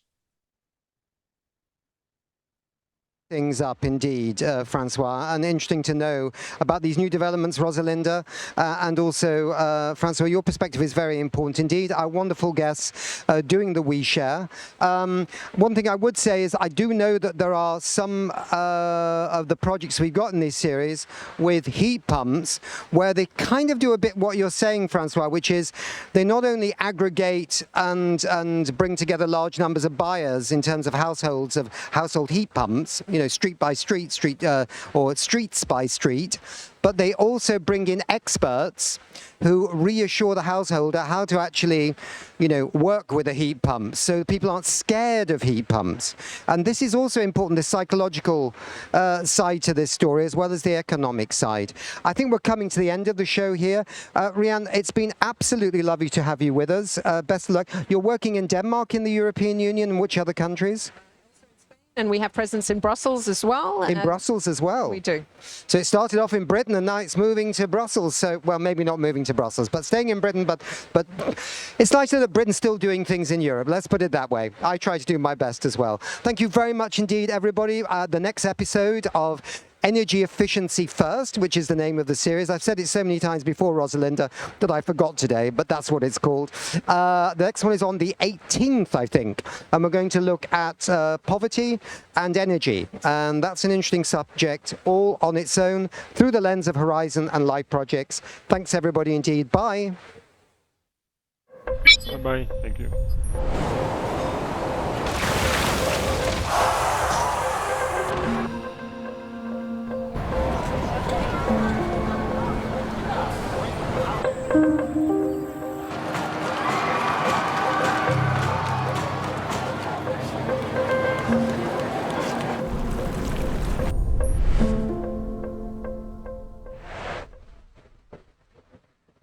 Welcome to the latest in our Nature Positive Dialogues, a series of interviews and live panels from COP30 in Belém, broadcast by We Don't Have Time in partnership with the Nature Positive Initiative. And I'm joined now by Ilona Szabo de Carvalho, who's co-founder and president of the Instituto Igarapé. Welcome, Ilona. So much, Rema. Wonderful to be with you. Fantastic. And let's get right into it. So your think tank really looks at that connection between security, nature, and climate.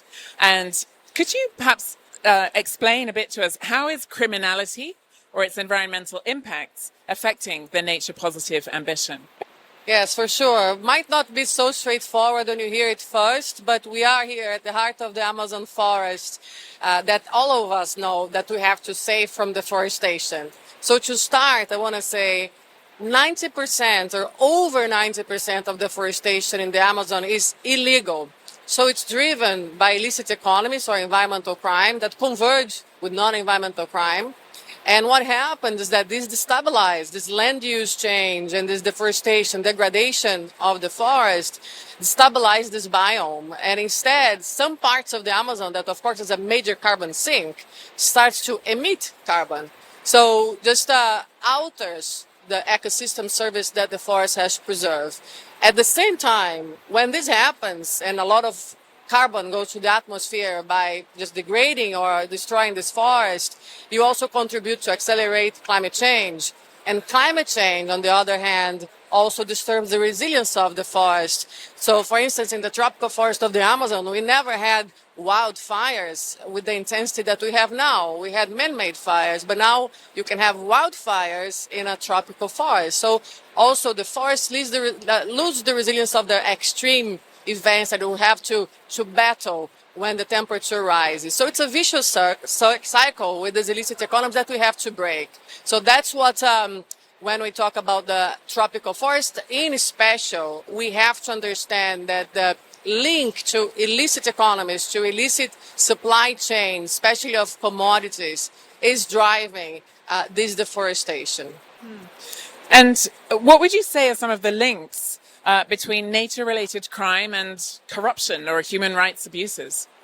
So unfortunately, crime cooperates more than the rule of law, institutions, law enforcement, and others. And we need to understand that they don't operate in a vacuum. So these criminal organizations, for instance, that smuggle drugs or do illicit gold mining or timber extraction, they share the same infrastructure, the same routes. So it's a web of organizations that also have linkages to corruption. So it could be local officials, regional officials, like people in office and in very strategic positions. They need fraudulent documentation. So it's a interlinkage, really an interrelation of environmental and non-environmental crime that of course also links to laundering of this finance and of the proceeds of these illicit economies, so they become licit. Because, for instance, we know that drugs are illegal products, but timber, gold, or cattle, they are actually legal, but they could have an illicit origin.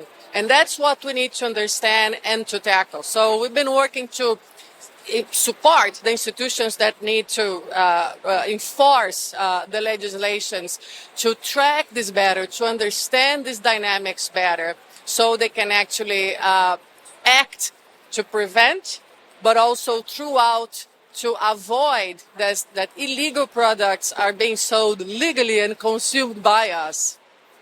Can you share, what would you say are some of the biggest challenges or obstacles that are hampering local communities from embracing the nature positive transition? And what would be some of the enablers that would support them in getting there? This is a very important question because it deserves and actually needs a paradigm shift. We need to understand that peoples and forests coexist for a long time. We cannot look at this only through a pure conservation perspective, because the peoples that are inhabiting here, they are part of the ecosystem and they preserve the forest. But if they don't have any alternative, they end up like feeding this kind of exploitative economic models that are based on the extraction. So we have to offer alternatives. And I think the lack of alternatives, economic, sustainable alternatives, is one problem. The lack of state presence, opening the space for these organized criminal networks to, let's say, be much more present and threaten these peoples of the forests in their territories. I don't say this is linked to poverty, inequalities, and a more systemic socio-economic issue. But on the good side, I think Brazil and other countries in the Amazon basin are really pioneering bioeconomies, which are the economies that are trying to revert this logic of exploitation and to work with nature, right? I mean, to be there for today, but also for the future generations. And I do believe that there is a lot already going on, that this can be scaled up in a way that alternatives are given, that we can also prioritize the cooperation for tackling these illicit economies, this environmental crime. And we're very happy that for the first time, we've been working a lot on the synergies between nature and climate. These issues are entering the action agenda, the Leaders Summit agenda, and I hope also we'll take a peek to the official negotiations, since they're so strategic to this balance of, to climate stability these days. So we're here in Belém, in Brazil, for COP30. What would you say are some of the really key areas of action that we need to see at this COP? And how do you see Brazil and the region really leaning into the leadership of that? Well, I think, we used to say in Brazil until these days that it's a forest COP. And of course, this is not to say that we should not look into fossil fuels transition. That's not either or, it's and. So we have to take advantage of where we are to bring this to the heart. And Brazil is pioneering not only bioeconomies, but nature finance models to just start valuing nature, going beyond carbon. Carbon markets are very important to this equation, but we need to go beyond nature. So Brazil is pushing also for a novel financial instrument called the Tropical Forest Forever Facility, the TFFF. So we are at a moment where we can actually understand that it's a win-win situation. And the way we're framing this is that we have to rescue Mission 1.5, and we're only going to do this if we have a roadmap to transitioning away from fossil fuels, but also a roadmap to transitioning away from deforestation, so a roadmap for zero deforestation. And this started this discussion in Glasgow as a voluntary commitment. Then in Dubai as a consensus, and I think COP30 could really advance a roadmap to zero deforestation. And the third pillar to this equation is we need carbon capture at scale. And again, bioeconomy come into play because nature-based solutions are the best technology, affordable, available, and scalable today. What we need to really foster and promote is confidence building between the North and South countries, so this market can be of high integrity. And part of the work we do at the Igarapé, at our impact unit, the Green Bridge facility, is to help high integrity finance and enterprises to thrive. And one last question, if I may. Can you just express what does nature positive mean to you? So in this context, I would say it means a lot, but at COP30, I would say that we need to show the world that new economic models that thrive on the abundance of nature are possible. They already exist, and they are here to be just scaled and taken to other places where these resources are available. And we need to abandon the ones that thrive on the exploitation and degradation of ecosystems. So Brazil can be this nature superpower. It's already on the way to be, but it also can, I would say, promote this idea that many other countries that still have this abundance of resources value them in a different way. So let's build economic models that thrive with the abundance of nature and not with the exploitation of nature. This is nature positive to me. Thank you very much. Ilona Zabel de Carvalho from the Igarapé Institute. Thanks for joining us. We've heard lots now about important action forward to support local communities and sustainable prosperity through the sustainable bioeconomy for a nature-positive transition that's good for nature, the climate, and people as well. Thank you.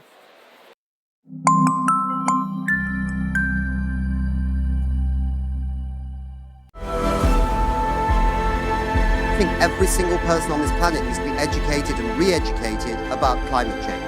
We are dedicated as the UN Framework Convention on Climate Change to embrace this education issue. We can look into the eyes of our children, our grandchildren, and we can finally say, tell them that we have joined hands to bequeath a more habitable world. L'accord de Paris pour le climat est accepté.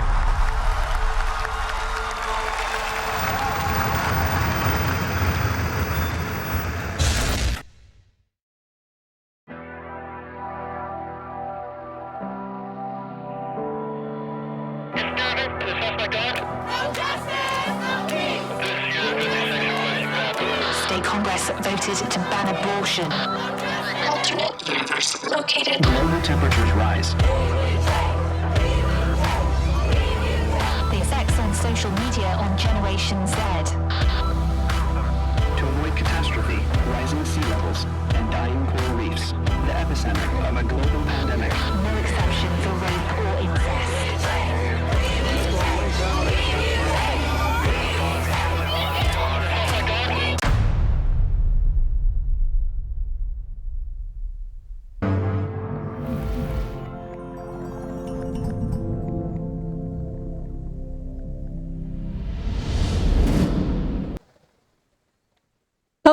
Hello, everyone, and welcome back to Climate Hub. the New York Times. New York Times? Where'd that come from? Because I was so excited that you arrived. You just ran in front of the camera. The We Don't Have Time studio here in Belém, Brazil. So we are going to look forward now to something really, really exciting. Something that we're going to broadcast in a few days here at the studio, here and also online, of course.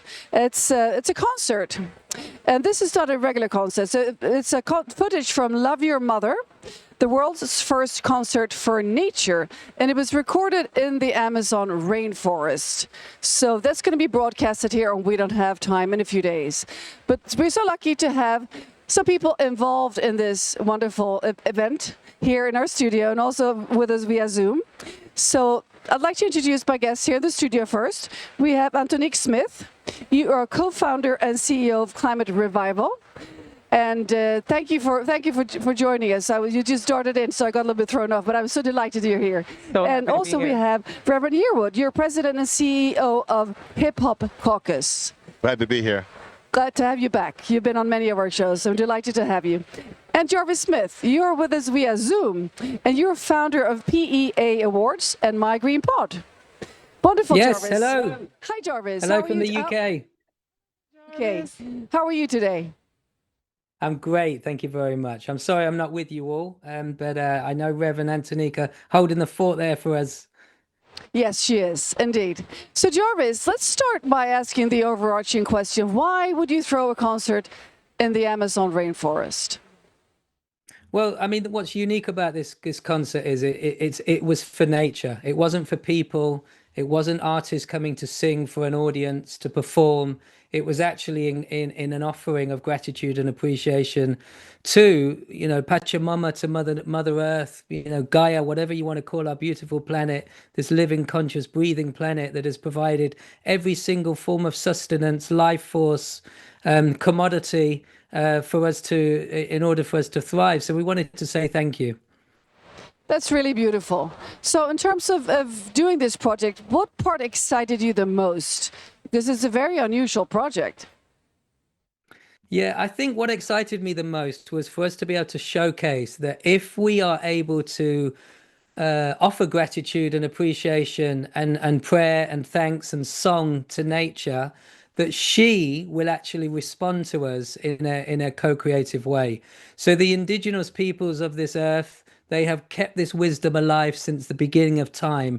We, as individuals, as humans that live in, the Northern Hemisphere, in Western territories, we've forgotten that connection. We've forgotten our indigenous ways. We've forgotten how to co-create with Mother Nature. And if we don't remember that, then we're going to continue to be in this thing that humans are calling a crisis. But maybe, just maybe, it's the greatest opportunity humanity has ever had. Thank you, Jarvis. So, Antonique, you have performed in many different venues. You have plenty of expressions from being an artist. So, what was it like to perform for nature? Oh my God, it was incredible. It was incredible. I felt like the birds were not only listening, but singing back to me. I had like a giant, like the world's biggest lily pad in the water behind me, the trees. I just felt really at one with nature. It was like nothing I've ever experienced before because we usually perform for people. There was no audience. It was for nature. Yeah, it was so what drew me to it is the fact that I would get to sing in the Amazon, and I had never been to South America. I'd never experienced the Amazon. So that was what really drew me to doing it in the first place. But then to be there in God's creation, which is the most beautiful art I have ever seen in my life. Trees and flowers and birds that I'd never seen before. Oh my God, it was such an experience, one that will be a highlight in my life for sure. I can imagine. Yes, absolutely. Antonique, when people will get to watch this concert in a few days, here we don't have time, what do you hope they will bring with them? Oh, first of all, I hope that they understand the connection that we should have, that we innately have with nature. We come from nature. We go back to nature when we die, and nature heals us. Doctors and scientists have said that if you spend more time in nature, that it can get you off antidepressants and all that kind of thing. spending time with your feet in the ground, spending time talking to trees and singing. Like all my singers out there, go to the park and sing to the trees. Like spend time in nature, get quiet for a minute, but then also talk to it, speak to it, communicate with it, because it's living, breathing. It's not some entity outside of us that isn't really a real living, breathing thing. It's living and breathing just like us. And it responds to us and it gives to us. It will nourish you and heal you if you go spend time in it. It'll change your life for sure. I'm a big tree hugger myself. So whenever I sort of lose balance in life, I always go to the forest and hang out with the trees. So I know I get you. I get absolutely. You. So Reverend Yearwood, you are a strong advocate for culture as a driver for social change. So how was this event different from what you normally do? Well, this event was very important. Obviously, we're here at COP30, the COP of truth, and we're at a critical moment. We are in a climate crisis, and not just humans are in a climate crisis, but nature is in a climate crisis. And so to go to the Amazon and to be there with trees that were literally 200, 300, 400 years old, and to know that those same trees were creating oxygen for my great-great-great-great-grandfather and my great-great-great-great-grandmother. And those same trees, when we are gone, would then create air for future generations. They are also saying that they were almost in a place, they were part of the concert. They were singing, they were breathing themselves. And in many cases, they were saying, listen, because I'm rooted here, you then, because you're mobile as humans, go to that conference, go to the other side of the Amazon and advocate. Make sure you fight for us, fight for the future generations, and understand that we're not only in a climate crisis, but this concept that people must see is an example of how we are also in a crisis of imagination. And this concert helps to solve that aspect. And so that's the most powerful thing that we can do, because we are one with nature. Yes. Amen to that, really. So Jarvis, would you please share the strongest sort of epiphany from this experience with the audience? Yeah, absolutely. I think that, the indigenous peoples of our world are the custodians and the stewards of 85 to 90% of biodiversity on this planet. We invited the abuelos, the local abuelos from the Amazon, to come and be with us. And what I learned is that actually every single human being on this planet is indigenous to Mother Earth. The problem is we've forgotten our indigenous connection. We've forgotten those ways. So I just invite everybody to open up their hearts and try to remember how we lived with the earth before bureaucracy, religion, big business, politics, money got involved. That's what we need to remember. Thank you, Jarvis. Santa Nick, how will this, well, maybe not, but I assume this will profoundly change how you move on further as an artist, will it? It was very meaningful for me because Climate Revival, my organization that I co-founded with Rev, I'm CEO, we're fighting for people. And I've been, spending time in nature and advocating for nature. I have a song called Love Song to the Earth.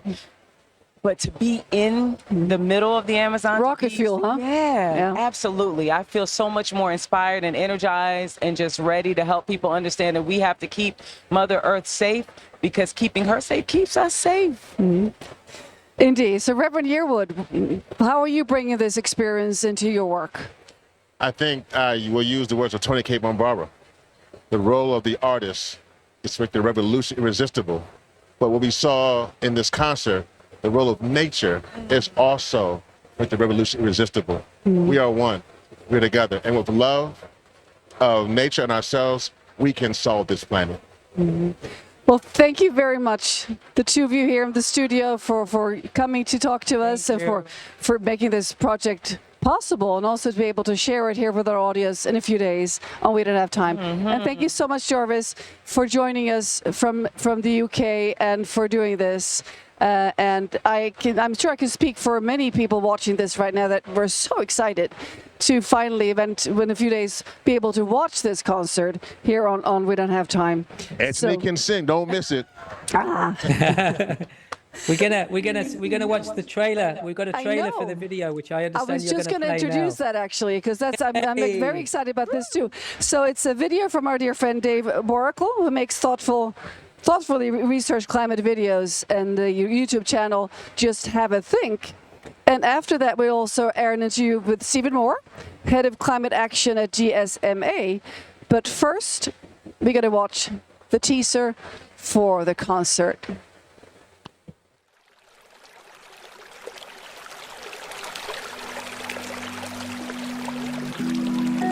We came to the Amazon with a simple intention: to offer love back to the planet that gives us life. A concert to nature, because when we show gratitude to the earth, she responds. This is Love Your Mother. A simple intention: to offer love back to the planet that gives us life. To understand how to do this with sincerity, because when we show gratitude to the earth, she responds. Indigenous leaders from the Amazon and the Andes, wisdom keepers who live in continuous relationship with nature, guided us through 4 days of elemental ceremony. Air, water, fire, earth, not as ceremonies to watch, but as ways of remembering that nature is alive and listening.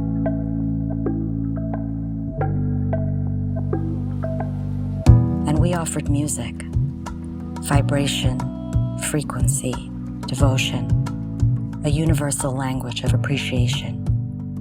Because music isn't just sound, it's emotion, it's intention. It's how we say to the planet, we feel you, we honor you, we are here.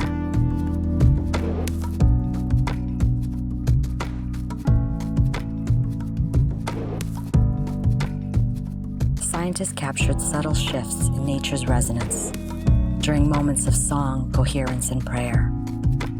Early signs reflecting what we already feel in our hearts. The earth responds to love. And sometimes she responds visibly. After days of stillness, the river rose overnight, meeting our voices with her own.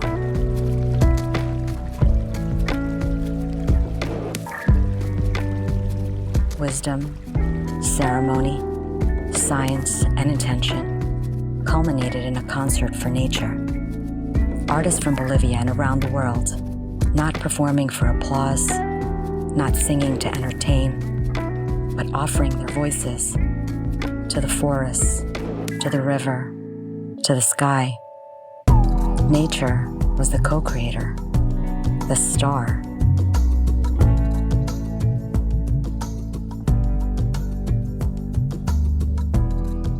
More than a concert, Love Your Mother is a ceremony of gratitude, where music becomes devotion and the earth listens. Because when we show up with love, nature responds in energy, in movement, in resonance, and in the quiet, undeniable knowing that we are part of her and she is part of us.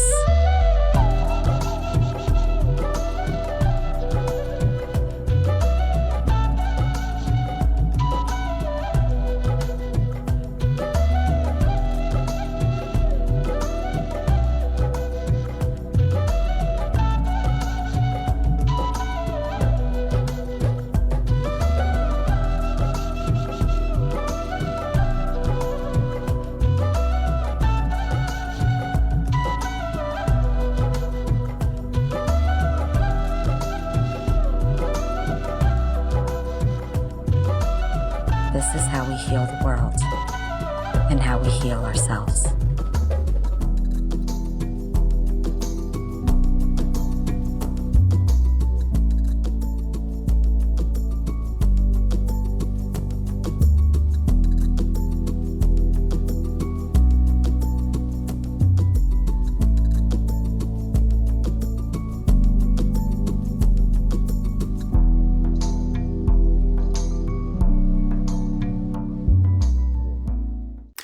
I don't know if you've spotted this in your news feed at all, but there was a change of administration in the United States earlier this year.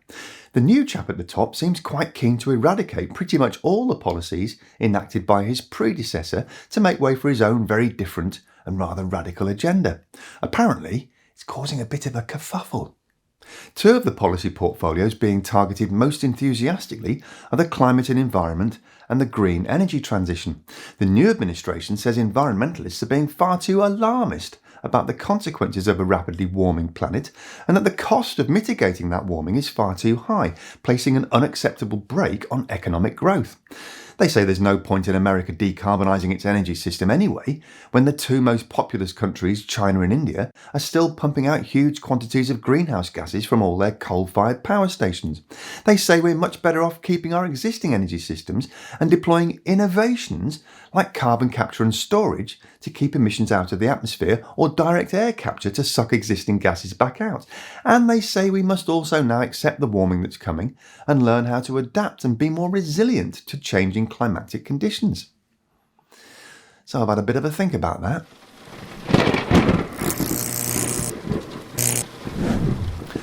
Hello and welcome to Just Have a Think. Those 5 objections to climate policies that I touched on just now are, according to many environmental analysts, the classic straw man arguments of the climate denial machine sponsored and supported almost entirely by the multi-billionaires who control the global fossil fuel industry. You can read about all of them in vivid detail in this superb book by Genevieve Gunter, which I've linked in the description below. But let's take a quick look at them here. The so-called climate skeptics argue that all this talk about catastrophic climate risks is just overexcited environmentalists being alarmist. There's no significant risk to human society, they tell us, and we're certainly not on track for any existential consequences like the extinction of the entire human race. So let's have a think about that. We saw in a recent video that as early as the end of 2026, the world is likely to have entered a new climate regime with global surface temperatures in the following 2 decades averaging more than 1.5 degrees higher than pre-industrial times. So that's the more ambitious target of the 2015 Paris Agreement out the window for a start. What about the slightly less ambitious target of 2 degrees Celsius? Well, according to the United Nations 2024 Emissions Gap Report, if all the nationally declared legally binding climate mitigation policies of all the nations that have signed up to the Paris Treaty were enacted perfectly, in full and to the letter, which very few of them actually are right now, but if they were, then within the average expected lifetime of a child born today, the world they inhabit will have warmed by around 3 degrees Celsius compared to pre-industrial levels. Now, of course, we could make a whole video about the global effects of 3 degrees Celsius of surface temperature warming, and indeed I have done that on several occasions over the years. But let's just focus on the good old US of A, where arguably the largest contingent of anti-climate policy lobbying takes place. In her book, The Language of Climate Politics, Genevieve Gunter references data from the IPCC's 6th Climate Assessment Report, or AR6, published in 2023, and she explains that 3 degrees Celsius of global heating would likely mean that for around 3 months of the year, the entire East Coast all the way to Maine, the Midwest to the Great Plains, and half of California would be so hot that being outdoors would put you at risk of death. Southern California, the Southwest, the Deep South and Florida would be this deadly hot for nearly half the year. Now, those things might not represent species extinction level events, but they certainly sound a little bit existentially threatening to me. And we're starting to feel it even now, aren't we? In 2021, just as one example, British Columbia experienced 3 straight days with temperatures above 49 degrees Celsius or 121 degrees Fahrenheit, more than 22 degrees Celsius or 40 degrees Fahrenheit warmer than average, an event which, according to public health officials, caused almost 1,000 deaths in British Columbia. Being alarmed by the world we're currently leaving to our kids and grandkids doesn't make you an alarmist. It makes you a realist. And here's the even more alarming realisation now dawning on our climate scientists. The way our planet is responding right now, even to comparatively low levels of warming of about 1.3 degrees Celsius, appears to be corresponding with the upper end of the so-called range of uncertainty that those scientists have to apply to their data. It's not that the scientists have been wrong about their numbers. In fact, scientific predictions of planetary warming for a given level of greenhouse gas emissions have been pretty much spot on. No, it's just that the scientific community has historically been predisposed to offering the most conservative commentary possible about the consequences of those temperature increases, precisely for fear of being accused of alarmism. Well, now it looks like Mother Nature is starting to provide us with the real answers. So what about cost then? Well, this is all about estimating the financial impact of the economy of making all the changes necessary to stay within safe warming limits and setting that number against the cost to society of dealing with the consequences of not staying within those safe limits. Not just the obvious stuff like cleaning up and rebuilding critical infrastructure after extreme weather events, but also the impact of those events on things like food chain supply security, or reductions in the number of hours that manual labourers can work outside, or the cost of migration across borders and even within a nation, as we're already seeing with population movements in the United States. And then there's increased pressure on healthcare systems, not just from heat-related illnesses, but also from waterborne disease vectors that migrate from the equator towards the poles alongside warmer and wetter conditions. Not to mention regional and wider conflicts over increasingly scarce resources. I could go on, but you get the idea. The argument put forward by the climate skeptics is that the cost of rapidly transforming our energy systems, eliminating the combustion of fossil fuels, addressing the global food production system, and doing all the other stuff necessary to effectively mitigate climate change is far higher than the cost of moving much more slowly and accepting the cost of adapting to a new global climate paradigm. That argument is often based on an economic system called the Dynamic Integrated Climate Economy, or DICE, created by a Yale economist called William Nordhaus in the 1990s. That system suggested that even if the planet warmed by 3 degrees Celsius, it would only have about a 2% impact on global GDP, equivalent to just a single year of economic growth. Surely a price we could afford to pay, so the argument goes. But according to a recent publication by the UK Institute and Faculty of Actuaries, a deeper analysis of the assumptions underpinning this estimate shows that as well as excluding from analysis many of the risks now expected to occur, it also excludes 87% of the economy from the analysis, assuming that a number of sectors will be negligibly affected by climate change. The professional financial risk assessors who underwrite multi-billion-dollar insurance policies are now looking towards a much more expensive set of projected economic impacts from a range that starts at the extremely optimistic 2% GDP loss espoused by Nordhaus, and goes all the way up to as much as 25% of global GDP lost by mid-century and potentially 50% gone by 2100. So given the higher-end climate responses we looked at earlier, is it really responsible to burden our kids and grandkids with such a potentially dystopian future? And by the way, the cost of mitigation right now is actually far lower than even the most optimistic analysts could have ever dreamed of back in the 90s when Nordhaus first formulated his hypothesis. Implementing renewable technologies like wind, solar and battery energy storage is in many cases the cheapest option available. So even the economics of our modern world stack up rather unfavourably against fossil fuels. A 2020 study from the Goldman School of Public Policy at UC Berkeley found that if America decarbonised its grid 90% by 2035, it would reduce the average family electricity bill by 10% and create an estimated 500,000 new jobs per year. As Genevieve Gunter explains in her book, today the fastest growing job in America is solar installer. Approximately 472,000 people work in solar and wind industries already, and the clean energy revolution is just getting started. But why bother with all this if India and China are still burning more blah blah blah? Well, first of all, what a pathetic cop-out that argument is. Are we sheep? Do we need to wait for another nation to act before we do what we know is the right thing? Is that how it works, really? Here's a useful chart. It shows the world's biggest greenhouse gas emitters, and sure enough there's China and India and the USA. But here's all the nations that each account for less than 2% of global emissions, and those representing less than 1% each. We small emitters should all just not bother anymore then, should we? And continue to be collectively the largest emitter of all?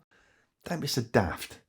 And by the way, here's another chart showing greenhouse gas emissions since the Industrial Revolution.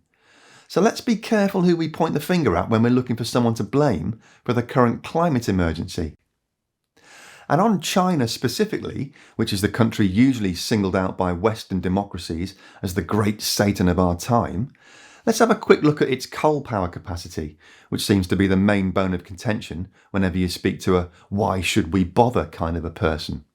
It is true to say that following a long period of decline in that country's coal industry, suddenly in 2021, China restarted its coal capacity growth like some sort of demonically possessed fossil fuel zealot. As Genevieve Gunter highlights in her book, in that year the Chinese leadership approved coal-fired power plants equivalent to half of all new capacity across the entire globe. The following year, China issued permits that represented 6 times as much coal production as the rest of the world put together, and in just the first 3 months of 2023, the CCP permitted more new coal-fired power plants than in the whole of 2021. So what the hell was going on then? Well, basically, blind panic is what was going on. You see, in 2021 and 2022, China suffered devastating heat waves, ironically exacerbated by climate change, and it faced the stark reality that it simply did not have enough energy in those 2 summers to respond to the crisis, with hydropower drying up in the heat and unprecedented demand for air conditioning among the country's rapidly urbanising population. 2/3 of all Chinese provinces experienced power blackouts that were literally weeks long, and although no numbers have ever been published, it's highly likely that a large number of people died as a result. The grid infrastructure was not yet in place to really ramp up renewables quickly enough to respond in time, so President Xi and his colleagues had no choice but to switch on the fastest solution, which at that time was China's vast reserves of unused coal. Fast forward to 2025 though, and that grid infrastructure is now largely in place. The renewable energy transition is back on track, and the vast majority of that additional coal capacity is either running at an unprofitable 50% capacity or less, or has been completely mothballed altogether. I've made 2 or 3 videos in recent months showing how even such an appalling existential crisis as this has not deterred China from leading the way on the green transition. By 2022, the People's Republic was producing half of all the world's electric vehicles and was generating as much power just from wind and solar as the total power production of France and Germany combined. In 2023, China installed more solar panels in just 1 year than the USA has installed in its entire history. A couple of months ago, I reported that in April of this year, China installed another 45 gigawatts of solar capacity in just 1 month, compared to the 30-odd gigawatts the US installed in the entire previous year. Well, guess what? Just a month later, in May 2025, that record was smashed again when the country installed another 93 gigawatts worth. These are eye-watering numbers, and again, I could go on, but you get the idea. China is no paragon of virtue, of course. It is a ruthlessly efficient authoritarian state with a very questionable human rights record and some extremely unpalatable and opportunistic trade deals now in place to import cheap oil and gas from the likes of Russia and Saudi Arabia. But to Xi Jinping, these are nothing more than a transactional means to an end. His stated medium and long-term mission for the country is to reach peak emissions by 2030, a goal which many believe China is on track to achieve far earlier, and to reach net zero emissions by 2060 at the latest. A mission statement that, according to Genevieve Gunter, has now been integrated into every aspect of Chinese governance. In January 2021, the People's Bank of China announced that it would comprehensively factor climate change into its policy framework. These are not idle words. In Chinese culture, they actually mean something. President Xi's comprehensive National Economic and Energy Action Plan states the goal to peak carbon dioxide emissions permeates the whole process and every aspect of China's economic and social development. We will carry out initiatives to substitute renewable energy for fossil fuels, vigorously develop wind, solar, biomass, marine and geothermal energy sources, among others, and continuously increase the share of non-fossil energy in total energy consumption, prioritising local development and use of wind and solar power. By stark contrast, the United States is now very unlikely to meet its 50 to 52% emissions reduction target by 2030, given the current federal climate policy reversal under President Trump. His first action on day one was to again pull the US out of the Paris Agreement. His administration is actively dismantling key climate regulations, rescinding the EPA's 2009 endangerment finding, rolling back vehicle and power plant emissions standards and revoking methane controls, effectively crippling federal authority to enforce emissions reductions under the Clean Air Act. The Inflation Reduction Act and the bipartisan infrastructure law are facing cuts and legal challenges, undercutting the investment support that was essential to energy transition progress. so that analysts now project well over 40% of required US emissions reductions will remain unachieved by 2030, and the folks at Carbon Brief estimate that this second Trump term is on track to add an additional 7 billion tonnes of CO2 equivalent to the atmosphere by the end of this decade, compared to the continuation of Biden-era policies. And I could go on, but you get the idea, and this is already turning into an unusually long video. Read the book if you want the whole 200 pages of detail on the language of climate politics. But let's just very quickly finish off with the last two strawman arguments that I highlighted at the start. It probably won't surprise you to learn that both of them are equally spurious. Innovation is essentially just a fossil fuel industry euphemism for carbon capture and storage and carbon dioxide removal technologies like direct air capture. We might eventually need these technologies to some extent to offset the very last few percent of carbon emissions that prove to be virtually impossible to avoid, but we certainly don't need them as a get-out-of-jail-free card to enable fossil fuel producers to carry on business as usual, which is precisely their strategy and the reason why they're pushing these technologies so hard.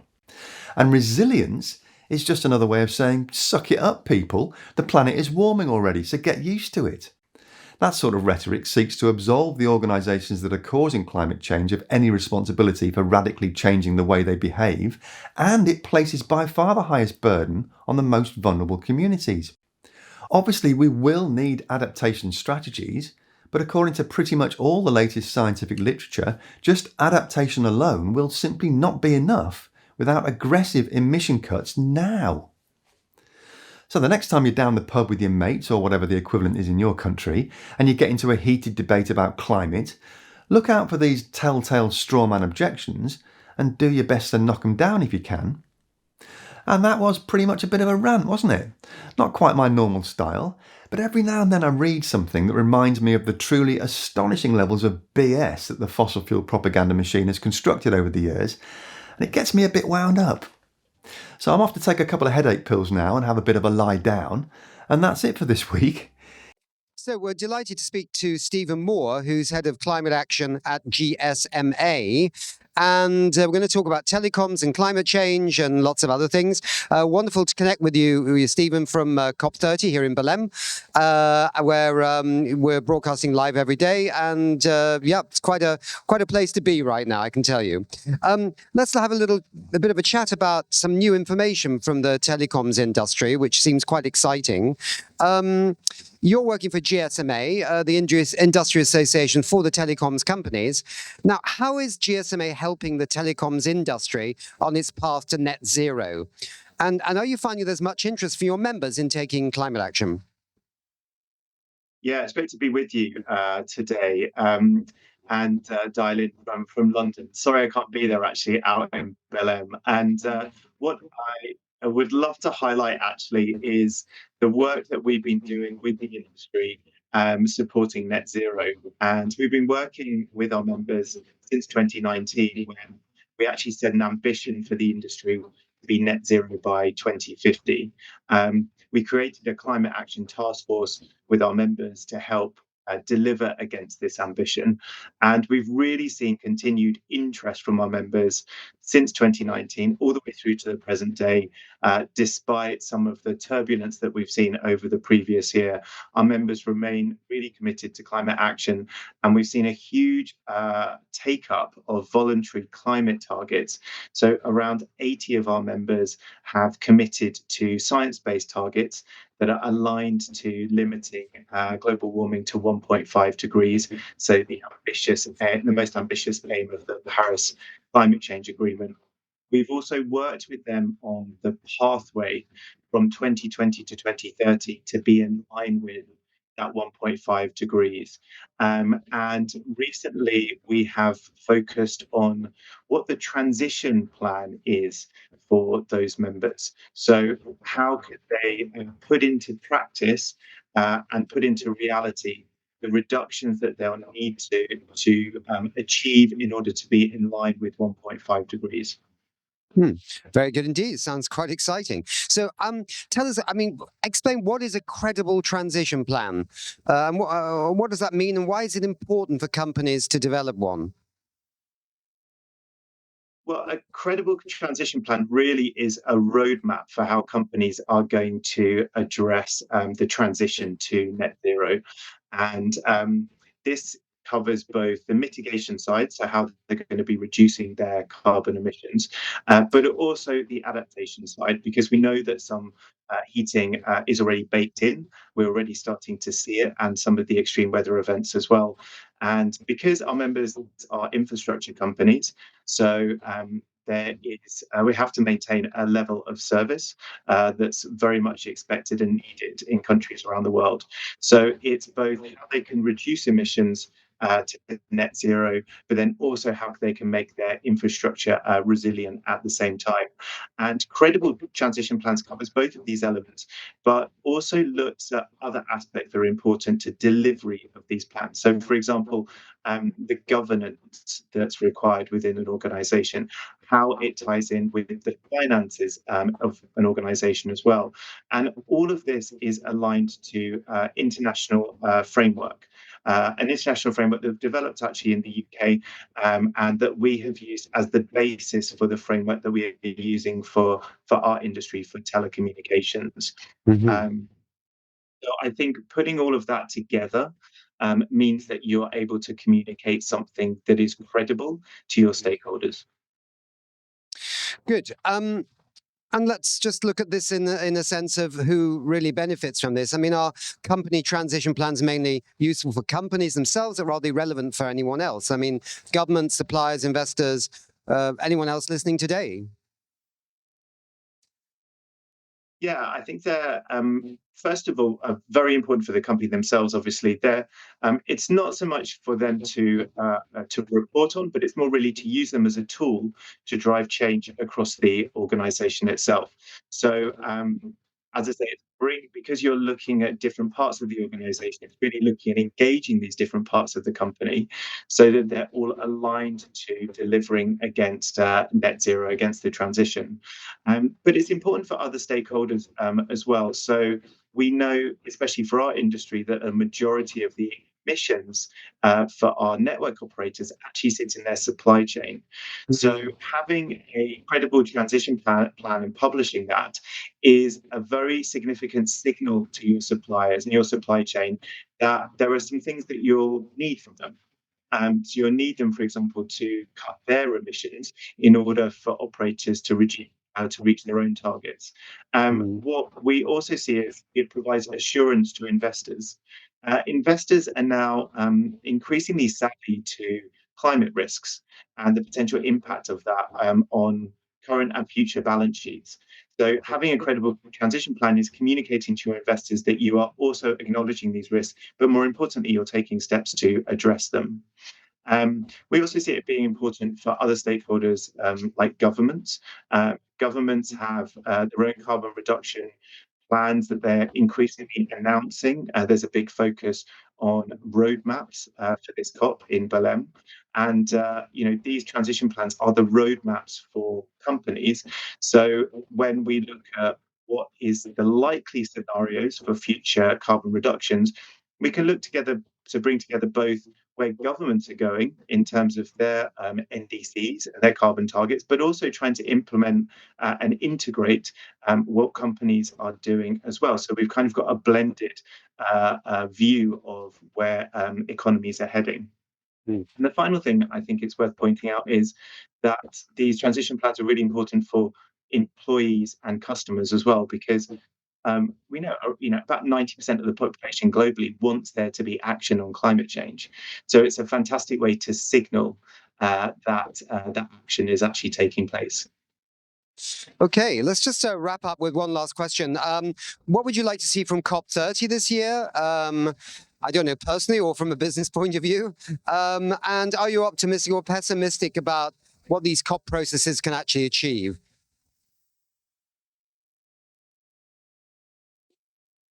Yeah, I think there's always a lot of noise around this time of year and a lot of concern that COP doesn't deliver because we haven't seen significant reductions, and the process is obviously now in its 30th year. But it's a multilateral process that, obviously is bringing together every single country around the world to agree a huge transition. So I think there's, looking at what's been achieved since Paris over the last 10 years, it really does feel like we've turned a corner. And now there is real impetus and momentum around the net zero transition. We're seeing, the cost of renewables has come down hugely over that period. We're seeing a massive switch towards things like electric vehicles, the technology around batteries. So it seems that the economic argument is increasingly being won around the benefits to the economy of the net zero transition. I'd love to see this being highlighted through the solutions that will be presented at COP. This is being called the implementation COP, so really showcasing the fantastic solutions and progress that we're already seeing around the world, which would be great. It also would be good to address the green backlash that we've seen a bit over the last year, which I think has led some people to think that perhaps things are going backwards rather than forwards, which is definitely not the case. And we're also seeing a lot of climate misinformation, particularly coming from the fossil fuel lobby, who are being increasingly under threat from the progress that we're seeing around net zero. So I think there's actually a session at COP today, particularly looking at climate misinformation. So perhaps having some more coordinated messaging on climate issues would really help this. But ultimately showcasing that action is happening, progress is being made, and that there's actually a much more positive and optimistic outlook for climate action than perhaps we read sometimes in the daily news. Thanks very much. We're going to know, obviously, in some time, far into next week, whether we do get some progress here. But there's a lot of positivity, so we'll keep our fingers crossed. Thanks very much for being on We Don't Have Time. Best of luck with your work, and take care. Thank you so much. Thank you.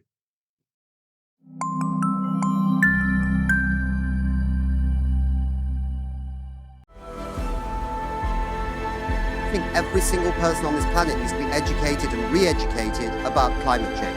We are dedicated as the UN Framework Convention on Climate Change to embrace this education issue. We can look into the eyes of our children, our grandchildren, and we can finally say, tell them that we have joined hands to bequeath a more habitable world. L'accord de Paris pour le climat est accepté.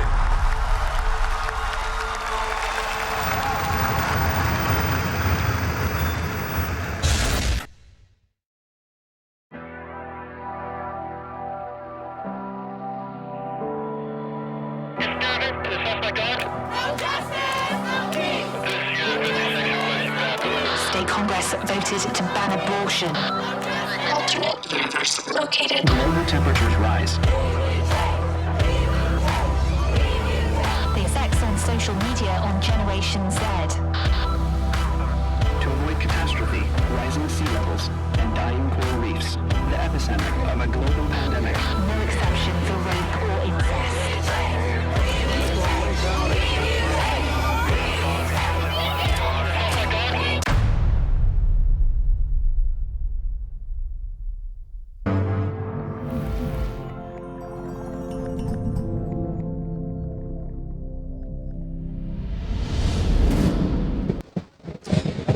Diverting organic waste from landfills is a huge opportunity for climate action. We're going to talk to some guests about this and about the solutions on a national and a local level. And let's maybe introduce who we've got with us here today. We've got Mariella Pino. You're nodding your head. Are you Mariella? Okay. Waste Methane Climate Campaigner at Gaia, Latin America. We've got, if I say any of your names wrong, by the way, just interrupt, because I'm British. I ruin everybody's name. Is it Lais Ferreira dos Santos? Not bad then. Project Officer at Polis Institute. Carolina Umenata, yeah, Program Director for Waste and the Circular Economy at the Global Methane Hub. That one's easy. Kabir Aurora Yalandhari. The last one is not important. Okay. Kabir Arora. Okay. Secretary General of the International Alliance of Waste Pickers, or AWP. And that's our lineup for the show. Thank you very much indeed. Mariella, you worked closely with waste picker cooperatives who are on the front lines of this issue. Can you tell us what should policymakers and the people who fund a transition in this world understand about their role, that's the waste pickers, in reducing landfill emissions? Thank you so much for the question and the invitation. Waste pickers have been historically the heroes in waste valorization. This time it's not different. Waste produces 20% of the methane emissions worldwide, and food waste, it's mostly within being the responsible for that. Nowadays, waste pickers have the great opportunity to really also tap on that great valorization opportunity by doing door-to-door collection, going for food waste and loss avoidance. We have seen now, and we are developing business models in different parts of Latin America. We have at least 7 countries where waste pickers are already developing their infrastructure, their knowledge and their capacity so that they are able to tackle this problem. They are at the forefront, not only in the landfills and dump sites, where historically it has been their place to work. They also are now doing door-to-door collection assets. They are doing waste valorization in composting areas, in street markets and also bulk markets. They are key strategies that we can make to work together with municipalities, with local governments, and also with neighborhood councils. They all need support. They need to be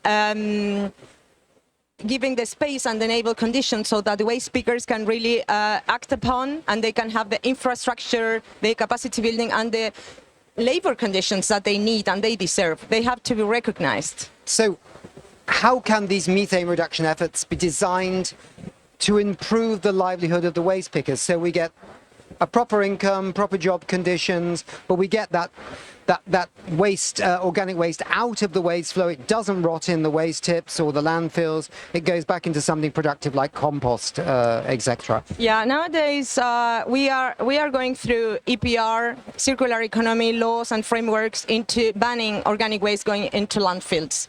When designing those policies, it's important not to have the waste pickers in the menu, but to have them on the table to discuss how these conditions are going to happen. They have managed in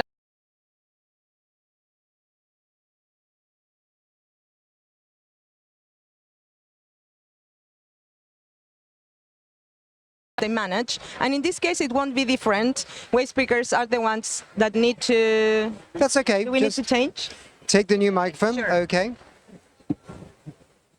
So under these new frameworks, because we have at the NDCs 3.0 this year and the declaration of 10 countries in Latin America for closing dump sites, I was saying they don't need to be in the menu for looking for those solutions. They have to be invited to the tables to design how the infrastructure is going to involve them, also in the municipality work, so that we can make it very fast and we can actually pull the emergency brake of the climate change, you know? Okay, great. And which country are you from, by the way? I am in Chile. You're from Chile, but I work for Latin America. Lais, yeah, you're here at COP30, that's great. I know you're here because you're sitting in the studio with me, so sometimes you read the questions, you think, I know you're here at COP30, you know why I'm asking that. There's a lot of attention being paid to Brazil and its climate initiatives. In fact, earlier today we had on the Vice Minister of the Environment, Adalberto, nice guy. And what can you tell us about waste management in Brazil? What's happening here? Thank you for the question. Thank you for inviting me to be here. I think Brazil is in a really good direction right now. Of course, we still have a lot to do because most of the solid waste collected in the municipalities still go to landfills and dumps. But we already had such good histories, successful cases, not only in the cities, but also some local lead solutions that it's operated by waste pickers and communities. We had cities that had already implemented public policies, decrees, composting laws that are like have ambitious goals in diverting organic from landfills by home composting, decentralized and centralizing composting facilities. And actually here, like in Belém right now, we had implemented the first public composting center with the support of Global Methane Hub, the City Hall, and a lot of other partners. And this center is the first one in the city that it's gonna treat not only the compostable organics from COP, but also to the city. So it become a legacy, and it's completely operated by waste pickers. So yeah, I think we are in a really good way.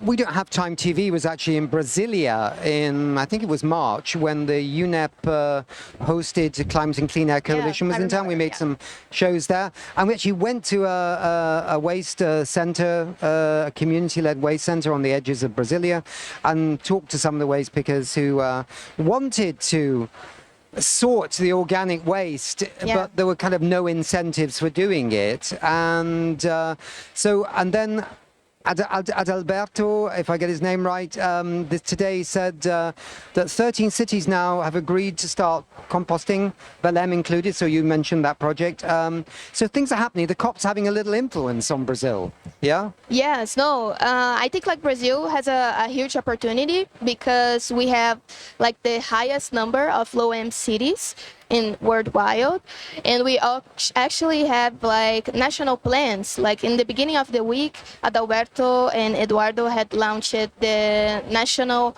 plan of organic for reducing and recycling organic waste. Okay. And yeah, I think we should stick That's on good. that. Yeah, that's good. So I always like to hope that the COP has a catalytic effect on some of the places where it goes to, rather than just people complaining about all the emissions from aircraft of people coming. It's nice that there might be some impact in the host country, in the host state, in the host city.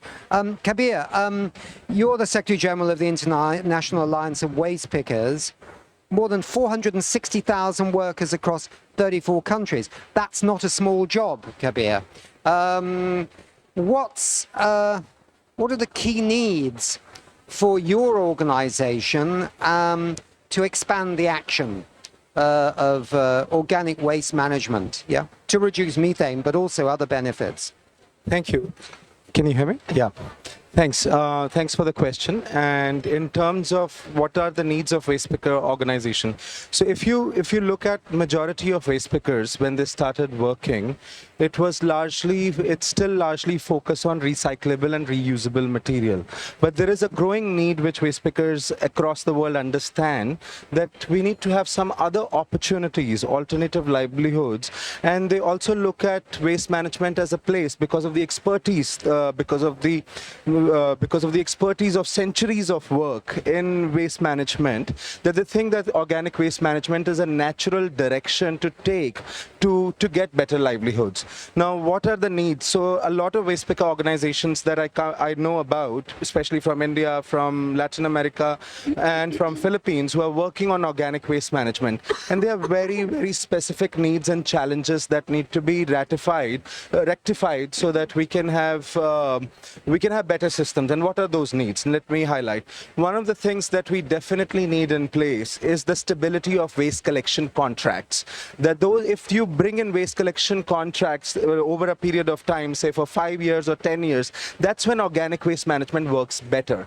The second thing which we need to do is that organic waste management will not work better until and unless you have some municipal norms in place for separation or segregation at source, so that the households segregate the organic waste, recyclable materials, and then domestic hazardous waste in 2-3 categories, so that waste pickers can collect separated waste. Otherwise, it's undignified to put our hands into the waste to separate organic and the plastic, and it's not justified for us to do it. And so it's a moral question to us that the society needs to do segregation of waste at home.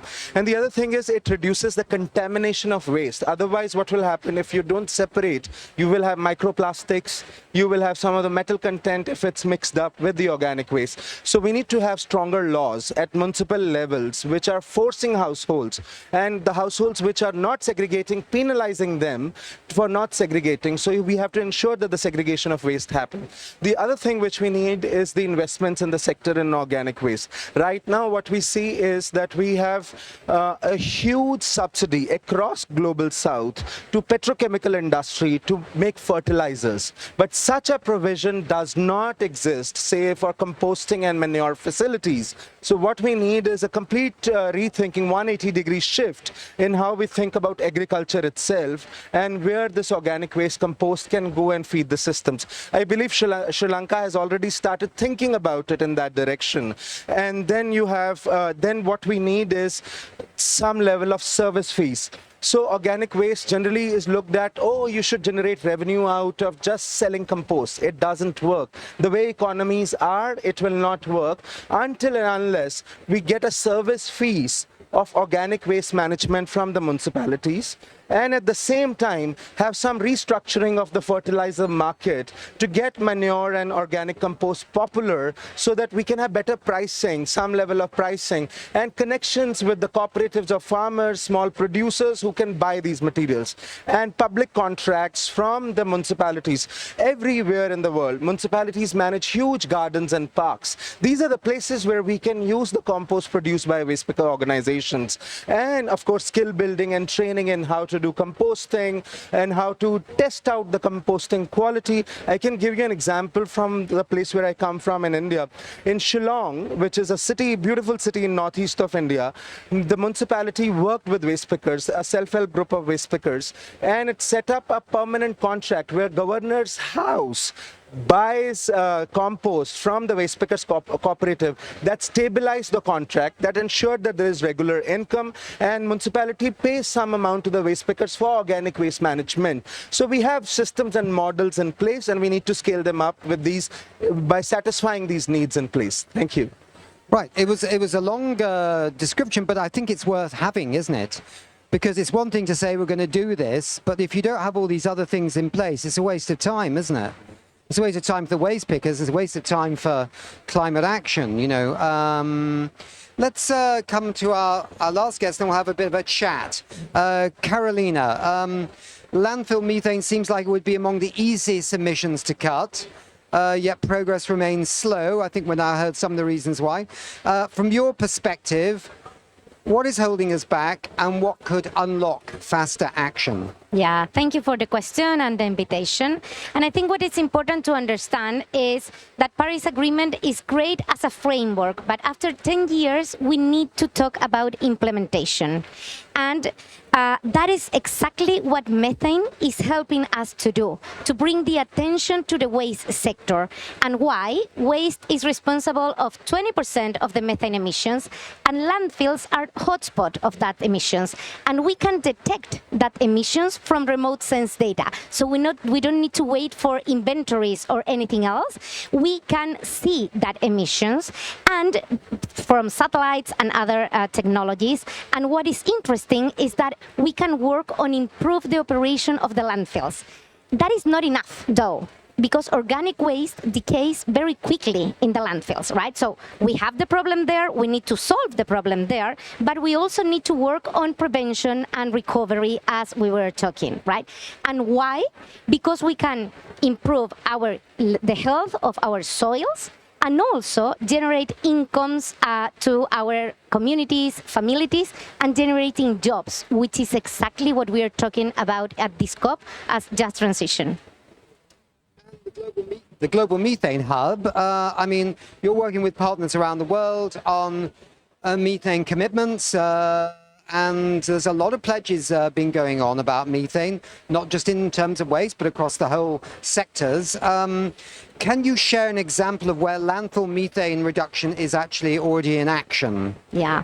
As we were talking, right, we need to mobilize finance, and that's not impossible. I am from Chile, so I'm going to share an example. We've got two Chileans then. We've got two Chileans. Because this is a Latin American COP, right? I knew about gender balance, but I didn't realize, I thought we had to get country balance as well here, right? So, No, but it's because we're working a lot from Latin America, right?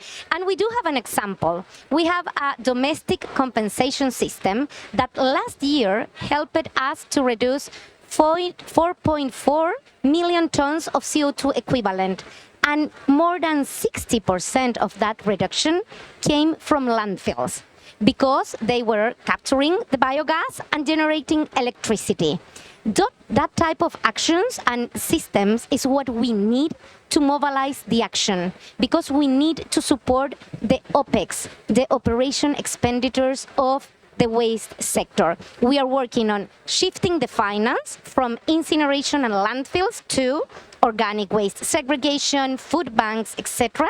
But we also need to work on instruments to support the cost of operation that is mainly led by the municipalities and the waste pickers, as we were hearing.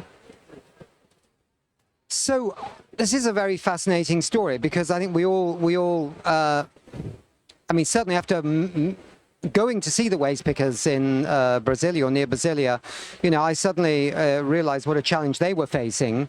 And we also, you know, can multiply this challenge across large parts of the developing world.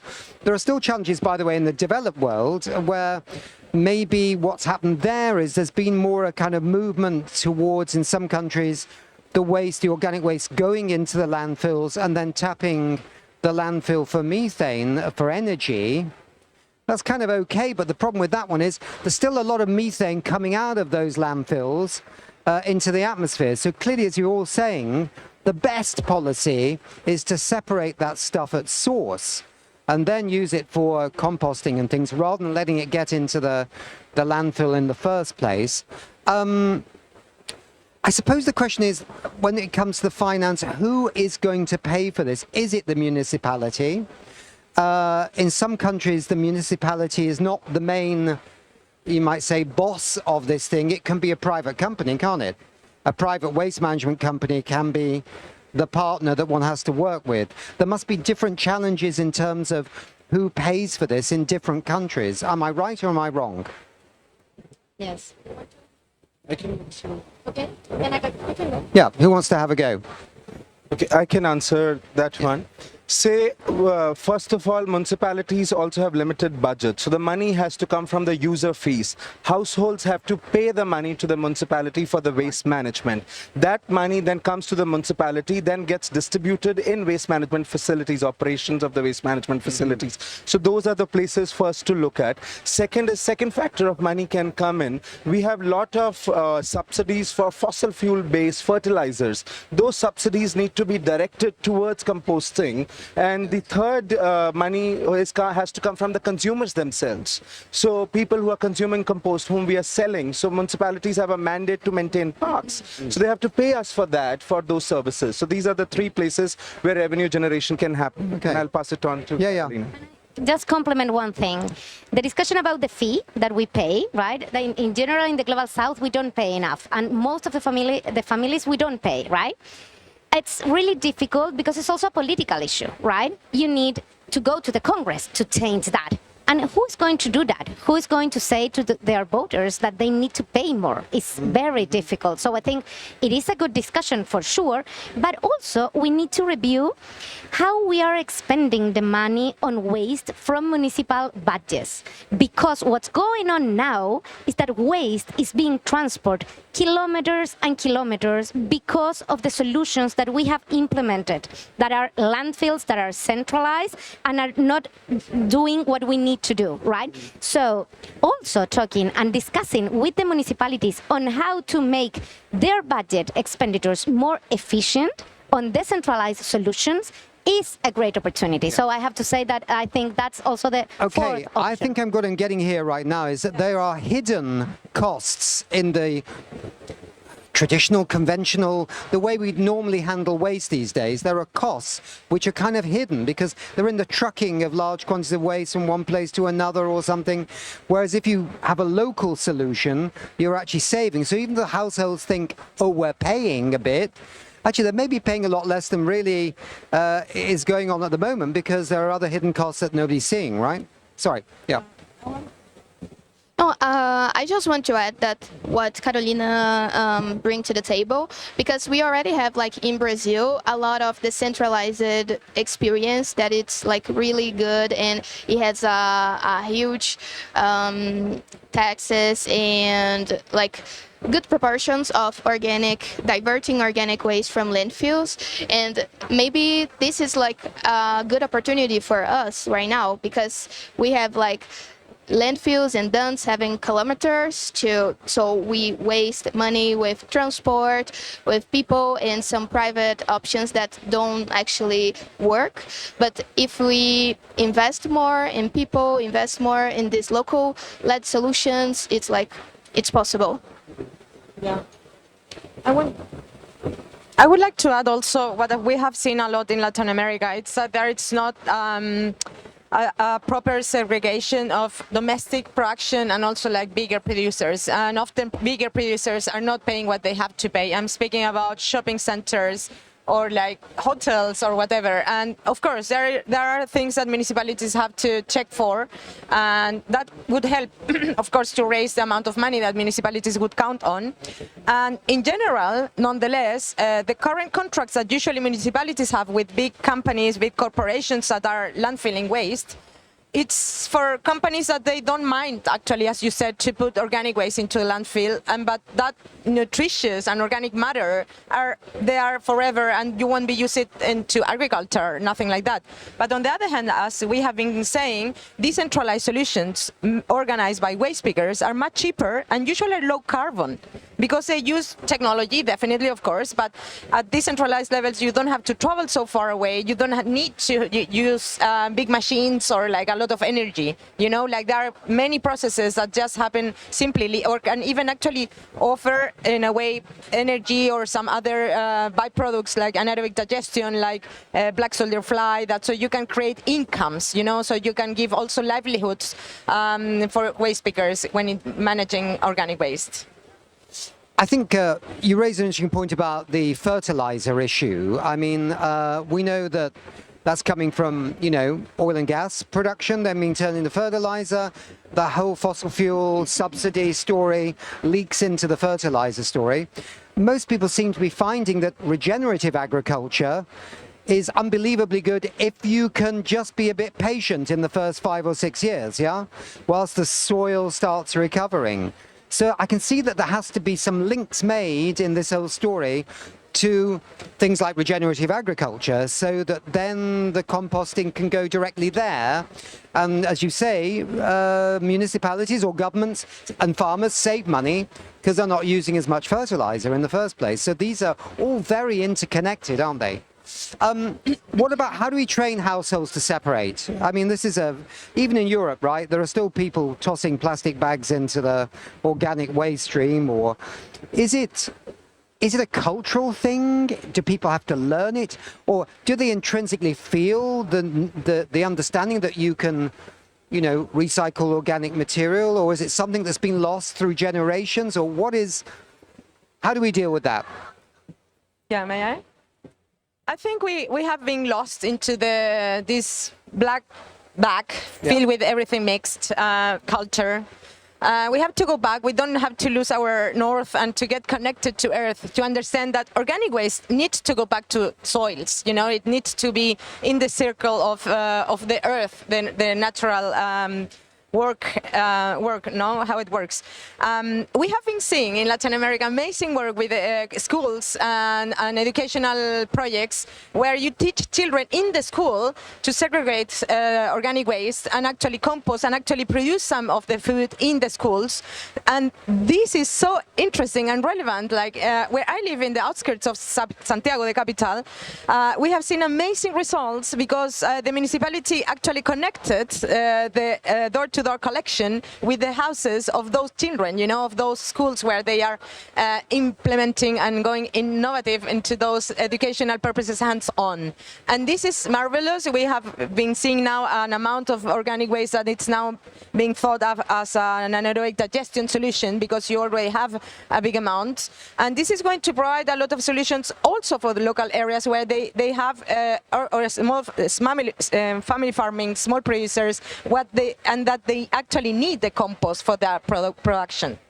We are planning actually also in Central America to link agroecology networks that already are into this kind of regenerative production to link them with municipal solid waste, so that you already have the demand of compost for the soils. I like the idea of the municipality becoming the kind of the pull, you know, that they are going to take this stuff and they are going to use it, and that means that they have to also educate their population in the city. Do you know what I mean? Because, I mean, the municipality can get to every citizen through libraries, through stuff in the door every day, and just reminding them. I like that too. But, sorry, we're running out of time. We could go on for a long time. It's a really good subject, by the way. It's really good. There's so many of you, though. We're running out of time. What about the COP, right? So I heard, you know, today that in Brazil, 13 cities have now signed up to start composting big time and separating the organic waste. What else can the other governments do at this COP? Briefly, one by one, let's go along the line. I think a huge opportunity because of the forestry discussion and deforestation is how to link the agendas. We have that opportunity because the waste sector is kind of this like climate emergency break, but we need to work on the demand of the sub-products like the compost and digestate and other things. And there has been a lot of pledge on forest, right, and mobilizing finance. We need to link that opportunity. Brazil is leading by the example, but we need more. So we are keeping a strong look on that to support the agenda.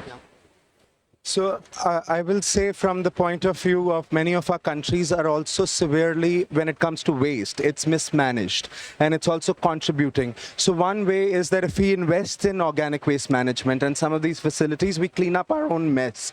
And at the same time, a lot of plastic pollution that we see out there is also because of the contamination. Plastics can't be recycled, metal can't be recycled if they are mixed up. So if you have separation at source, and some of the NDCs do mention waste management as a priority for a lot of our countries. So now we are looking at a possibility of investments in that domain. Thank you. Yeah, I think the key it's basically like still including the waste pickers, the communities, and all of these different actors in the solutions, because we have like already the solution in our hands. So maybe invest on that and rethink the financial flows. Yeah, adding to all what we have said, for the implementation and for having society actually to act upon and to segregate waste at source, we need the infrastructure. So to implement, we need money to run into not anymore end-of-the-pipe solutions, but rather these solutions that bring positive impacts into society. And as with traffic lights, we need to educate society. They know how to use a traffic light, but the traffic light needs to be there. So we need actually to have around decentralized solutions for valorization of organic waste. It seems to me that everyone recognizes methane is one of the best possibilities we have to slow global warming, at least over the short term. And I think because of that methane necessity by all nations realizing it's the emergency brake, it suddenly brings into sharp focus the potential of separating organic waste from landfills and the story of the waste pickers. So I think this is a very special moment that could be very special if everyone can get it right. So well done for being here. It's a good moment, and thanks a lot for being on We Don't Have Time TV. Okay. Thank you. We are back. The Youth for Climate Action team is back again at COP with a delegation of 7 young students, and we will share our experience, our thoughts, and our perspectives with you guys every day. So, Julian, you've been to 2 previous COPs, COP 28 in Dubai and COP 29 in Baku. What makes this COP special? What makes this COP stand out from your other COP experiences? So by comparing the last 2 COPs with this COP, I would say personally that we as Youth for Climate Action delegation saw that at COP 28 there were not so many youth representatives. And here at COP 29 there were a bit more. And here at COP 30 there's way more youth representatives than in the last. The most important is that the youth is not just present, but the representatives of the countries, they also listen to the youth and take action based on what the youth says. Another big difference is that here in the Amazonia region, we have a lot of indigenous people, which is very important because the indigenous people, they have experience. They have a community that fights together against climate change. And we all need to take a look at them and take action based on what they also say. As Julian already mentioned, yesterday morning we came across peaceful demonstrations by Indigenous people which temporarily blocked entrance gates. How did you experience these demonstrations, and how did you come to understand these from your perspective? Well, at first it came as a shocker because you're seeing these people in real life. It's not on a news feed, it's not in an article, it's not on TV, it's right in front of you. They're speaking out their voices and making their opinions heard. And even though what they say may not be what the government wants to do, neither what the government tells them to, they speak out their truth. They stand up for what they believe in. And that made me, quite frankly, feel privileged because we're in a world where we can do that, where we can speak out and we can really share our opinion without having to worry about the consequences. We might end up in prison or worse, be persecuted or murdered. And then to the second question, as to what my personal experience told me about this, well, as a Brazilian myself living in Luxembourg, it made me realize that everyone has their own identity that they need to, first of all, make themselves heard of, meaning that they need to stand up for what they believe in and really shout, well, quite frankly, not figuratively, but really shout and make their voices stand out that you're being heard. Because once you're heard, you can truly know that you can have a dialogue. Otherwise, it's just a one-sided one where one person just tells you and the other one just nods. And that's not how you do cooperation. And that's back tying into the COP30, especially with the youth now. We don't just want to be being told what we want to do, but really have a dialogue, really have communication for a future that we both construct, not just one side commands. As you may already know, our delegation's mission is to amplify youth voices in global climate discussions. So Leonor, as a young person, what were your first impressions of yesterday? Yesterday, being at COP again gave me a completely different feeling than last year. Last year, it was very difficult for me to communicate with people because people weren't so often than this year. Here at COP30, people are more connected and more welcome, and that gave me a better feeling. This last year and this COP, we can see a lot of youth delegates. And what I really like that this COP in the indigenous people, we can see a lot of youth, and that gave me a good hope feeling. So basically, seeing a lot of indigenous people so active and so passionate about their own culture touched me a lot. And also, we are not the only one who cares about the environment. It's very important. So it's very important to see that other youth are here, but for me we still need more Jugend here, because it's not only because we are the next generation, but also because our voices matter.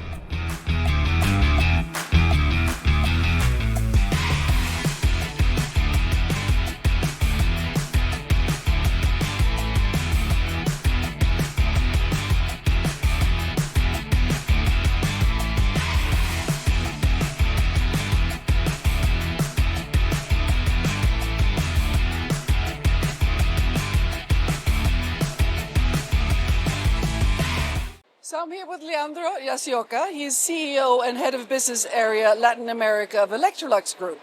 So Leandro, it's really a big challenge in terms of home appliances here in Brazil. So I understand there's lots that you can do.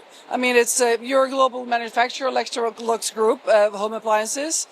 So your devices are really used all over the world, but there is a special sort of circumstances or needs here in Brazil. Is that correct?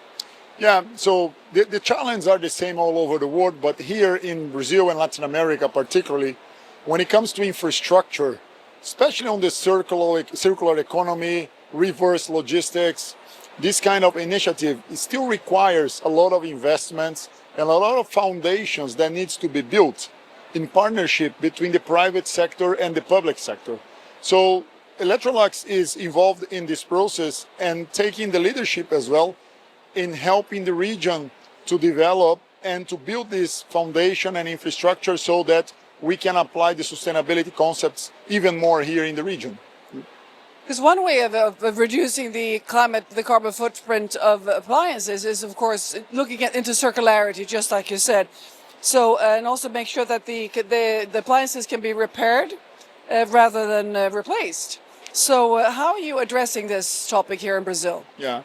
Durability and repairability for Electrolux worldwide, it's non-negotiable. We really take that very seriously since the beginning of the development process of our products, but also along the consumer journey. So when the consumer is using the product and even after use as well, we take care of that. So for us, this is very important. We have been working diligently to extend the life of our products, but also to make it simpler and easier to repair when it is needed.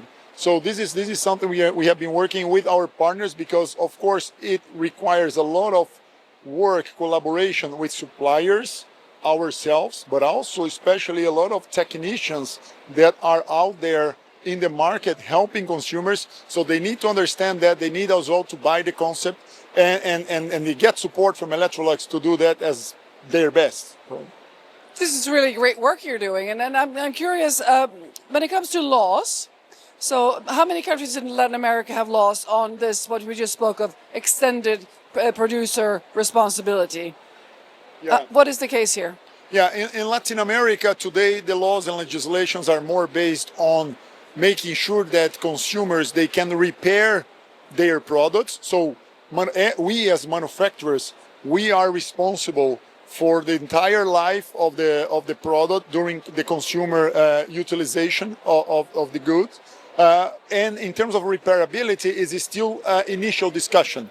So I think Latin America is a little bit behind in that sense, but I'm sure it's going to be very quick to catch up, because this is a very important topic everywhere. So is this something that the Electrolux group is pushing for? Yeah, that is something that is already a reality for Electrolux. So in the group, we are always taking the lead in developing these more sustainable practices.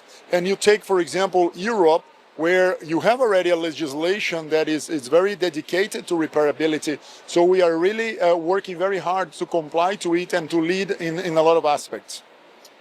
So during Climate Week in New York this September, we talked to Tara Helms. She's your Director of Sustainability North America of the Electrolux Group.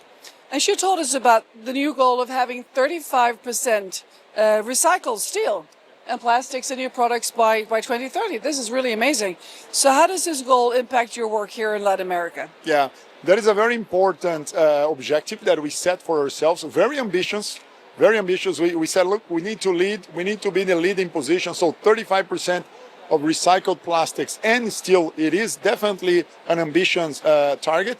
And here in Latin America, as we said in the beginning, we still need to do a lot of foundation work, especially with suppliers, developing the capabilities of suppliers to deliver this type of material. So materials that are recycled both on steel and plastic. So there is a lot of cooperation with our suppliers to increase their capabilities so that we can use more and more and get access more and more to materials, of course, with the right level of recyclability, but also with the right level of cost and quality for the consumer. So we take care of both, and we are developing that in Latin America in collaboration with our suppliers. Impressive work indeed, Leandro. So you're doing all these things to, of course, to reduce the emissions of your products and your production. But for products like fridges, stoves, and also dishwashers, most of the footprint really comes from when they're used. So how do you do about this? Do you educate your customers? Yeah, so indeed 85% of the emission is coming from the usage of the product. So this is a very important stage for us. And we take a lot of actions within the frame of our global product that is called For the Better, where one of the pillars of this program is called Better Solutions and Better Living. A third one is called Better Company. But the Better Solutions and the Better Living, it's basically they bring to consumers solutions that help to reduce the footprint along the usage. For example, more efficient refrigerators in terms of energy consumption. We are always working to deliver more efficient products, right? The utilization of water in our dishwashers as well and washing machines, so reducing that. So this is coming all together. And within the Better Living, we are always educating, sharing information, and trying to nudge consumers to take habits that are more sustainable in their daily lives. So with this combination, we have been for sure successful in trying to help consumers that are willing to have more sustainable lives. Consumers are telling us that they want to be more sustainable, and then we have to help with solutions like this. Well, thank you very much indeed, Leandro. This was very inspiring to hear what you're doing at Electrolux. Thank you. Thank you. Thank you.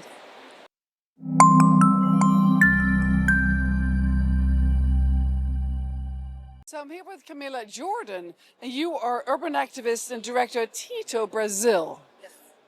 Great to talk to you tonight, Camila. Thank you so much for having me. So Camila, in terms of the transformation of the construction industry, why is it urgent, and how would you like to see it become more sustainable?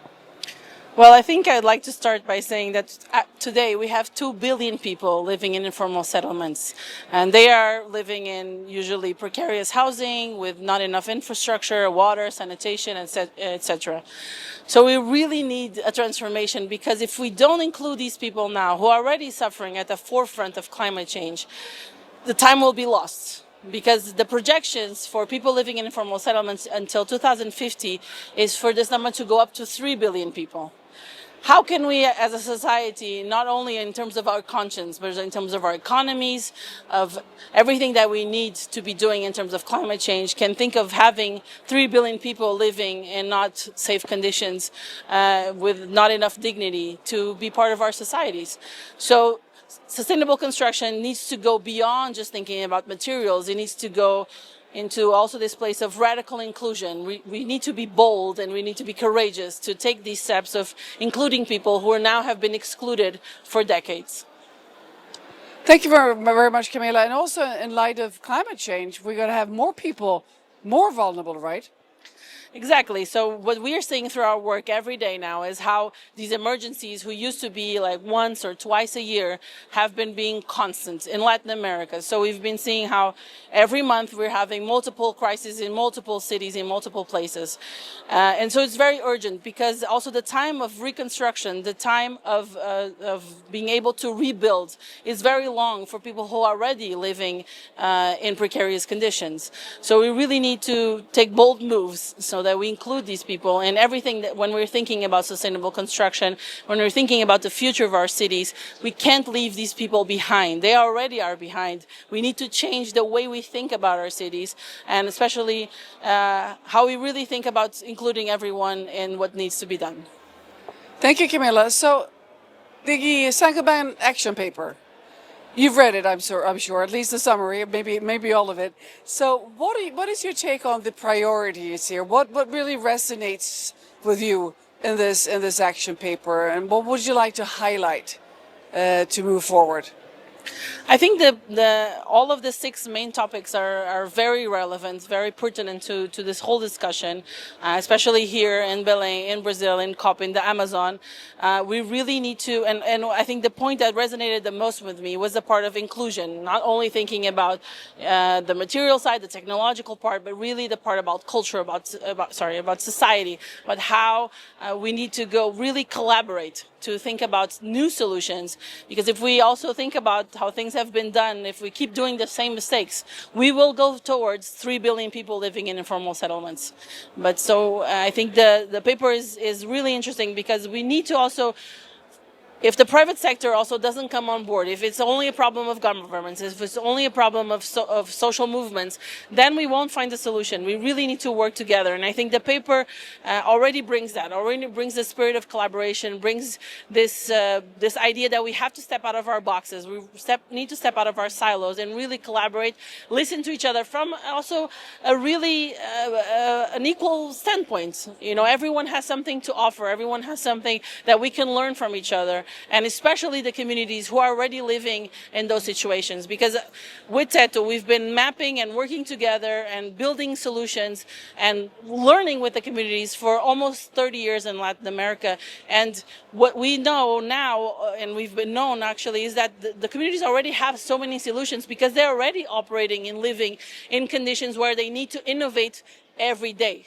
Every day they need to think about solutions that fit into their pockets, that fit into their realities, and usually we don't listen to them. We don't take the time to really listen to what they're saying to us, to the rest of our society. Governments don't take the time. So we actually, if we learn from them, if we take this really this moment to come together and everyone listening to each other, not just talking, we're just talking at each other, which is usually what happens. I think we have really a chance to change what's coming next. So Camilla, you're at the COP. We are at the COP here, and today the action paper was launched at the COP. So what are your hopes from the COP perspective related to construction and sustainable cities? I think really this paper in this moment is actually something very innovative, because we're not seeing a lot of discussions when it comes to including housing into the climate discussion. It's very incipient, and so we really need to push this agenda. We actually also launched a letter with other organizations during COP, really a call to action as how housing has to be at the forefront also of the discussion about climate, because how will you survive anything? How will you be resilient if you're living in a dirt floor, if your house can fall with any rain, if you don't sleep at night because you don't know if your house will stand after a rain at night? So I think this moment is really interesting in terms of bringing this discussion into COP. I would really like if this would be a part of the formal and the official events, and not just a side event, because this is really what we also need to be discussing with the state governments, with the negotiators. It really has to be fit into the plans, and that is something we're not seeing yet. So I think this side event, bringing so many different actors together tonight, is really a really bold move, and we were happy to be here and be a part of it. Thank you very much for your passion and for the work you do. Thank you.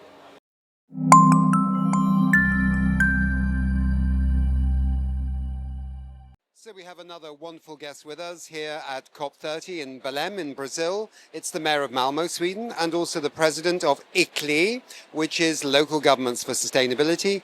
I want you to give us your name, because I'm very bad as a Brit of, mangling wonderful Swedish names.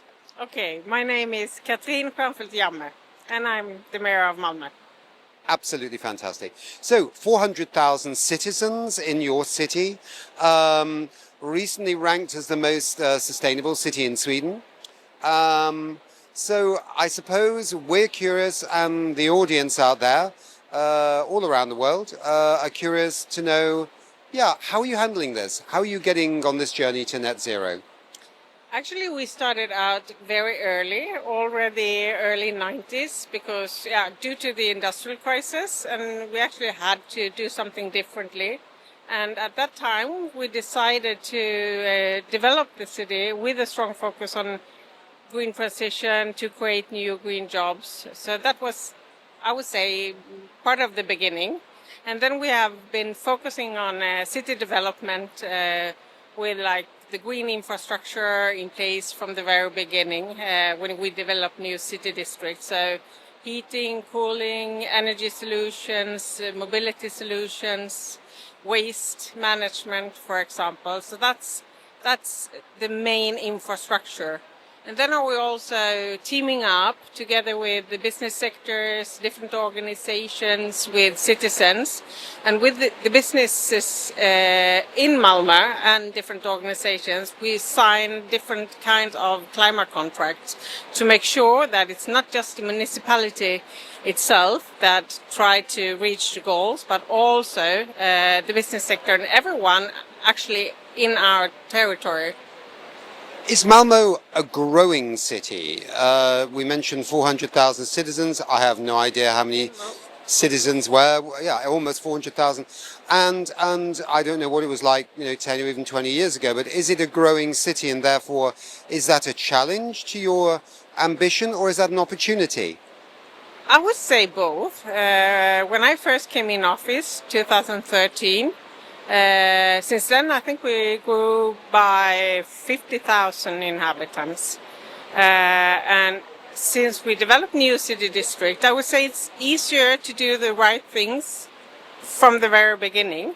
It's harder to find the solutions for already existing city parts and do it in a sustainable and affordable way. And well, if it's not affordable for the citizens, it's not sustainable. So I think that's the main challenge, to make sure that you work with the whole city, all already existing areas and new ones. I mean, I suppose, a city is part of a country, and I suppose there is a relationship between, Malmo, cities around Malmo, and also with the national government. Is that very important to have a good relationship with the national government? Is it important for the cities of a country like Sweden or any country really? How does that work, in terms of finance and to be able to do these green activities that you're doing? Well, I would say it's really important. Cities all over the world do take bold action, do deliver, with sometimes government that actually support them, sometimes without that support from national governments, but they do deliver to make a better living for the citizens, to make them more secure and also secure the planet. But of course, it's much more easy if you have the support from your government. If your government or the national level do make their NDCs, their climate goals. National climate plans, yeah. In collaboration with the level which works closest to the citizens. So if you have national goals that fits to what's happening on the ground, then it's much easier to deliver. And if you have a government that take decisions that actually are increasing the emissions within the country, then you have a problem if you would like to be in the forefront. In the case of Malmö now, we are facing a situation where the emissions from Sweden actually were rising. But we struggled to push back, and I think the emission raised by 7% in Sweden last year, but in Malmö with 1%. And since we have an ambition to lower our emissions quite severe, that's a problem for us, even though we managed to push most of it away. And do you know what area the emissions went up in, or what was the change that led to that? That was due to decisions about fuel and was it transport? Yes. So, and that's where we are investing heavily right now, and I would say that's why we managed anyway. Because we are investing heavily in our transportation system to create new bus lanes, support public transportation. We are building new bike lanes, making it easier for pedestrians and so on. So I think we try to change the patterns of mobility. And I think that's one of the most important things. We have to keep on investing because that's a main part of our emissions. We're running a series right now with the Global Covenant of Mayors and also the European Commission on energy efficiency in cities, and also we have a lot of shows with Alfa Laval, of course, a great Swedish company on energy efficiency. It seems energy efficiency has become like the flavor of the month in literally not the last month, but in the last couple of years, because I suppose it's a way of saying, well, actually, if you're energy efficient, you're saving energy, you don't need to worry about the grid so much, in the country, or, if you're a bit behind on your renewable energy targets, it's a way of buying time to allow renewable energy also to increase. So energy efficiency, district heating, all these things, you have these in Malmö, don't you? And energy efficiency is something at the heart of your targets.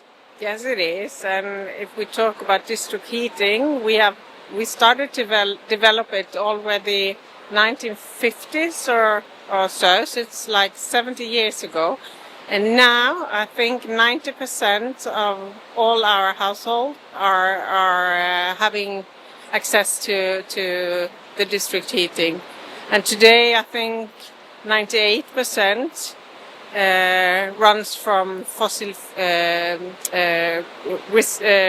renewable or recycled fuel. That's amazing, and I think it's a good story in Scandinavia. I think other countries are starting to catch up with this. I just had somebody on the show that was proud that some German city now had district heating, but you had yours in the 1950s, so they need to catch up a bit. Tell me about what it's like being president of ICLEI, and what is the challenges of that, and but also what is in a sense, the pride of actually doing this job. I think first of all, ICLEI is a network connecting 2,500 or a little bit more cities, towns, regions globally, all with a strong focus on sustainability. So we help cities to connect and share experiences, best practices, but we also work to fund and be co-partners for different important projects at the local level. We set up training programs for civil servants in municipalities all over. So we work in different ways to support, and that's something cities, regions ask for. And then we have a main task, or I think an important task, also to be a strong voice to advocate for the nations and global actors to adore the importance of taking action locally and how to collaborate between the national level and the local level. And this year here at the COP30, we are really working hard to make sure that the Belém legacy is a stronger outcome for cities. So we are able to make a stronger impact, and so we have the support to deliver. So I think it's a great opportunity to reach out, and also a great opportunity to try to deliver globally, but also to make it better locally, to protect your citizens and to protect the planet. That's a good combination. I remember at COP28 in Dubai that Mike Watts of C40 and Gino von ICLEI came to We Don't Have Time and said the government's going to cut us out of the final outcome deal, you know, because every city has been pushing for some time to be a part of the writing of the National Climate Plan, the NDC. And so that was very nice. They came to us, they brought 2 mayors with them, and we did a show how this would be a disgrace if it happened. If it happened, they were cut out of the deal. Then they weren't cut out of the deal. So I'm sure it wasn't just being on We Don't Have Time, but maybe it helped a little bit. But I understand here as well, this is an important COP. I'm just asking you, that's why some mayors are here, right? I mean, you were in Rio, but now there are still mayors here because you don't want to be left out of the final deal. No, actually, we are working in Dubai. We have this CHAMP initiative, which it's an initiative to make nations collaborate with the local level when they work with the NDCs. Yeah. So that's really one important step. Here we are asking to be recognized and to have a standing mechanism and a standing dialogue, so we make sure that the COPs ahead includes the city level more permanently. So that's one of our main tasks for now. And just before the COP here in Belém, we had the local leaders summit in Rio, supported by the COP presidency and Bloomberg Philanthropies. And that was a strong gathering, and we together gave a strong statement that we had the possibility to deliver to the Secretary General of the UN when we arrived here. And then we have had several meetings during the year with the Brazilian government, and especially the Minister of Cities. And I feel a strong support from the UN system, but also from the Brazilian government and lots of nations that actually already endorsed the CHAMP coalition, the CHAMP initiative. So I'm hopeful, but I really think it's necessary to support cities. That's the only way to make sure that we are able to deliver. Well, thank you very much for that. And we, as We Don't Have Time, will follow the negotiations towards the end. And we hope that we can say something very positive about what you just said at the end to our viewer. Yeah. And so thank you very much for being with us on We Don't Have Time. And it's a real pleasure. Thank you. Thank you very much for having me.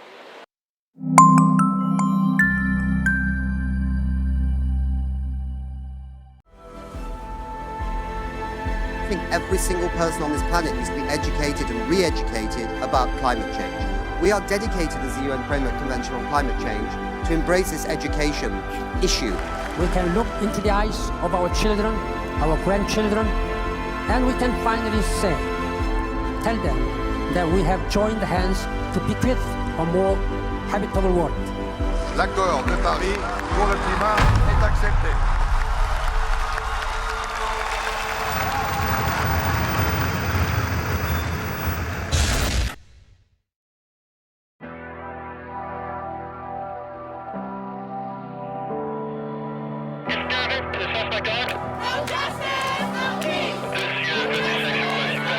State Congress voted to ban abortion. Alternate universe located. Global temperatures rise.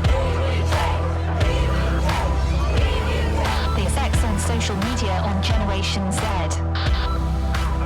To avoid catastrophe, rising sea levels, and dying coral reefs, the epicenter of a global pandemic. No exception for rape or incest.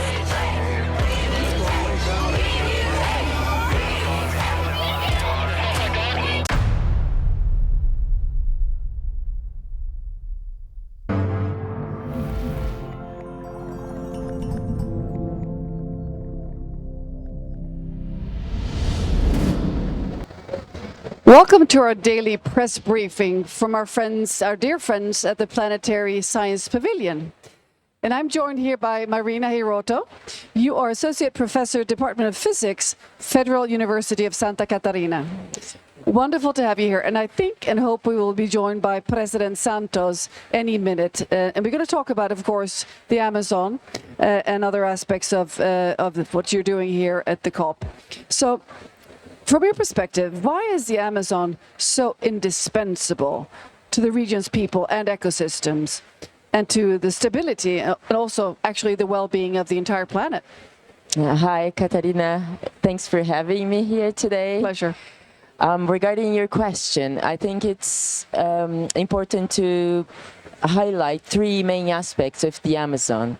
First, the peoples living in the Amazon. So what they say is that they are the forest and the forests are them. So in this sense, it's really vital to keep the forest, to keep this biocultural diversity. So all of the humans living within the Amazon, they really live in consonance with the forest and it's their home, right? So I think to conserve, to preserve all this rich culture is really important. The second level of importance relies on the continental importance of the Amazon, thinking about security, the water security, food security, social security, in general, the services provided by the Amazon to the entire continent. And third and last, I think in terms of the planetary stability, how the Amazon provides energy, moisture for the whole planet to really be stabilized in a more human inhabitable state. So this is like different levels of importance. Thank you very much, Marina. So we are joined by President Santos. Hi, President. Wonderful to have you with us here on our broadcast. And you are Planetary Guardian, you are Chair of the Elders, you are the former President of Colombia and also a Nobel Peace Prize winner. So we are very honored, of course, to have you join us in the studio. I'm the one who's honored, and it's a great pleasure to be here. Wonderful. So I just asked Marina here about the significance of the Amazon, the different aspects of why it's so crucial to protect this ecosystem. So I'd like for you to share your thoughts on this. Well, I think that all the world is now aware that the Amazon is one of the lungs of the world, and without this long, the world will not survive. The importance of the Amazon at this crucial moment is even higher, larger than traditionally, precisely because the different indicators, the planetary guardians have a set of borders, frontiers where we should not go beyond, and unfortunately we've gone beyond in 7 of 9, which in a way makes the preservation of what we need to preserve more important, and the Amazon is right there, also because we are approaching a tipping point.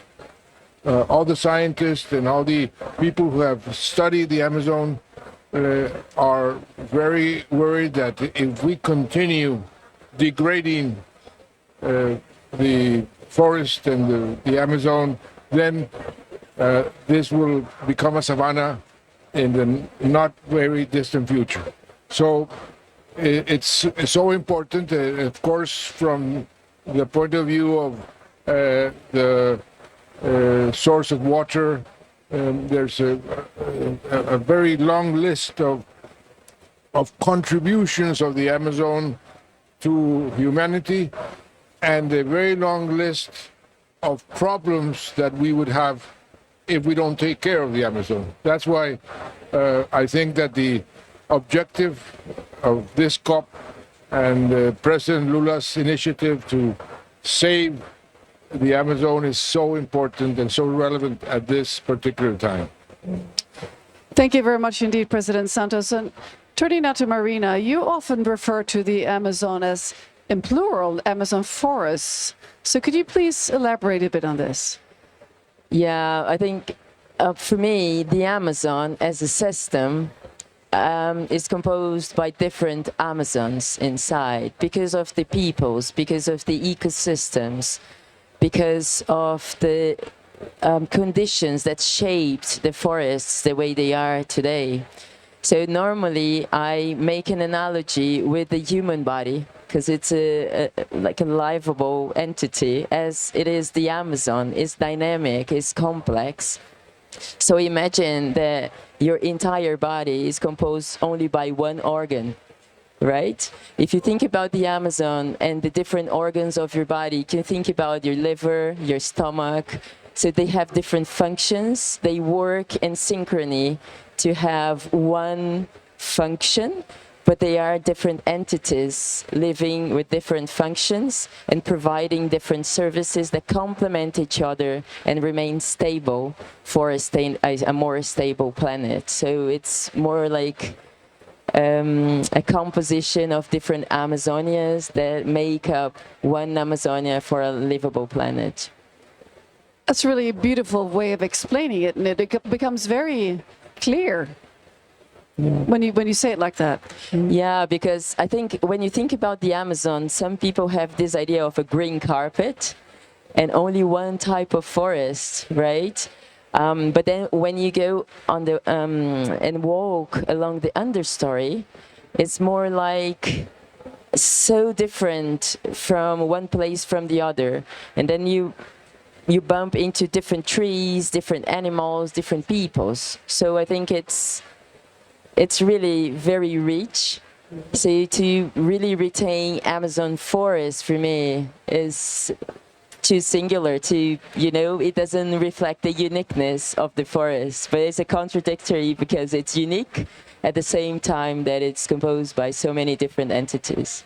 But I add something here? Please do. Which I think Marina's approach is correct, but also and they're not mutually exclusive. They complement each other. A more comprehensive approach to the whole of the Amazon. That is also necessary to see the Amazon as one entity that needs to be protected in many ways, which again doesn't enter into contradiction with what you're saying. On the contrary, they complement each other.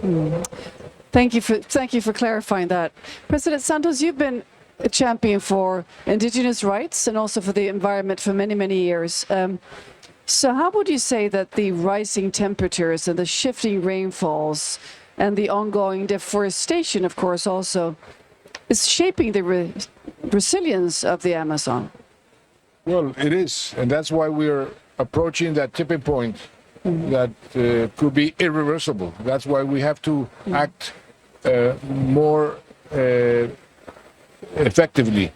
And we are seeing the effects of what is happening already, not only within the Amazon, but the rest of the planet, where what happens in the Amazon has consequences. And the rains in my country, in Colombia, we have the Amazon, part of the Amazon is in Colombia, but the source of many of the climate phenomena and the water, it comes from the Amazon.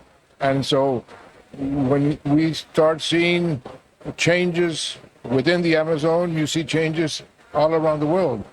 And the resilience, if we continue to weaken the different components that Marina was mentioning, when we compared, or we use the analogy of a human body that has different organs, when we continue to weaken the organs, then the whole body starts weakening, and that's one of the biggest problems. Now, you mentioned the indigenous communities.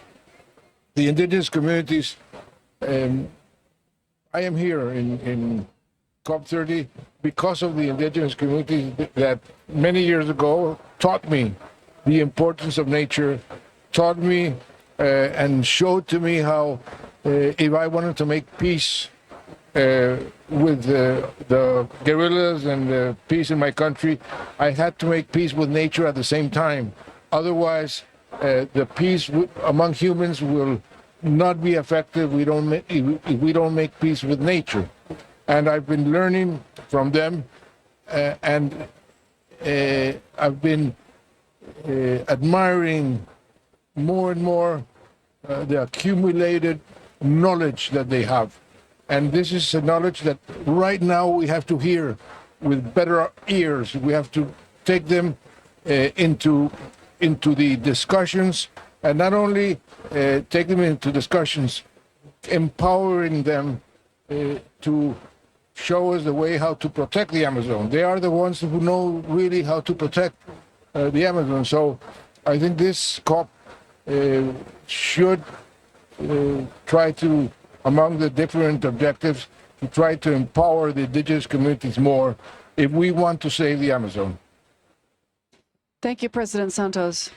So Marina, your work integrates mathematical models with ecological and social insights. This is really exciting. So how do other knowledge systems like indigenous and ancestral knowledge inform your research? And also, how can these perspectives help shape more grounded and also equitable solutions for the Amazon?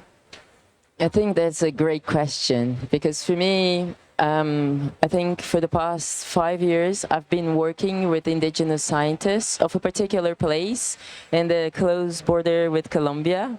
So it's the upper Rio Negro region. And I think it's more about shaping the way I think than informing me, in the sense that they changed. It's like a key. I think I've reached the tipping point working with them, because somehow it changed my mindset, my questions, my scientific questions, because their knowledge go into a deeper level of myself, you know, if that's possible. But it's somehow, this is how I feel it. So what they say, for example, and in one of the first meetings I had, one of them said, we have to listen. And in science, in general, we want to talk, right? We want to speak up. We want to raise our voices. But then he said, we have to listen. We have to listen to the elders. We have to listen to each other. And he said that as a very normal thing, you know. And then for me, it was like, yeah, we do. But you know, this thing that you have inside somehow, but it's forgotten. So it kind of clicked to me that we really have to listen to each other. And then by listening, you have time to digest, to think about that, and then to come up with something reshaped. So for me, it's more about really exchanging information. So not only me telling them, but them teaching me new things and then shaping my mindset to have new ideas, to be creative towards something else. And that connects to your second question, because I think, as President Santos just said, they have been living in the Amazon for at least 14,000 years. They know the place. And during this time, the transformations of the forest, of the environment, were huge. So they know things about change. So they also know the solutions. One of the indigenous person in one event today, he told me, yeah, we made a medicine out of a very poison plant. So, but the ones who don't know this, they just eat and die.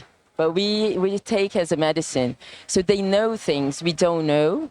And then I think for the solutions, the novel solutions we have to propose to really tackle all the crises we're living in, we really need to listen to each other, including different people within different knowledge systems, not only indigenous, but riverine and other forest peoples. Again, here in Marina, there's a beautiful anecdote that I had with the indigenous communities. It's a long story, but I will summarize it. At the end of my presidency, I went back because I had gone to them to ask for their permission to become president. And at the end, 8 years later, they gave me a mandate. Make peace with the FARC, but make peace with nature. And come back and you give us back the baton we're going to give you when you have fulfilled your mandate. And I went back at the end of my presidency with the peace agreement with the FARC and with the SDGs that had been approved by the United Nations, because that was a Colombian initiative that was, in a way, accepted here in Brazil, the Rio +20 summit. Anyway, when I went there, they said, they read the agreement, said the peace with the FARC is okay, but the SDGs, we're not happy with them. And I said, but why? Why are you not happy with them? Every single country voted positively, not one abstained. 5 years negotiating, how many objectives, which objectives, many scientists participated. What is it that you say is lacking? I said, the most important factor is lacking. I said, which factor? The spiritual factor. And they started explaining to me that unless the human beings treat nature as an equal and not as a second-rate citizen, there will never be peace with nature. And that we have to, our spirit has to feel that mountains have lives, that rivers have lives, that oceans have lives. And it was such a strong opinion that I repeat this, and every time I repeat it, people say, you know, there's a lot of truth behind that. And they gave me the baton back. I said, you continue. That's why I'm here. I mean, I continue the mandate, but they gave me this.